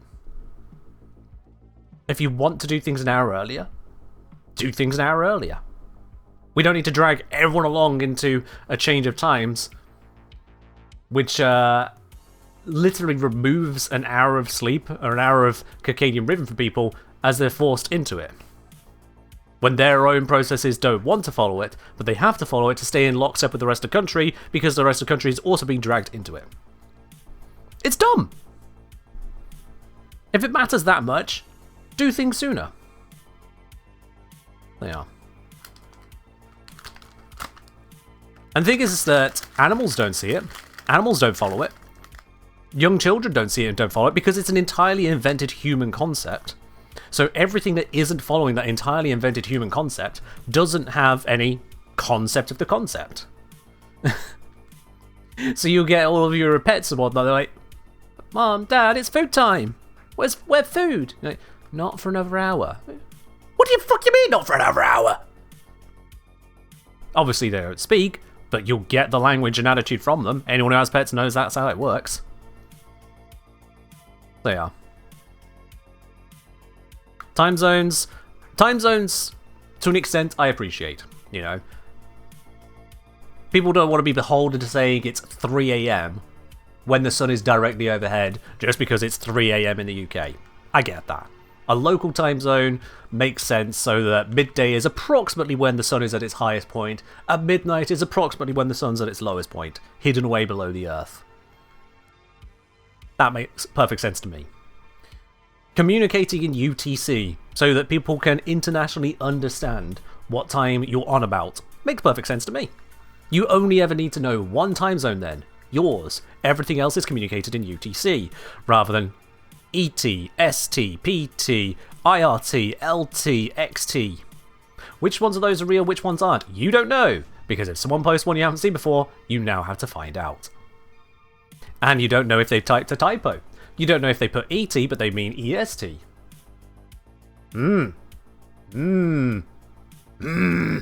yeah, it's a mess. It is a mess. And then they go like, oh yeah, our time's summertime has ended here, but it hasn't ended there. Why hasn't it ended there? Because they just do summertime later. Not for any other reason. Not for some attempt at coherence and consistency. They just do it later or earlier, depending on your perspective. It's like, why? And if you think I am being overdramatic on this, I want you to go to Wikipedia. I want you to open up the page on daylight savings and have a look at how many different ones there are. How many different sets there are. The consistency just isn't there. Does the S in the middle stand for summer or standard? Good point, yeah. Pacific Standard Time, Pacific Summer Time. Who's to know? It's just an initialism. Great! Pain. Just pain.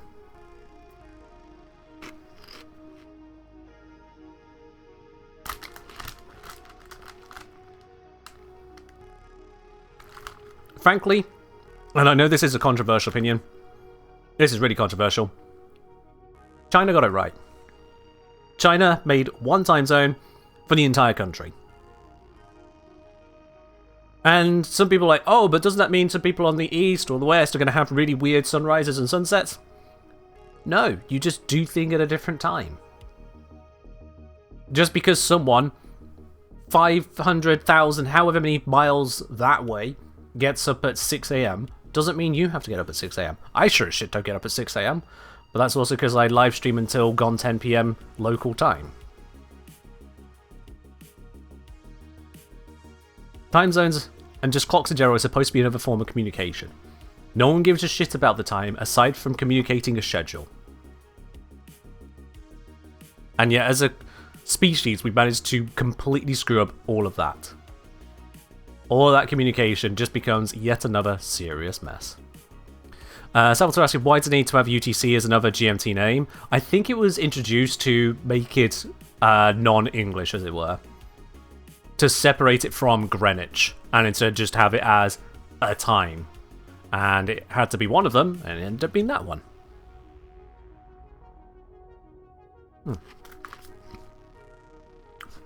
Made a mess of myself there. That was a failed attempt to get those last crisp crumbs into my mouth. Oh well. It happens. Last of the apple.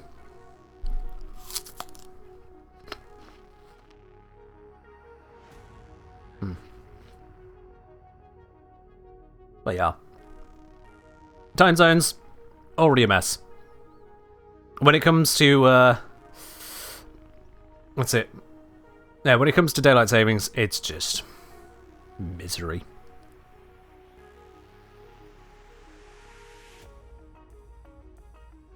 And we all know misery is the worst of the acolytes. For just how pathetic they are.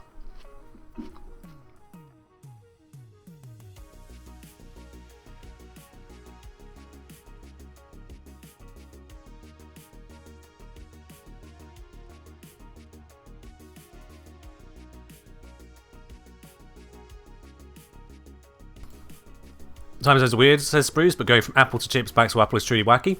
No, it's got a reason behind it. You might think it's wacky, but it's actually got a reason behind it. The reason I saved the last bit of apple is because I have Golden Delicious apples. They have a decent amount of crunch to them. And that decent amount of crunch actually serves a good purpose of helping to get just, to put it bluntly, gunk out of your teeth, at least the majority of it, without having to do your teeth. It also, the acids in it, because it's slightly acidic, the acids in it help to effectively break up the squelch of mouth noises. So basically, it's clearing away the chips between the teeth, all those little specks and bits and pieces, and also cleans up the voice for the case of doing audio recordings or for live streaming. So I leave that bit of apple left over to effectively be a cleanser after the rest of the meal. So you think it's weird? It has an actual practical application.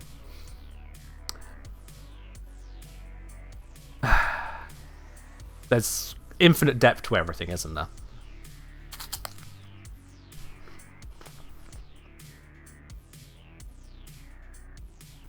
You know, red delicious? These are golden delicious, but sure.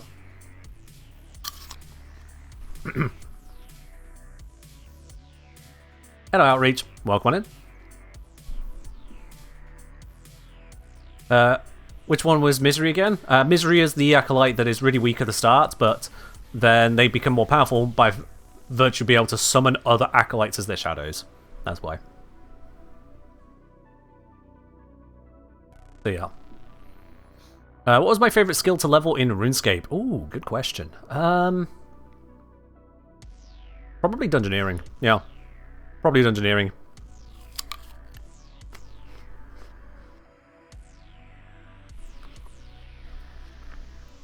Misery only summons shadows of other acolytes if you've been in a endless mission long enough for a second Misery to spawn. The first Misery always sucks.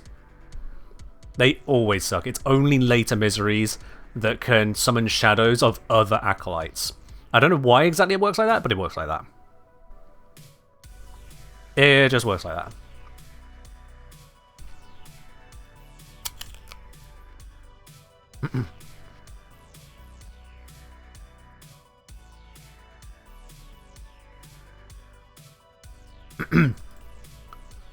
Dungeoneering was fun. Shame it's not in old school. Yeah, it is a shame there.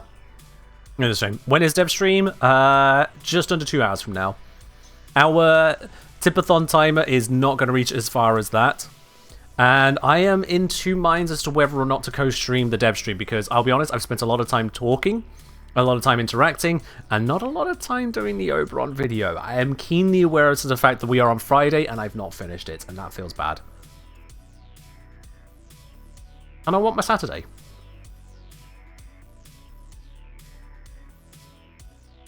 Can I explain Violence's ability to disable thing? Yeah, it's silence on Banshee. It's literally just that. They create a silent zone around them, which turns off abilities. You get outside the zone, or it runs out of time, you can cast abilities again. That's all it is. Did you miss dev stream? No. When I say it's in about 2 hours' time, that means it's not happened yet. But But you probably arrived just after I mentioned that a moment ago, so fair enough. Cool King saying, hi, I'm just here to ask something about my build. My Harmony is built without any crit. However, I put it with my Frost and its crit augment. It is able to heavy attack with red crit. That's not a question.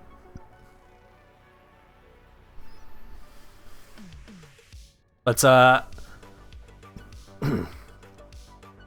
if you got a quick question, I can maybe address that for you. If it is, hey, can you look over my build? I'm not looking at people's builds today, right now. Not today. So we say, if I have a silence aura that is exactly the same size as Violence's, who wins? Whoever casts it first. Simply that. You think it's bugged? Oh, Cool King. Excellent. I've got something for you. Click that link and tell D about the bug so they can fix it. There you are.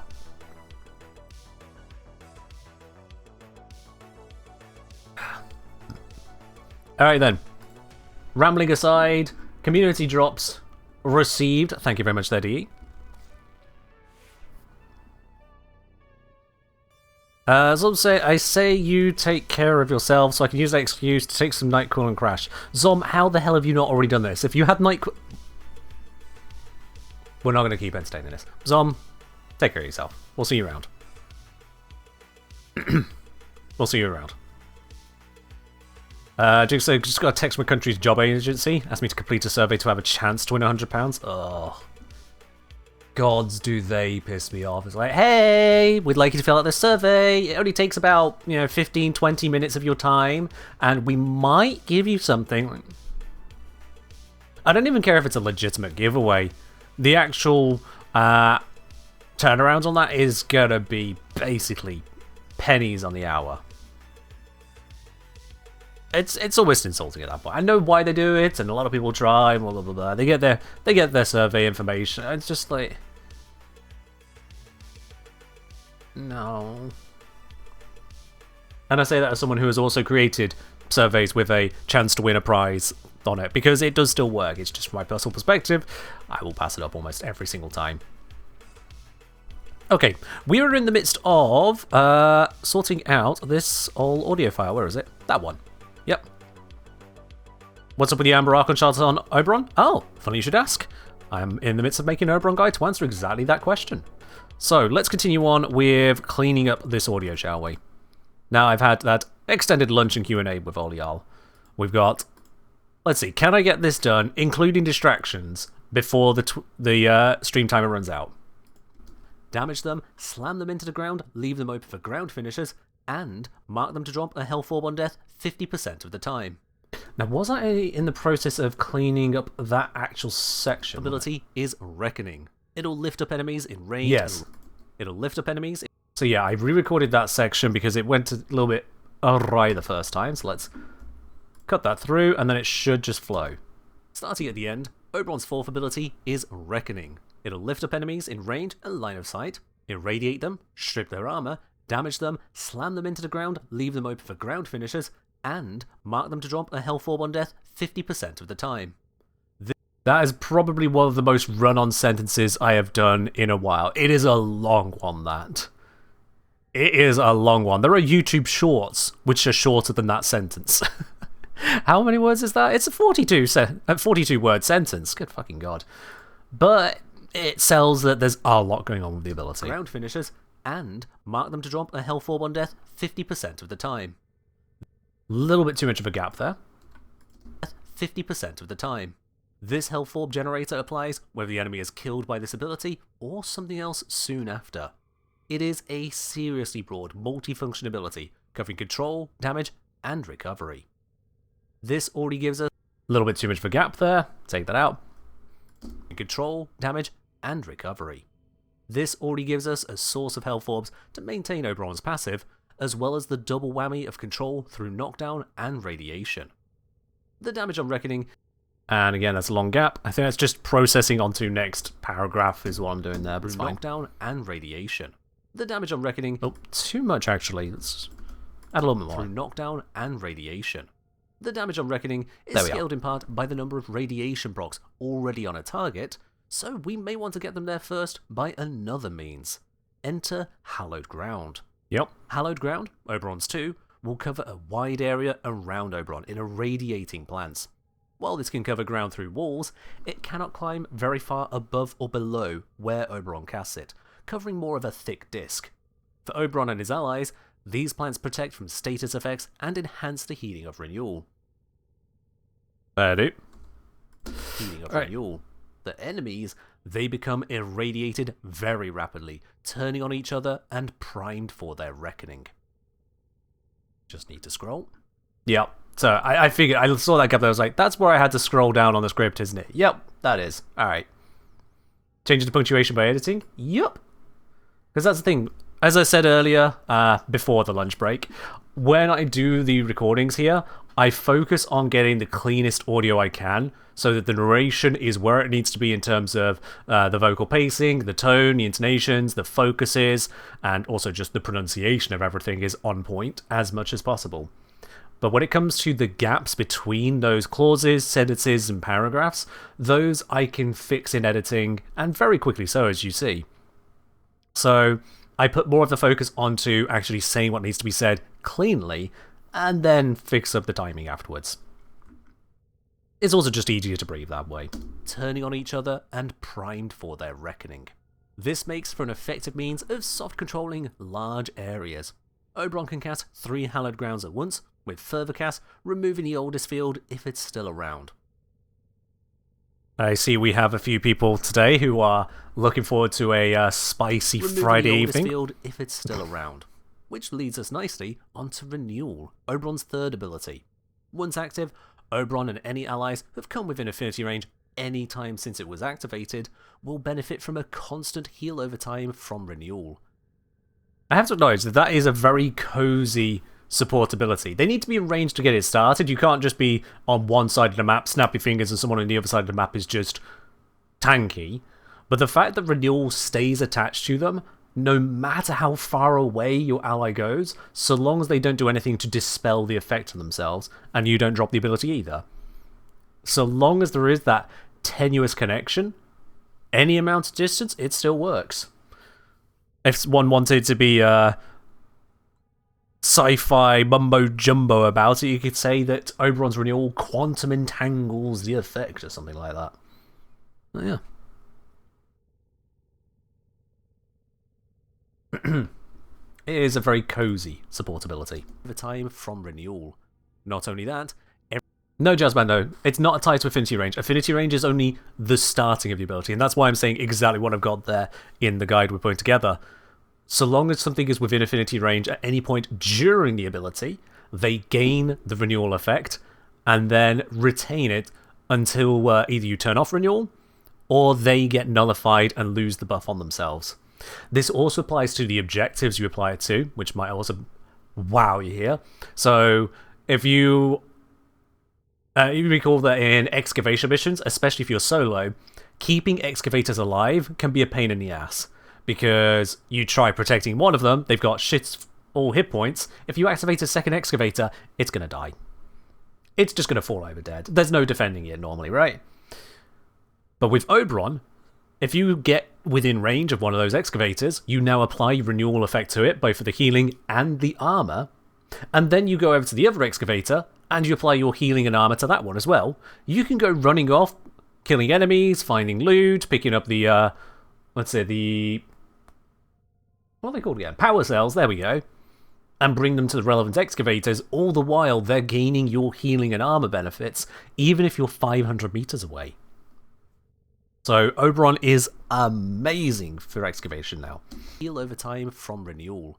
Not only that, everyone's armor is seriously buffed. At base strength, Oberon's armor, after all other modifiers, is increased by 50%. Yep. This is multiplicative with everything. So flat armor buffs like Archon Shards, as well as modded buffs and Arcanes, all benefit from this increase too. For Oberon's allies... Alright, I want to cut that just a little bit shorter. I will say, not a lot of mouth squelches out there. This has been a nice clean one. This increase too. For Oberon's allies, they get double... I said it and there it is. There's the mouth noises. Ew. That there. A breath? Okay, a breath that goes... yeah, horrible. Do not like. So, let's see. I think that's more than a couple clicks there. No, there's only a couple in there. So there's one of them. So because it's only a couple, I'm actually going to take them out rather than remove the entire breath. Because keeping in the breaths can keep it sounding like a more normal pace and flow. So listen to that again. Those others are relatively quiet. Might get away with that. Let's see. Can I see them? Looks like it might be these, but it's hard to tell. They are so small. As allies, they... No.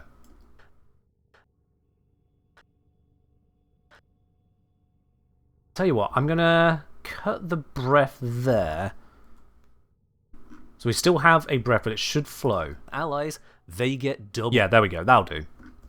It's perhaps over-tuning it, but I want it to have that higher quality feel to it, so yeah. Will benefit from this increase too.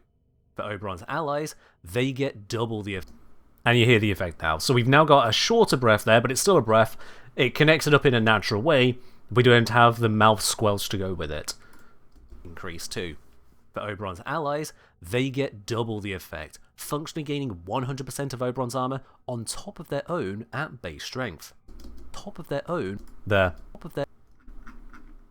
There it is. Ew. Actually, just going to silence that section. Try again. On top of their own. And there's... Are these... Yeah, these ones don't match either. Just going to clean those ones out. There we are. It should sound a little bit nicer to listen to now. Gaining 100% of Oberon's armor on top of their own at base strength. Much better. This armor buff is... Bit of a gap there. Let's take that out. Base strength. This... Little bit more. Their own at base strength. This armor buff is tied to strength, but it is hard capped at 200% strength, whereupon Oberon is literally doubling his...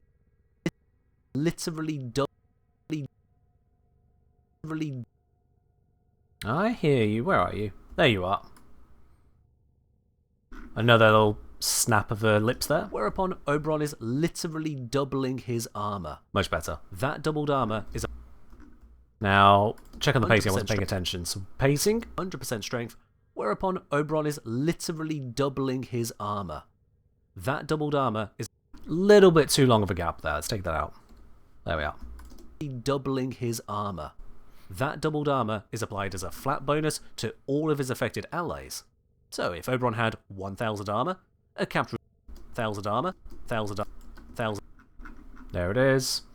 And again, if I had some techie device that could detect and remove these for me, it would be faster. I don't have access to such premium equipment. So, oh, not you. And that one there, I see it. That should clean up the majority of that. There we go. So, if Oberon had 1000 armor, a capture renewal will make that 2000. And then give all his allies 2000 armor on top of whatever they brought for themselves. There is... Okay, cool, yeah. As you say, I don't know how you can hear these, can't hear anything, like pinpoint accuracy. I've had a lot of experience with this, so that's what gives me that accuracy there, and I know what I'm listening out for, which catches it. There's a creator I follow, also on the Hermitcraft server with Mumbo Jumbo, a creator called Good Times with Scar, and I've noticed a sizable change in their audio that they put out in their videos compared to a few years ago. Scar used to have a much less edited audio, a much more raw version of it. Not sure what changed in his process, but there are a lot more of the mouth clicks and squelches that come through, and they were at times jarring. If one or two are here or there, quietly, the brain just kind of steps over it. But when it constantly happens, and bum, bam, bam, bam, click, click, squelch, squelch, crack, crack, it sounds too different from just talking to someone, and it's to do with how it's in a digital format rather than actual just person-to-person communication. Something about the way it gets rebalanced and handled by computers makes it stand out more. When he then improved his process, whatever way he did, and those stopped being so prevalent, it makes for such a better listening experience, and that's what I want in my videos as well, is to have that smoother listening experience. And this is the process I go through to achieve that. And then give all his allies 2000 armor on top of whatever they brought for themselves. Now there's a few in there, but they're very small, and I can see, look at that waveform, that would be a pain in the ass to find and remove them, although I think that's actually one right there. So I'm not going to spend the time digging on those. They are very small. 2,000 armor on top of whatever they brought for themselves. Yeah. There is no limit to how much armor can be applied this way. Do be aware that that gap is a little bit too long. Let's cut it out. Applied this way. Do be aware that the armor bonus is not snapshotted. If your armor goes up or down during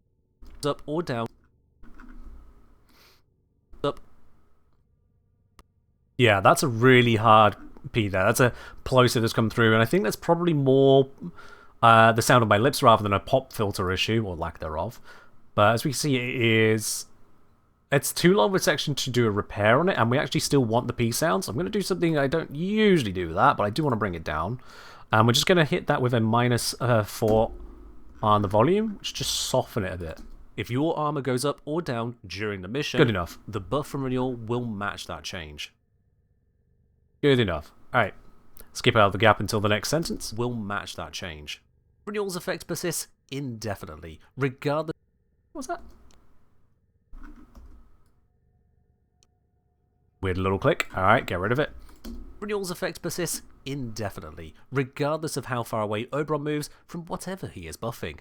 So long as renewal isn't disabled, and so long as the target ally doesn't get nullified or similar, the healing and armor just continues. Oh, no, it's snapping now. I don't like that. Yep, there it is. Zero in on it. Where is it? I think it's right there. Got ya. Got ya. Just continues. There we are. Jigsaw, I remember you saying you did a degree. I don't think I heard what your degree was in. Just thought I'd ask, what did you do it in? What do you think I did, Jinx? What do you think my degree was in? Chat, those of you who know, don't spoil it. And cheers, NPC. I wonder if you can guess it. You've got 3 tries, Jinx. Can you guess it in 3 tries? Doesn't get nullified or similar. The healing and armor just continues. Should the ally get nullified, renewal will only reapply once... Should the ally get nullified, renewal will only reapply once Oberon is within affinity range again. There we go. Tanzan Engineer was your first guess? Nope. Veterinary Sciences, says Adam? Nope. Once Oberon no hints. Within affinity range again. With careful play then, Oberon will support the whole team forever at infinite range. Beautiful. Okay. Something's just occurred to me. I don't know why I've remembered it just now, but I'm going to break off from this for a second. Yes, I know I'm distracting myself again. The quiz to conquer cancer. I had been scheduling them, but YouTube's scheduler broke, which is really frustrating. I got in touch with their support team, and they were like, oh yeah, can we see a screenshot? Yeah, that is broken. Let me take it and look into this. Give me 5 minutes? They came back 5 minutes later. Hi, yeah, looked into it. Yeah, this is an issue we're aware of. Our engineers are working on a fix. Sorry about that. So point is, I've not been able to schedule the last few community posts, and there is one due for today, because it is the last day of QTCC. So let me quickly create a post. So I remember to do that today and now. Quiz to conquer cancer, day 31. Today is the last day of October. And to make it easy, I have the simplest question for you.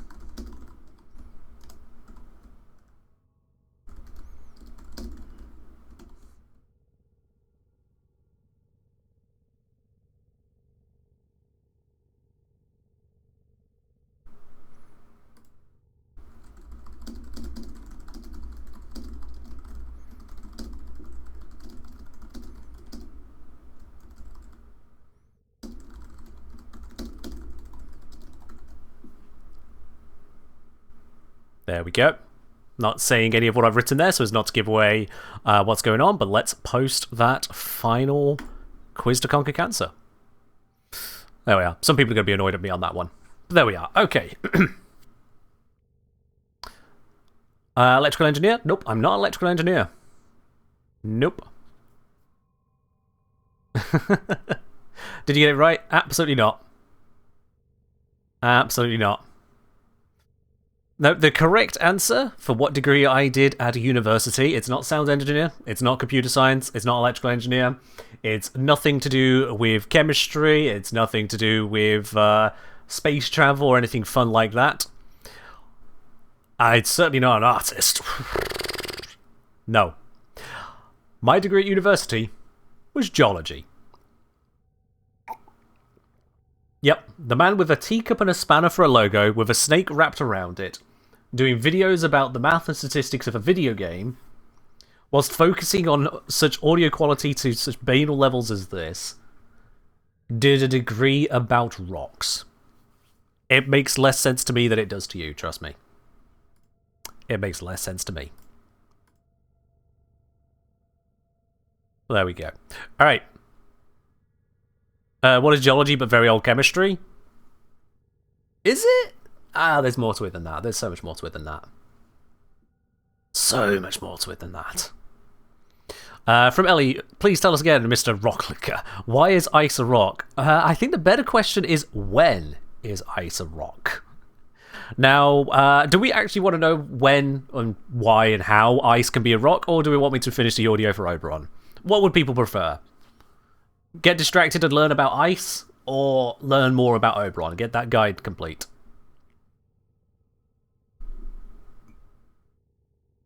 I'm seeing ice, ice, ice, ice. Okay, fair enough. Alright. Alright. See, as we're not doing audio stuff, we'll put the background music again for now. So, we don't need the poll at this point. It's pretty clear. It's pretty clear, but thanks, mods. This isn't a neurodivergent ice rock rant. No, this is just geology.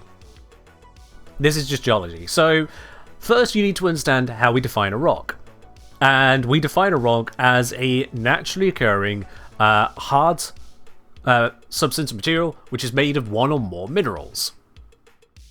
So, for example, sandstone is a rock because it is a combination of sand which has been sedimented and lithified into a hard singular substance made of those minerals, those sand grains. Sand grains typically being silica quartz.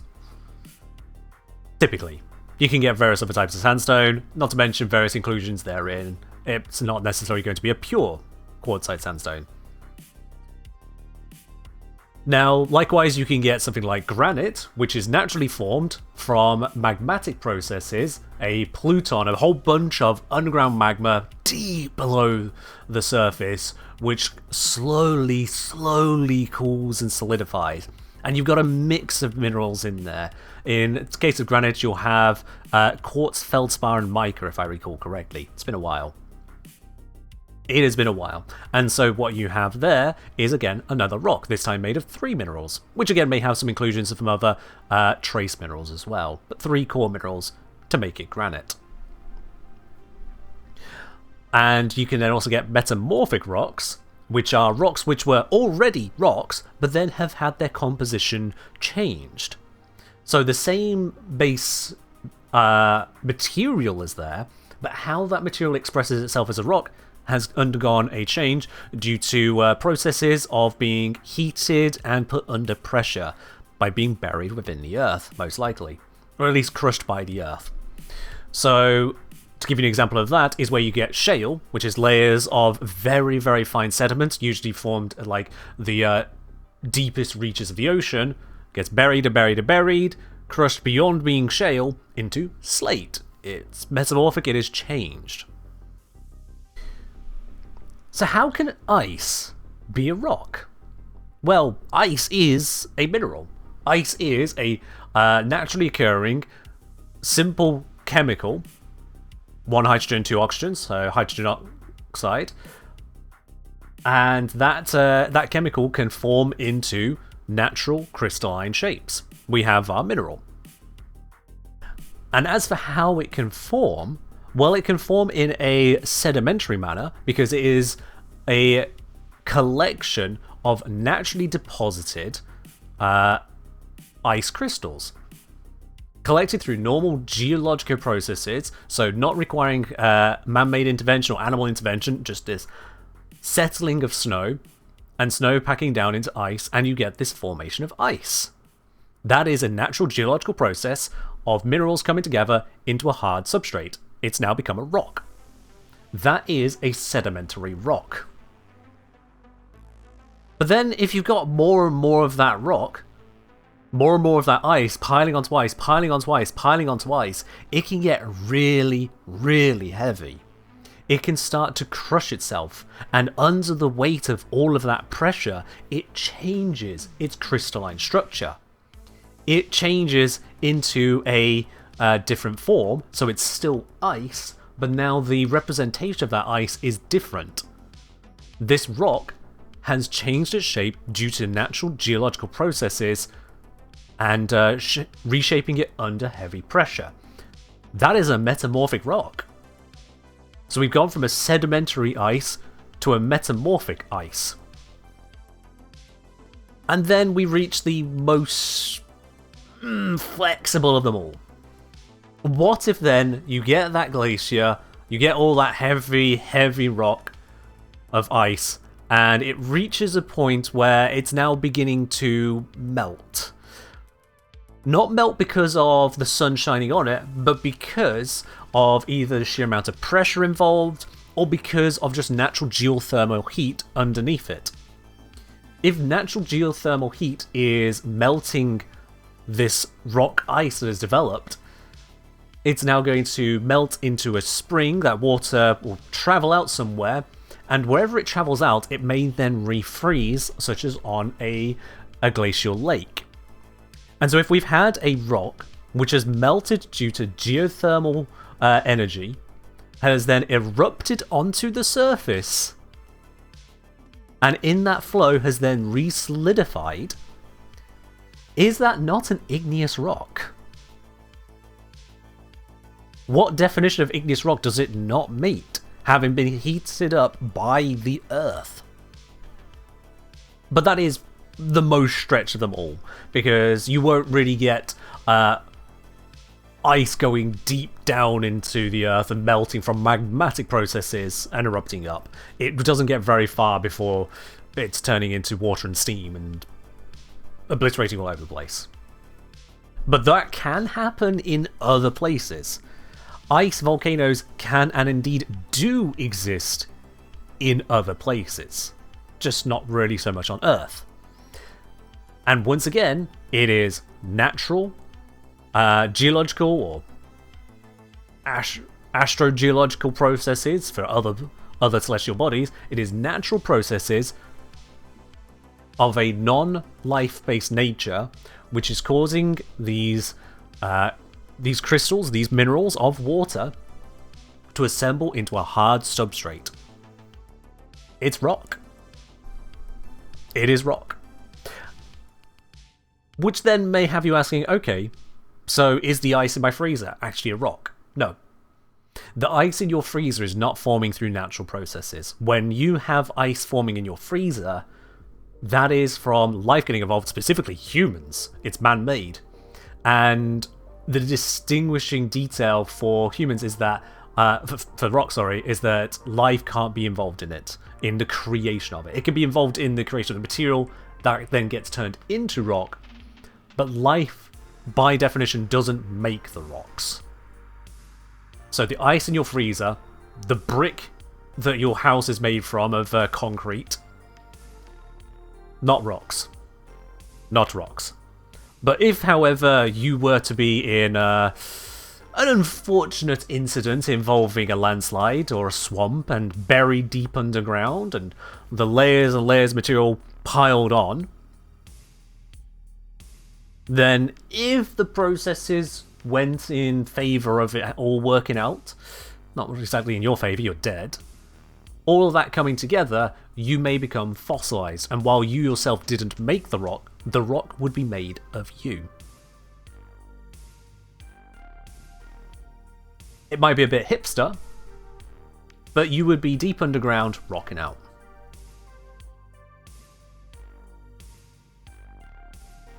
We can indeed become rock.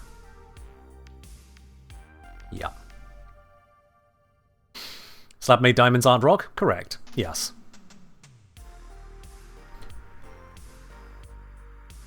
So yeah. Ice can be a rock. It isn't just a rock. It isn't automatically a rock. Ice is a mineral. It's a mineral form of frozen water. And there are many forms of ice. Don't go reading into that too deeply, you might get a little bit scared. Some of them are weird.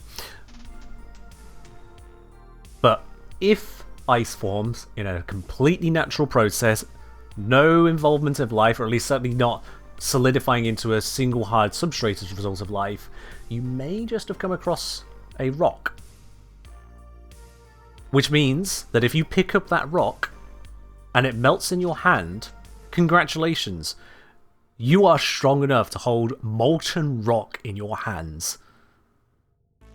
And depending on the composition, it may even be safe to lick. Probably boil it first. Alright. Let us continue on with the Oberon bits and pieces. Let us continue on with those. With careful play then, Oberon will support the whole team forever at infinite range. But allies don't usually need that. Most people enter a mission with enough defense to protect themselves. The few who don't are usually with friends or complaining on Reddit. Luckily, I have to throw the shade at Reddit, of course. I have to. Even if you have a look at some of the recent threads as to who's the best content creator to watch, and, well, that was certainly a nice affirming thread to come across. I'm still going to throw the shade at Reddit because there are always those who go, blah, blah, blah. Is lava wet? It can be. But water lava is not wet, because water can't be wet. But lava can be wet. It's not always, but can be. The few who don't are usually with friends or complaining on Reddit. Luckily, we're not just buffing players. Oh, that was a very high pitch. I'm going to keep it in, but that was a very high pitch on there. Luckily, we're not just buffing players. Okay, sure. Don't let anyone tell you I haven't got range. On Reddit. Luckily, we're not just buffing players. Oberon's renewal applies to How can water not be wet? To be wet is to be covered in water. Water, by definition, cannot be covered in water because it is just more of the water. So water itself isn't wet. Water makes things wet. And it can't make itself wet because it's just more of itself. It is the covering of water. Water can't cover itself. Just buffing players. Oberon's renewal applies to companions, to NPCs, and perhaps most crucially of all, it applies to defensive objectives like cryopods and excavators. Let's cut that a little bit there. Excavators. Oh yes, those unarmoured and flimsy excavators, which seem to easily get... What happens to the boundary between two oceans? I mean, depending on the currents, you might notice two sets of different compositions of murky waters, choosing not to mix too much, but I mean, they do still mix. But what do you think is happening at the boundaries? If they're not mixing, then they're not combining, they're not part of each other, they're not touching, right? And if they are touching, they're actually mixing, so... well, it defeats your entire question. They're still not wet. Water isn't wet. The things that go in the water get wet. Flimsy excavators, which seem to easily get one-shot after the first few rounds of the circuit, can actually face-tank the enemies bearing down on them. And yes, that is true. We did do a level cap excavation on the circuit with Oberon, and the excavators the enemies bearing down on them. Sadly, this does not apply to mirror defense objectives. I'm just going to double check the timing because I was talking over that. How's that sound? Seem to easily get one shot after the first few rounds of the circuit, can actually face tank the enemies bearing down on them. Sadly, this does not apply to mirror defense objectives. If I'm honest with you, this healing and tanking is not game changing for most of Warframe. When will this video go live? Probably next week, because people insisted on having a long tip-athon. Okay, I set it up that way. And so I've not got as much done here as I would expect because, well, I've been distracted by stream and people asking me, is ice a rock? Changing for most of Warframe. For Oberon, it provides a lower intensity means of tanking, at least compared to constantly hoovering up health orbs. Use Renewal in combination with Hallowed Ground, not only to softly crowd control enemies with radiation procs, but also to double the healing effect. Warframe's allies, even the... Something in there, I can hear it. There it is. Healing effect. Warframe's allies, even the excavators, get double healing from Renewal while they are inside of a patch from Hallowed Ground. No, Frost is not a rock frame, because Frost does not use natural ice. Hallowed Ground. This combination of effects grants control and tank enough to handle the likes of ETA, and can scale beautifully in the circuit. With our control, a little bit less on that gap there, in the circuit. With our control, tanking and reckoning all considered, this leaves us with Smite. Atlas should deal cold punches, you can mod Atlas for cold, so congratulations! Yes, it can happen. This leaves us with Smite. The first ability is a... Oh, I said it wrong. This first ability... Yeah, I remember now, I said that bit wrong at first, so I had to redo it. This leaves us with Smite. This first ability is a targeted damage dealer. You simply point at an enemy within range and smack them with Smite. Immediately on cast, the target will have... My housemate is just going down the stairs. I did say they're working from home. So that's this first ability... Yeah, so we have to restart, that's fine, yeah, I restarted. You simply point... Where was it? This first ability... There we go. Oh, God. Was there more? And smack them with Smite. He's doing the washing up. One moment. Turns out it's lunchtime. With our control, tanking, and reckoning all considered, this... Right, let's just get to the... With first ability. This first ability... There. Okay, cool. Whew. This first ability... Right then. Leaves us with Smite. This first ability is a targeted damage dealer. You simply point at an enemy within range and smack them with Smite. Immediately on cast, the target will have all overguard and armor permanently removed from them, regardless of your strength. They then take down... I can clear out that last little bit there. Where was it? It was here? There it is. That one sounds weird. Regardless of your strength. They then take damage based on a portion of their hit points. This starts at 35% and is capped at 75% with 215% strength. Strength. A horrible click in there, but I don't see it. That? Yes. 115% strength. There we go. Sorry, I didn't breathe. No matter the level of the target, this starts at 30. Yeah. With 215% strength. No matter the level of the target, this will always scale to take a chunk off their defenses and hit points. There we go. In some of my early videos, I didn't really understand the best way to include timings in these audio, these waveforms, and so if you watch my really old videos, you'll notice that there are much longer gaps between sentences. I just had the timings completely wrong. Chunk off their defenses and hit points. The 75% cap isn't the end of things though. If you apply a suitable boost, as in to increase your ability damage by just 1/3, you will be dealing 100% of their hit points as damage. Believe it or not, let's take out just a little gap there. There we go. Of their hit points as damage. Believe it or not, when something takes damage equal to its hit points, it dies. This can... Yeah.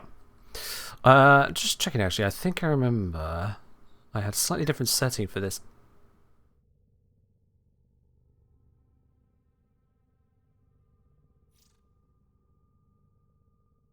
Which mission comes first, the Arcing mission or Heart of Deimos, because they both got unlocked at the same time?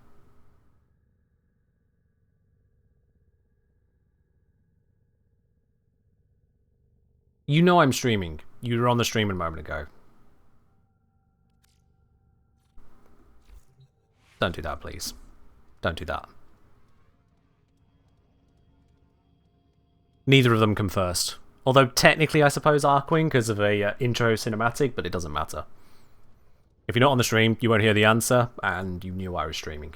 You popped up, what, like an hour ago? Yeah. It dies. This can come in the form of Archon shards for extra damage on irradiated enemies, ability buffs like Raw, damage buffs like Viral procs, or if the enemy is simply vulnerable to radiation damage. With no outside help whatsoever, a capped smite on a typical Murmur enemy will one-shot them, as they take 50% extra damage from radiation. Cool. Alright, that entire section just smoothly went through, no changes needed. From radiation. This does go both ways though. Enemies with additional damage reduction, either specifically against radiation, like with the Corrupted, or in general like boss units and acolytes, they will not... Oh! Okay, that's a very crackly breath there, so I'm just going to wholesale delete that, and it should flow. Erupted, or in general like boss units and acolytes, they will not be so easily one-shot. For many, good enough, let's get rid of whatever that alliance is. For many, it's simply not possible. You'll strip their defenses, but need to kill them another way. Yeah. Yeah, I was about to check the audio. So you're receiving desktop audio at -5.4. I am receiving that. Yeah, you're hearing it about the same volume I'm hearing it. That's good, yeah. It just comes through on different channels for you and me. That's fine. Oh, blimey. I've just looked over at the tip-athon time. We are down to 10 minutes left on it, which is a while considering the highs that it got to just a couple days ago. Good God. So, you know what? As we are nearing the wrap-up on that, we do still have, if I have a look here, yep, we do still have one more QTCC giveaway to do to finally, truly wrap it all up. So how about we get that up on screen here, shall we? Let's see, so that is that one there. One more QTCC giveaway using this good old giveaway arena. And this will be for 250 platinum. Let's get that open. If you'd like to have yourself a chance to win 250 platinum as we're coming to the end of wrapping this up, then type into the chat !win QTCC for a chance to grab that there. This is, again, as a result of the sheer amount of generosity from people's donations towards QTCC throughout the entire month of October. And in fact, we're at $7,250 raised.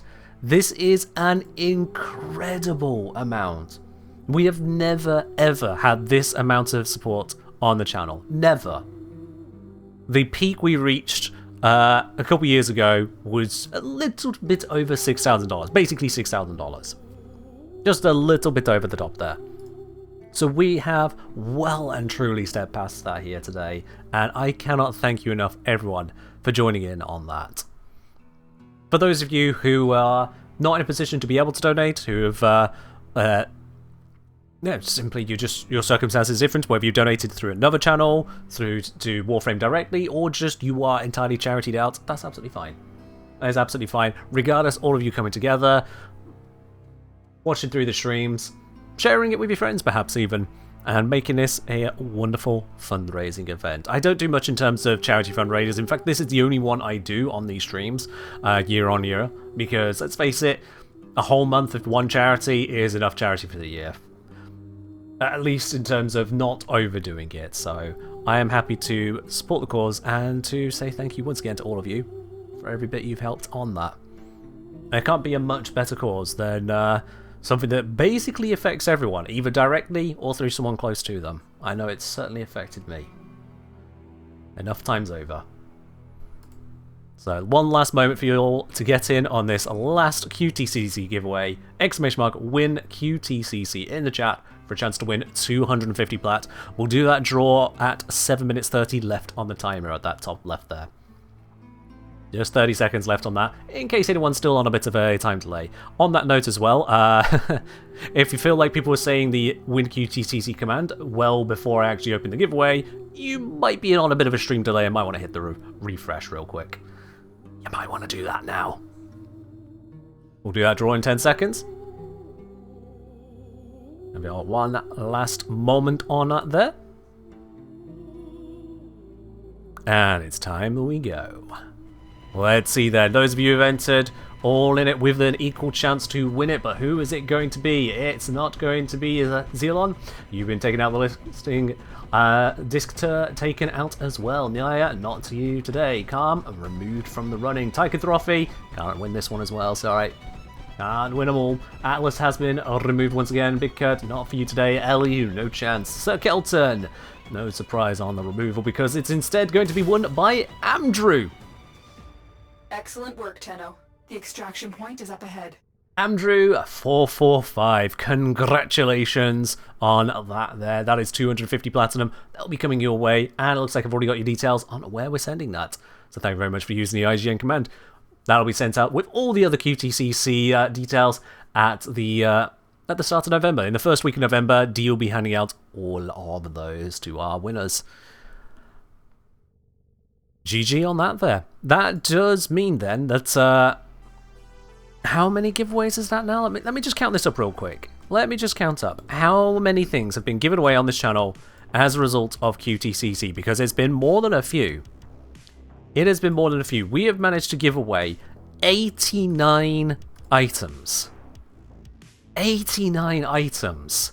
Woo! That's many lots of 100 platinum, a whole bunch of 250 and 500 plats, 7 different, well, 7 repeat packs of Prime Accesses, 7 Prime Access packs gone out to people there, and a couple Valkyrie Heirloom packs as well. Absolutely well deserved by everyone in this community. Absolutely. Absolutely. We got a few minutes left. Let's wrap up the last bits of the Oberon audio. Not going to get through all of it, but as much as we can get through on that there. Yes, indeed. Alright, let's switch us back over to this.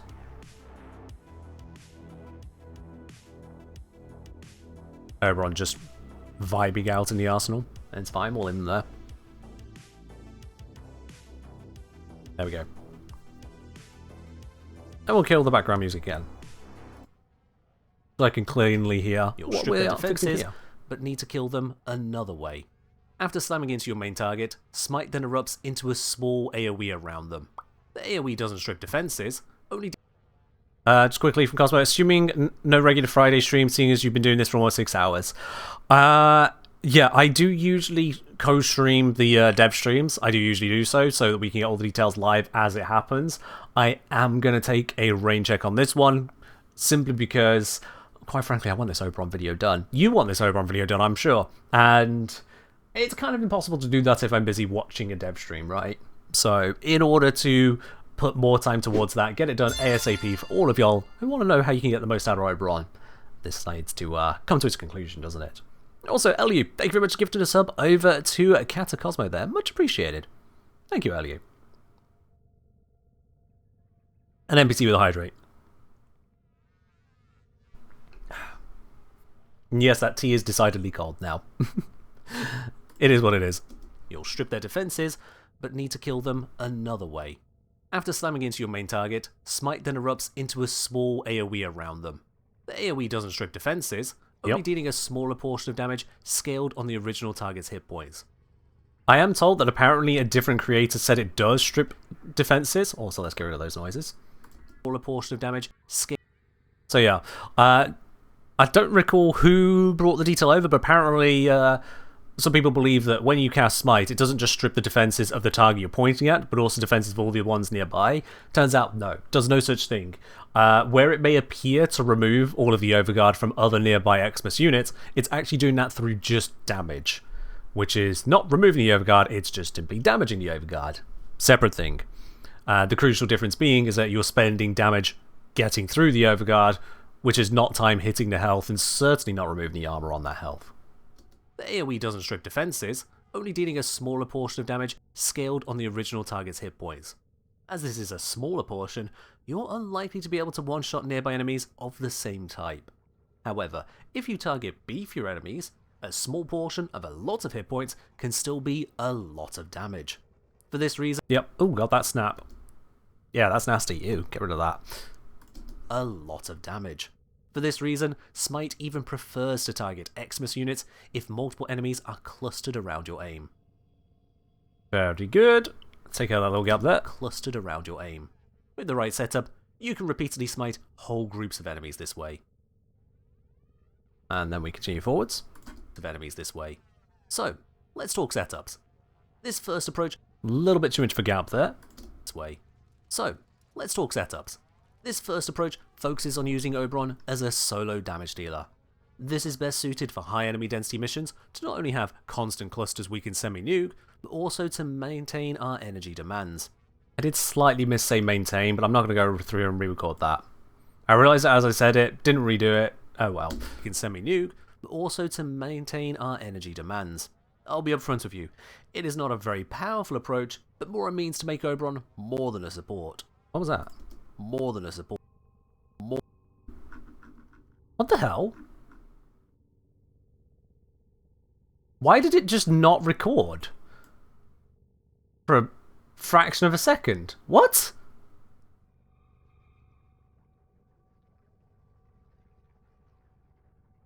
Right, okay, that's weird. Ellie said, probably a repeat question, I'm sure it's been addressed already. Do shields work against a health-based damage? So, do I say health-based or hit point-based? No, I do say hit points. The damage is scaled on the original target's hit points. A small portion of hit points. Yeah, it's hit points. And it is health and shields. All hit points. So, despite not DE, I am being specific with my terminology there. Which means that if it is a corpus unit and you hit a 100% smite on them, 75% plus whatever bonuses to make it 100%, you do indeed one-shot them. The shields don't save them from death that way. Do overshields count for hit points? It will be hit points because it's based on current hit points, so should also affect overshields, yes. Right, let's see. Where's the wave going on this? This one's going to be an ugly one to fix. Let's go there to there. Cleave it, and then give it a little repair. That should get rid of that crack. A powerful approach, but more a means to make Oberon more than a support. Nope, didn't fix it. There's still something in there. What's going on? Okay. Yeah, I see. I see what I did. I didn't correctly attach the waves. The correct attachment is there.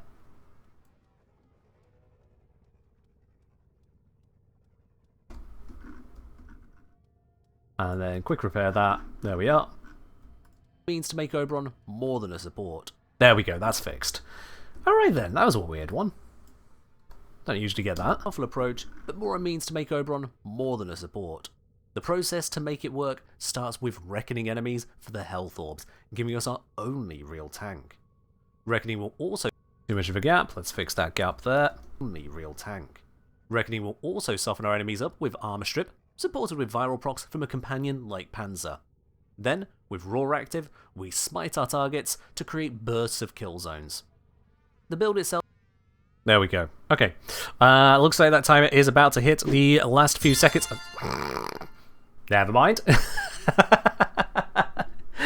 Red Piandaro, thank you very much for dropping your prime here. Much appreciated. I will... You know what? I'm going to be unceremonious about it. The moment that timer hits 0, I'm going to do the dev short special. I'm just going to hit the stop streaming button. So thank you very much for dropping your prime here. Much appreciated. Cheers indeed. Alright, let's get the last bits of these in as much as we can. Bursts of kill zones. The build itself looks like this. The first focus is on all of the range. The AoE of Smite is not that big, so max... There's a little bit too much gap there, let's take that out. Just doesn't flow well. The build itself looks like this. Yep. The first focus is on all of the range. The AoE of Smite is not Thank you, 3 Chaos 3. So maximum range means maximum value. Oh, what was that? Range means maximum value. Ah! Maximum. Where is that? Maximum. Is that my thumb? That's the snap of my thumb, isn't it? My thumb joint. Max. Ugh. Yo, Ellie, thank you very much for the gifted sub over to Meridek as well. So it's both 2 months there from 3 Chaos 3 and a gift from Ellie as well. Thank you very much, you two. Much appreciated. Oh, we've started a hype train. We've started a hype... I'm not allowed to stop a stream during a hype train. You bastard! You found a loophole! You bastard!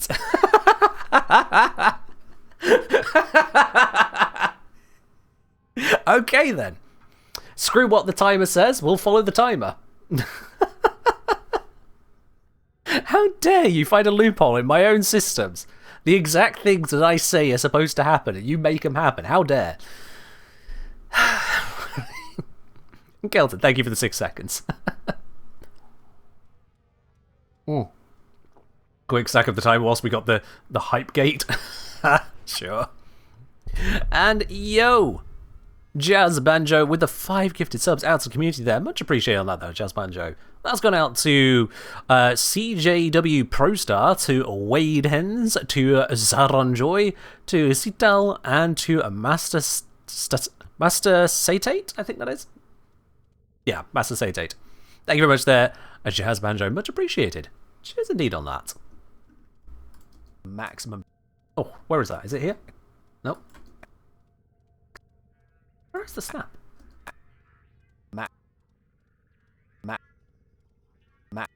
There it is. There's where my thumb joint cracks. So if I just grab that, hit the repair, it should be gone. Maximum value. Nope, I didn't find it. Or has it got an echo on it? Oh, it might be so loud it's got a little bit of an echo.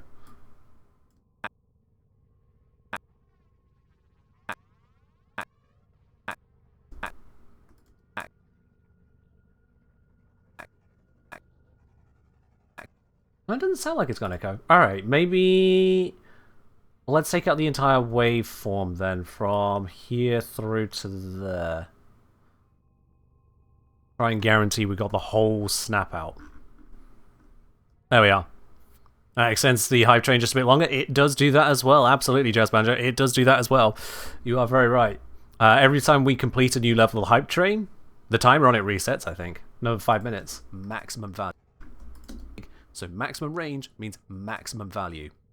There we are. It's not perfectly taken out the sound of my thumb going, but it's got the majority of it. That's good enough. If you're listening to the video later, and despite the background music, you do hear that small sound about 8 minutes into the video, now you know what it is. It is the sound of my thumb trying to obliterate itself. The AoE of Smite is not that big, so maximum range means maximum value, enhancing the radius of reckoning in the process. Beyond that, there we are, and we'll cut out that silence there. What's going on here? Beyond that, we have plentiful strength. There. Beyond that, we have Beyond that, we have... Oh, there's a crack in that, so you know what? I'm going to splice this. Beyond that, we have... that. Ooh. Yeah. Beyond that, we have plentiful strength for a high roar and AoE multiplier. I stumbled on that. Oh, goddammit. Beyond that, we have... Let's bring that in over here. Do we know the dev stream starts? Yeah, 50 minutes from now. 50 minutes. So the stream is going to wrap up before then, on when both of these timers, both the Tip-athon timer and the hype train timer have run out. Once both of those have ended, we'll be wrapping up the stream. And then, yeah, go have yourself a short walk, drink, freshen up or something in advance of the dev stream. I will not be co-streaming today's dev stream because, quite frankly, I have been streaming a hell of a lot of hours in the last 3 days. A lot more than I would usually do. In the process. Beyond that, we have plentiful strength for a high roar and AoE multiplier, enough duration to not keep casting roar all that often, and arcane battery as our source of energy max. There we go. Max. If you don't use a viral priming companion, you will need to use a status priming weapon instead. Yeah, the viral is crucial. We discussed it at length. There's no other way to make it happen. The viral is crucial. Weapon instead. Without this, the AoE damage... Oh, hello. Without this... Oh, it's in here. There it is. There it is. I see ya. Little snap there, little snap there. Is it just those? Nope, there's one. Without this, the AoE damage simply isn't enough to kill, and there's last 50 seconds left on the hype train. Setup. Without priming, the AoE damage this build deals with Raw is only 59% of the main target's hit points. Cool. Alright then. Looks like we're going to get the last few sentences in here, and then that is where we're going to wrap up. We're going to wrap up very unceremoniously because it's hilarious that way. Sure. And I will be live again on Sunday with some more, just straight up Warframe rather than video editing. You can have a look at all that good stuff once again. Give a speech? I feel like I've been giving speech for the last 20 hours, Cosmo. So, you know, only how much more do you want from me, really? Of the main target's hit points. Sure. If you hit an Xmas unit... Oh, I don't see you. Sit Bruce. tight, rock boy. Thank you very much for the Prime sub there. That's not enough to kick over the hype train to the next tier, though, so that will bring it to its end. Thank you very much for the sub there. Much appreciated, and goodbye.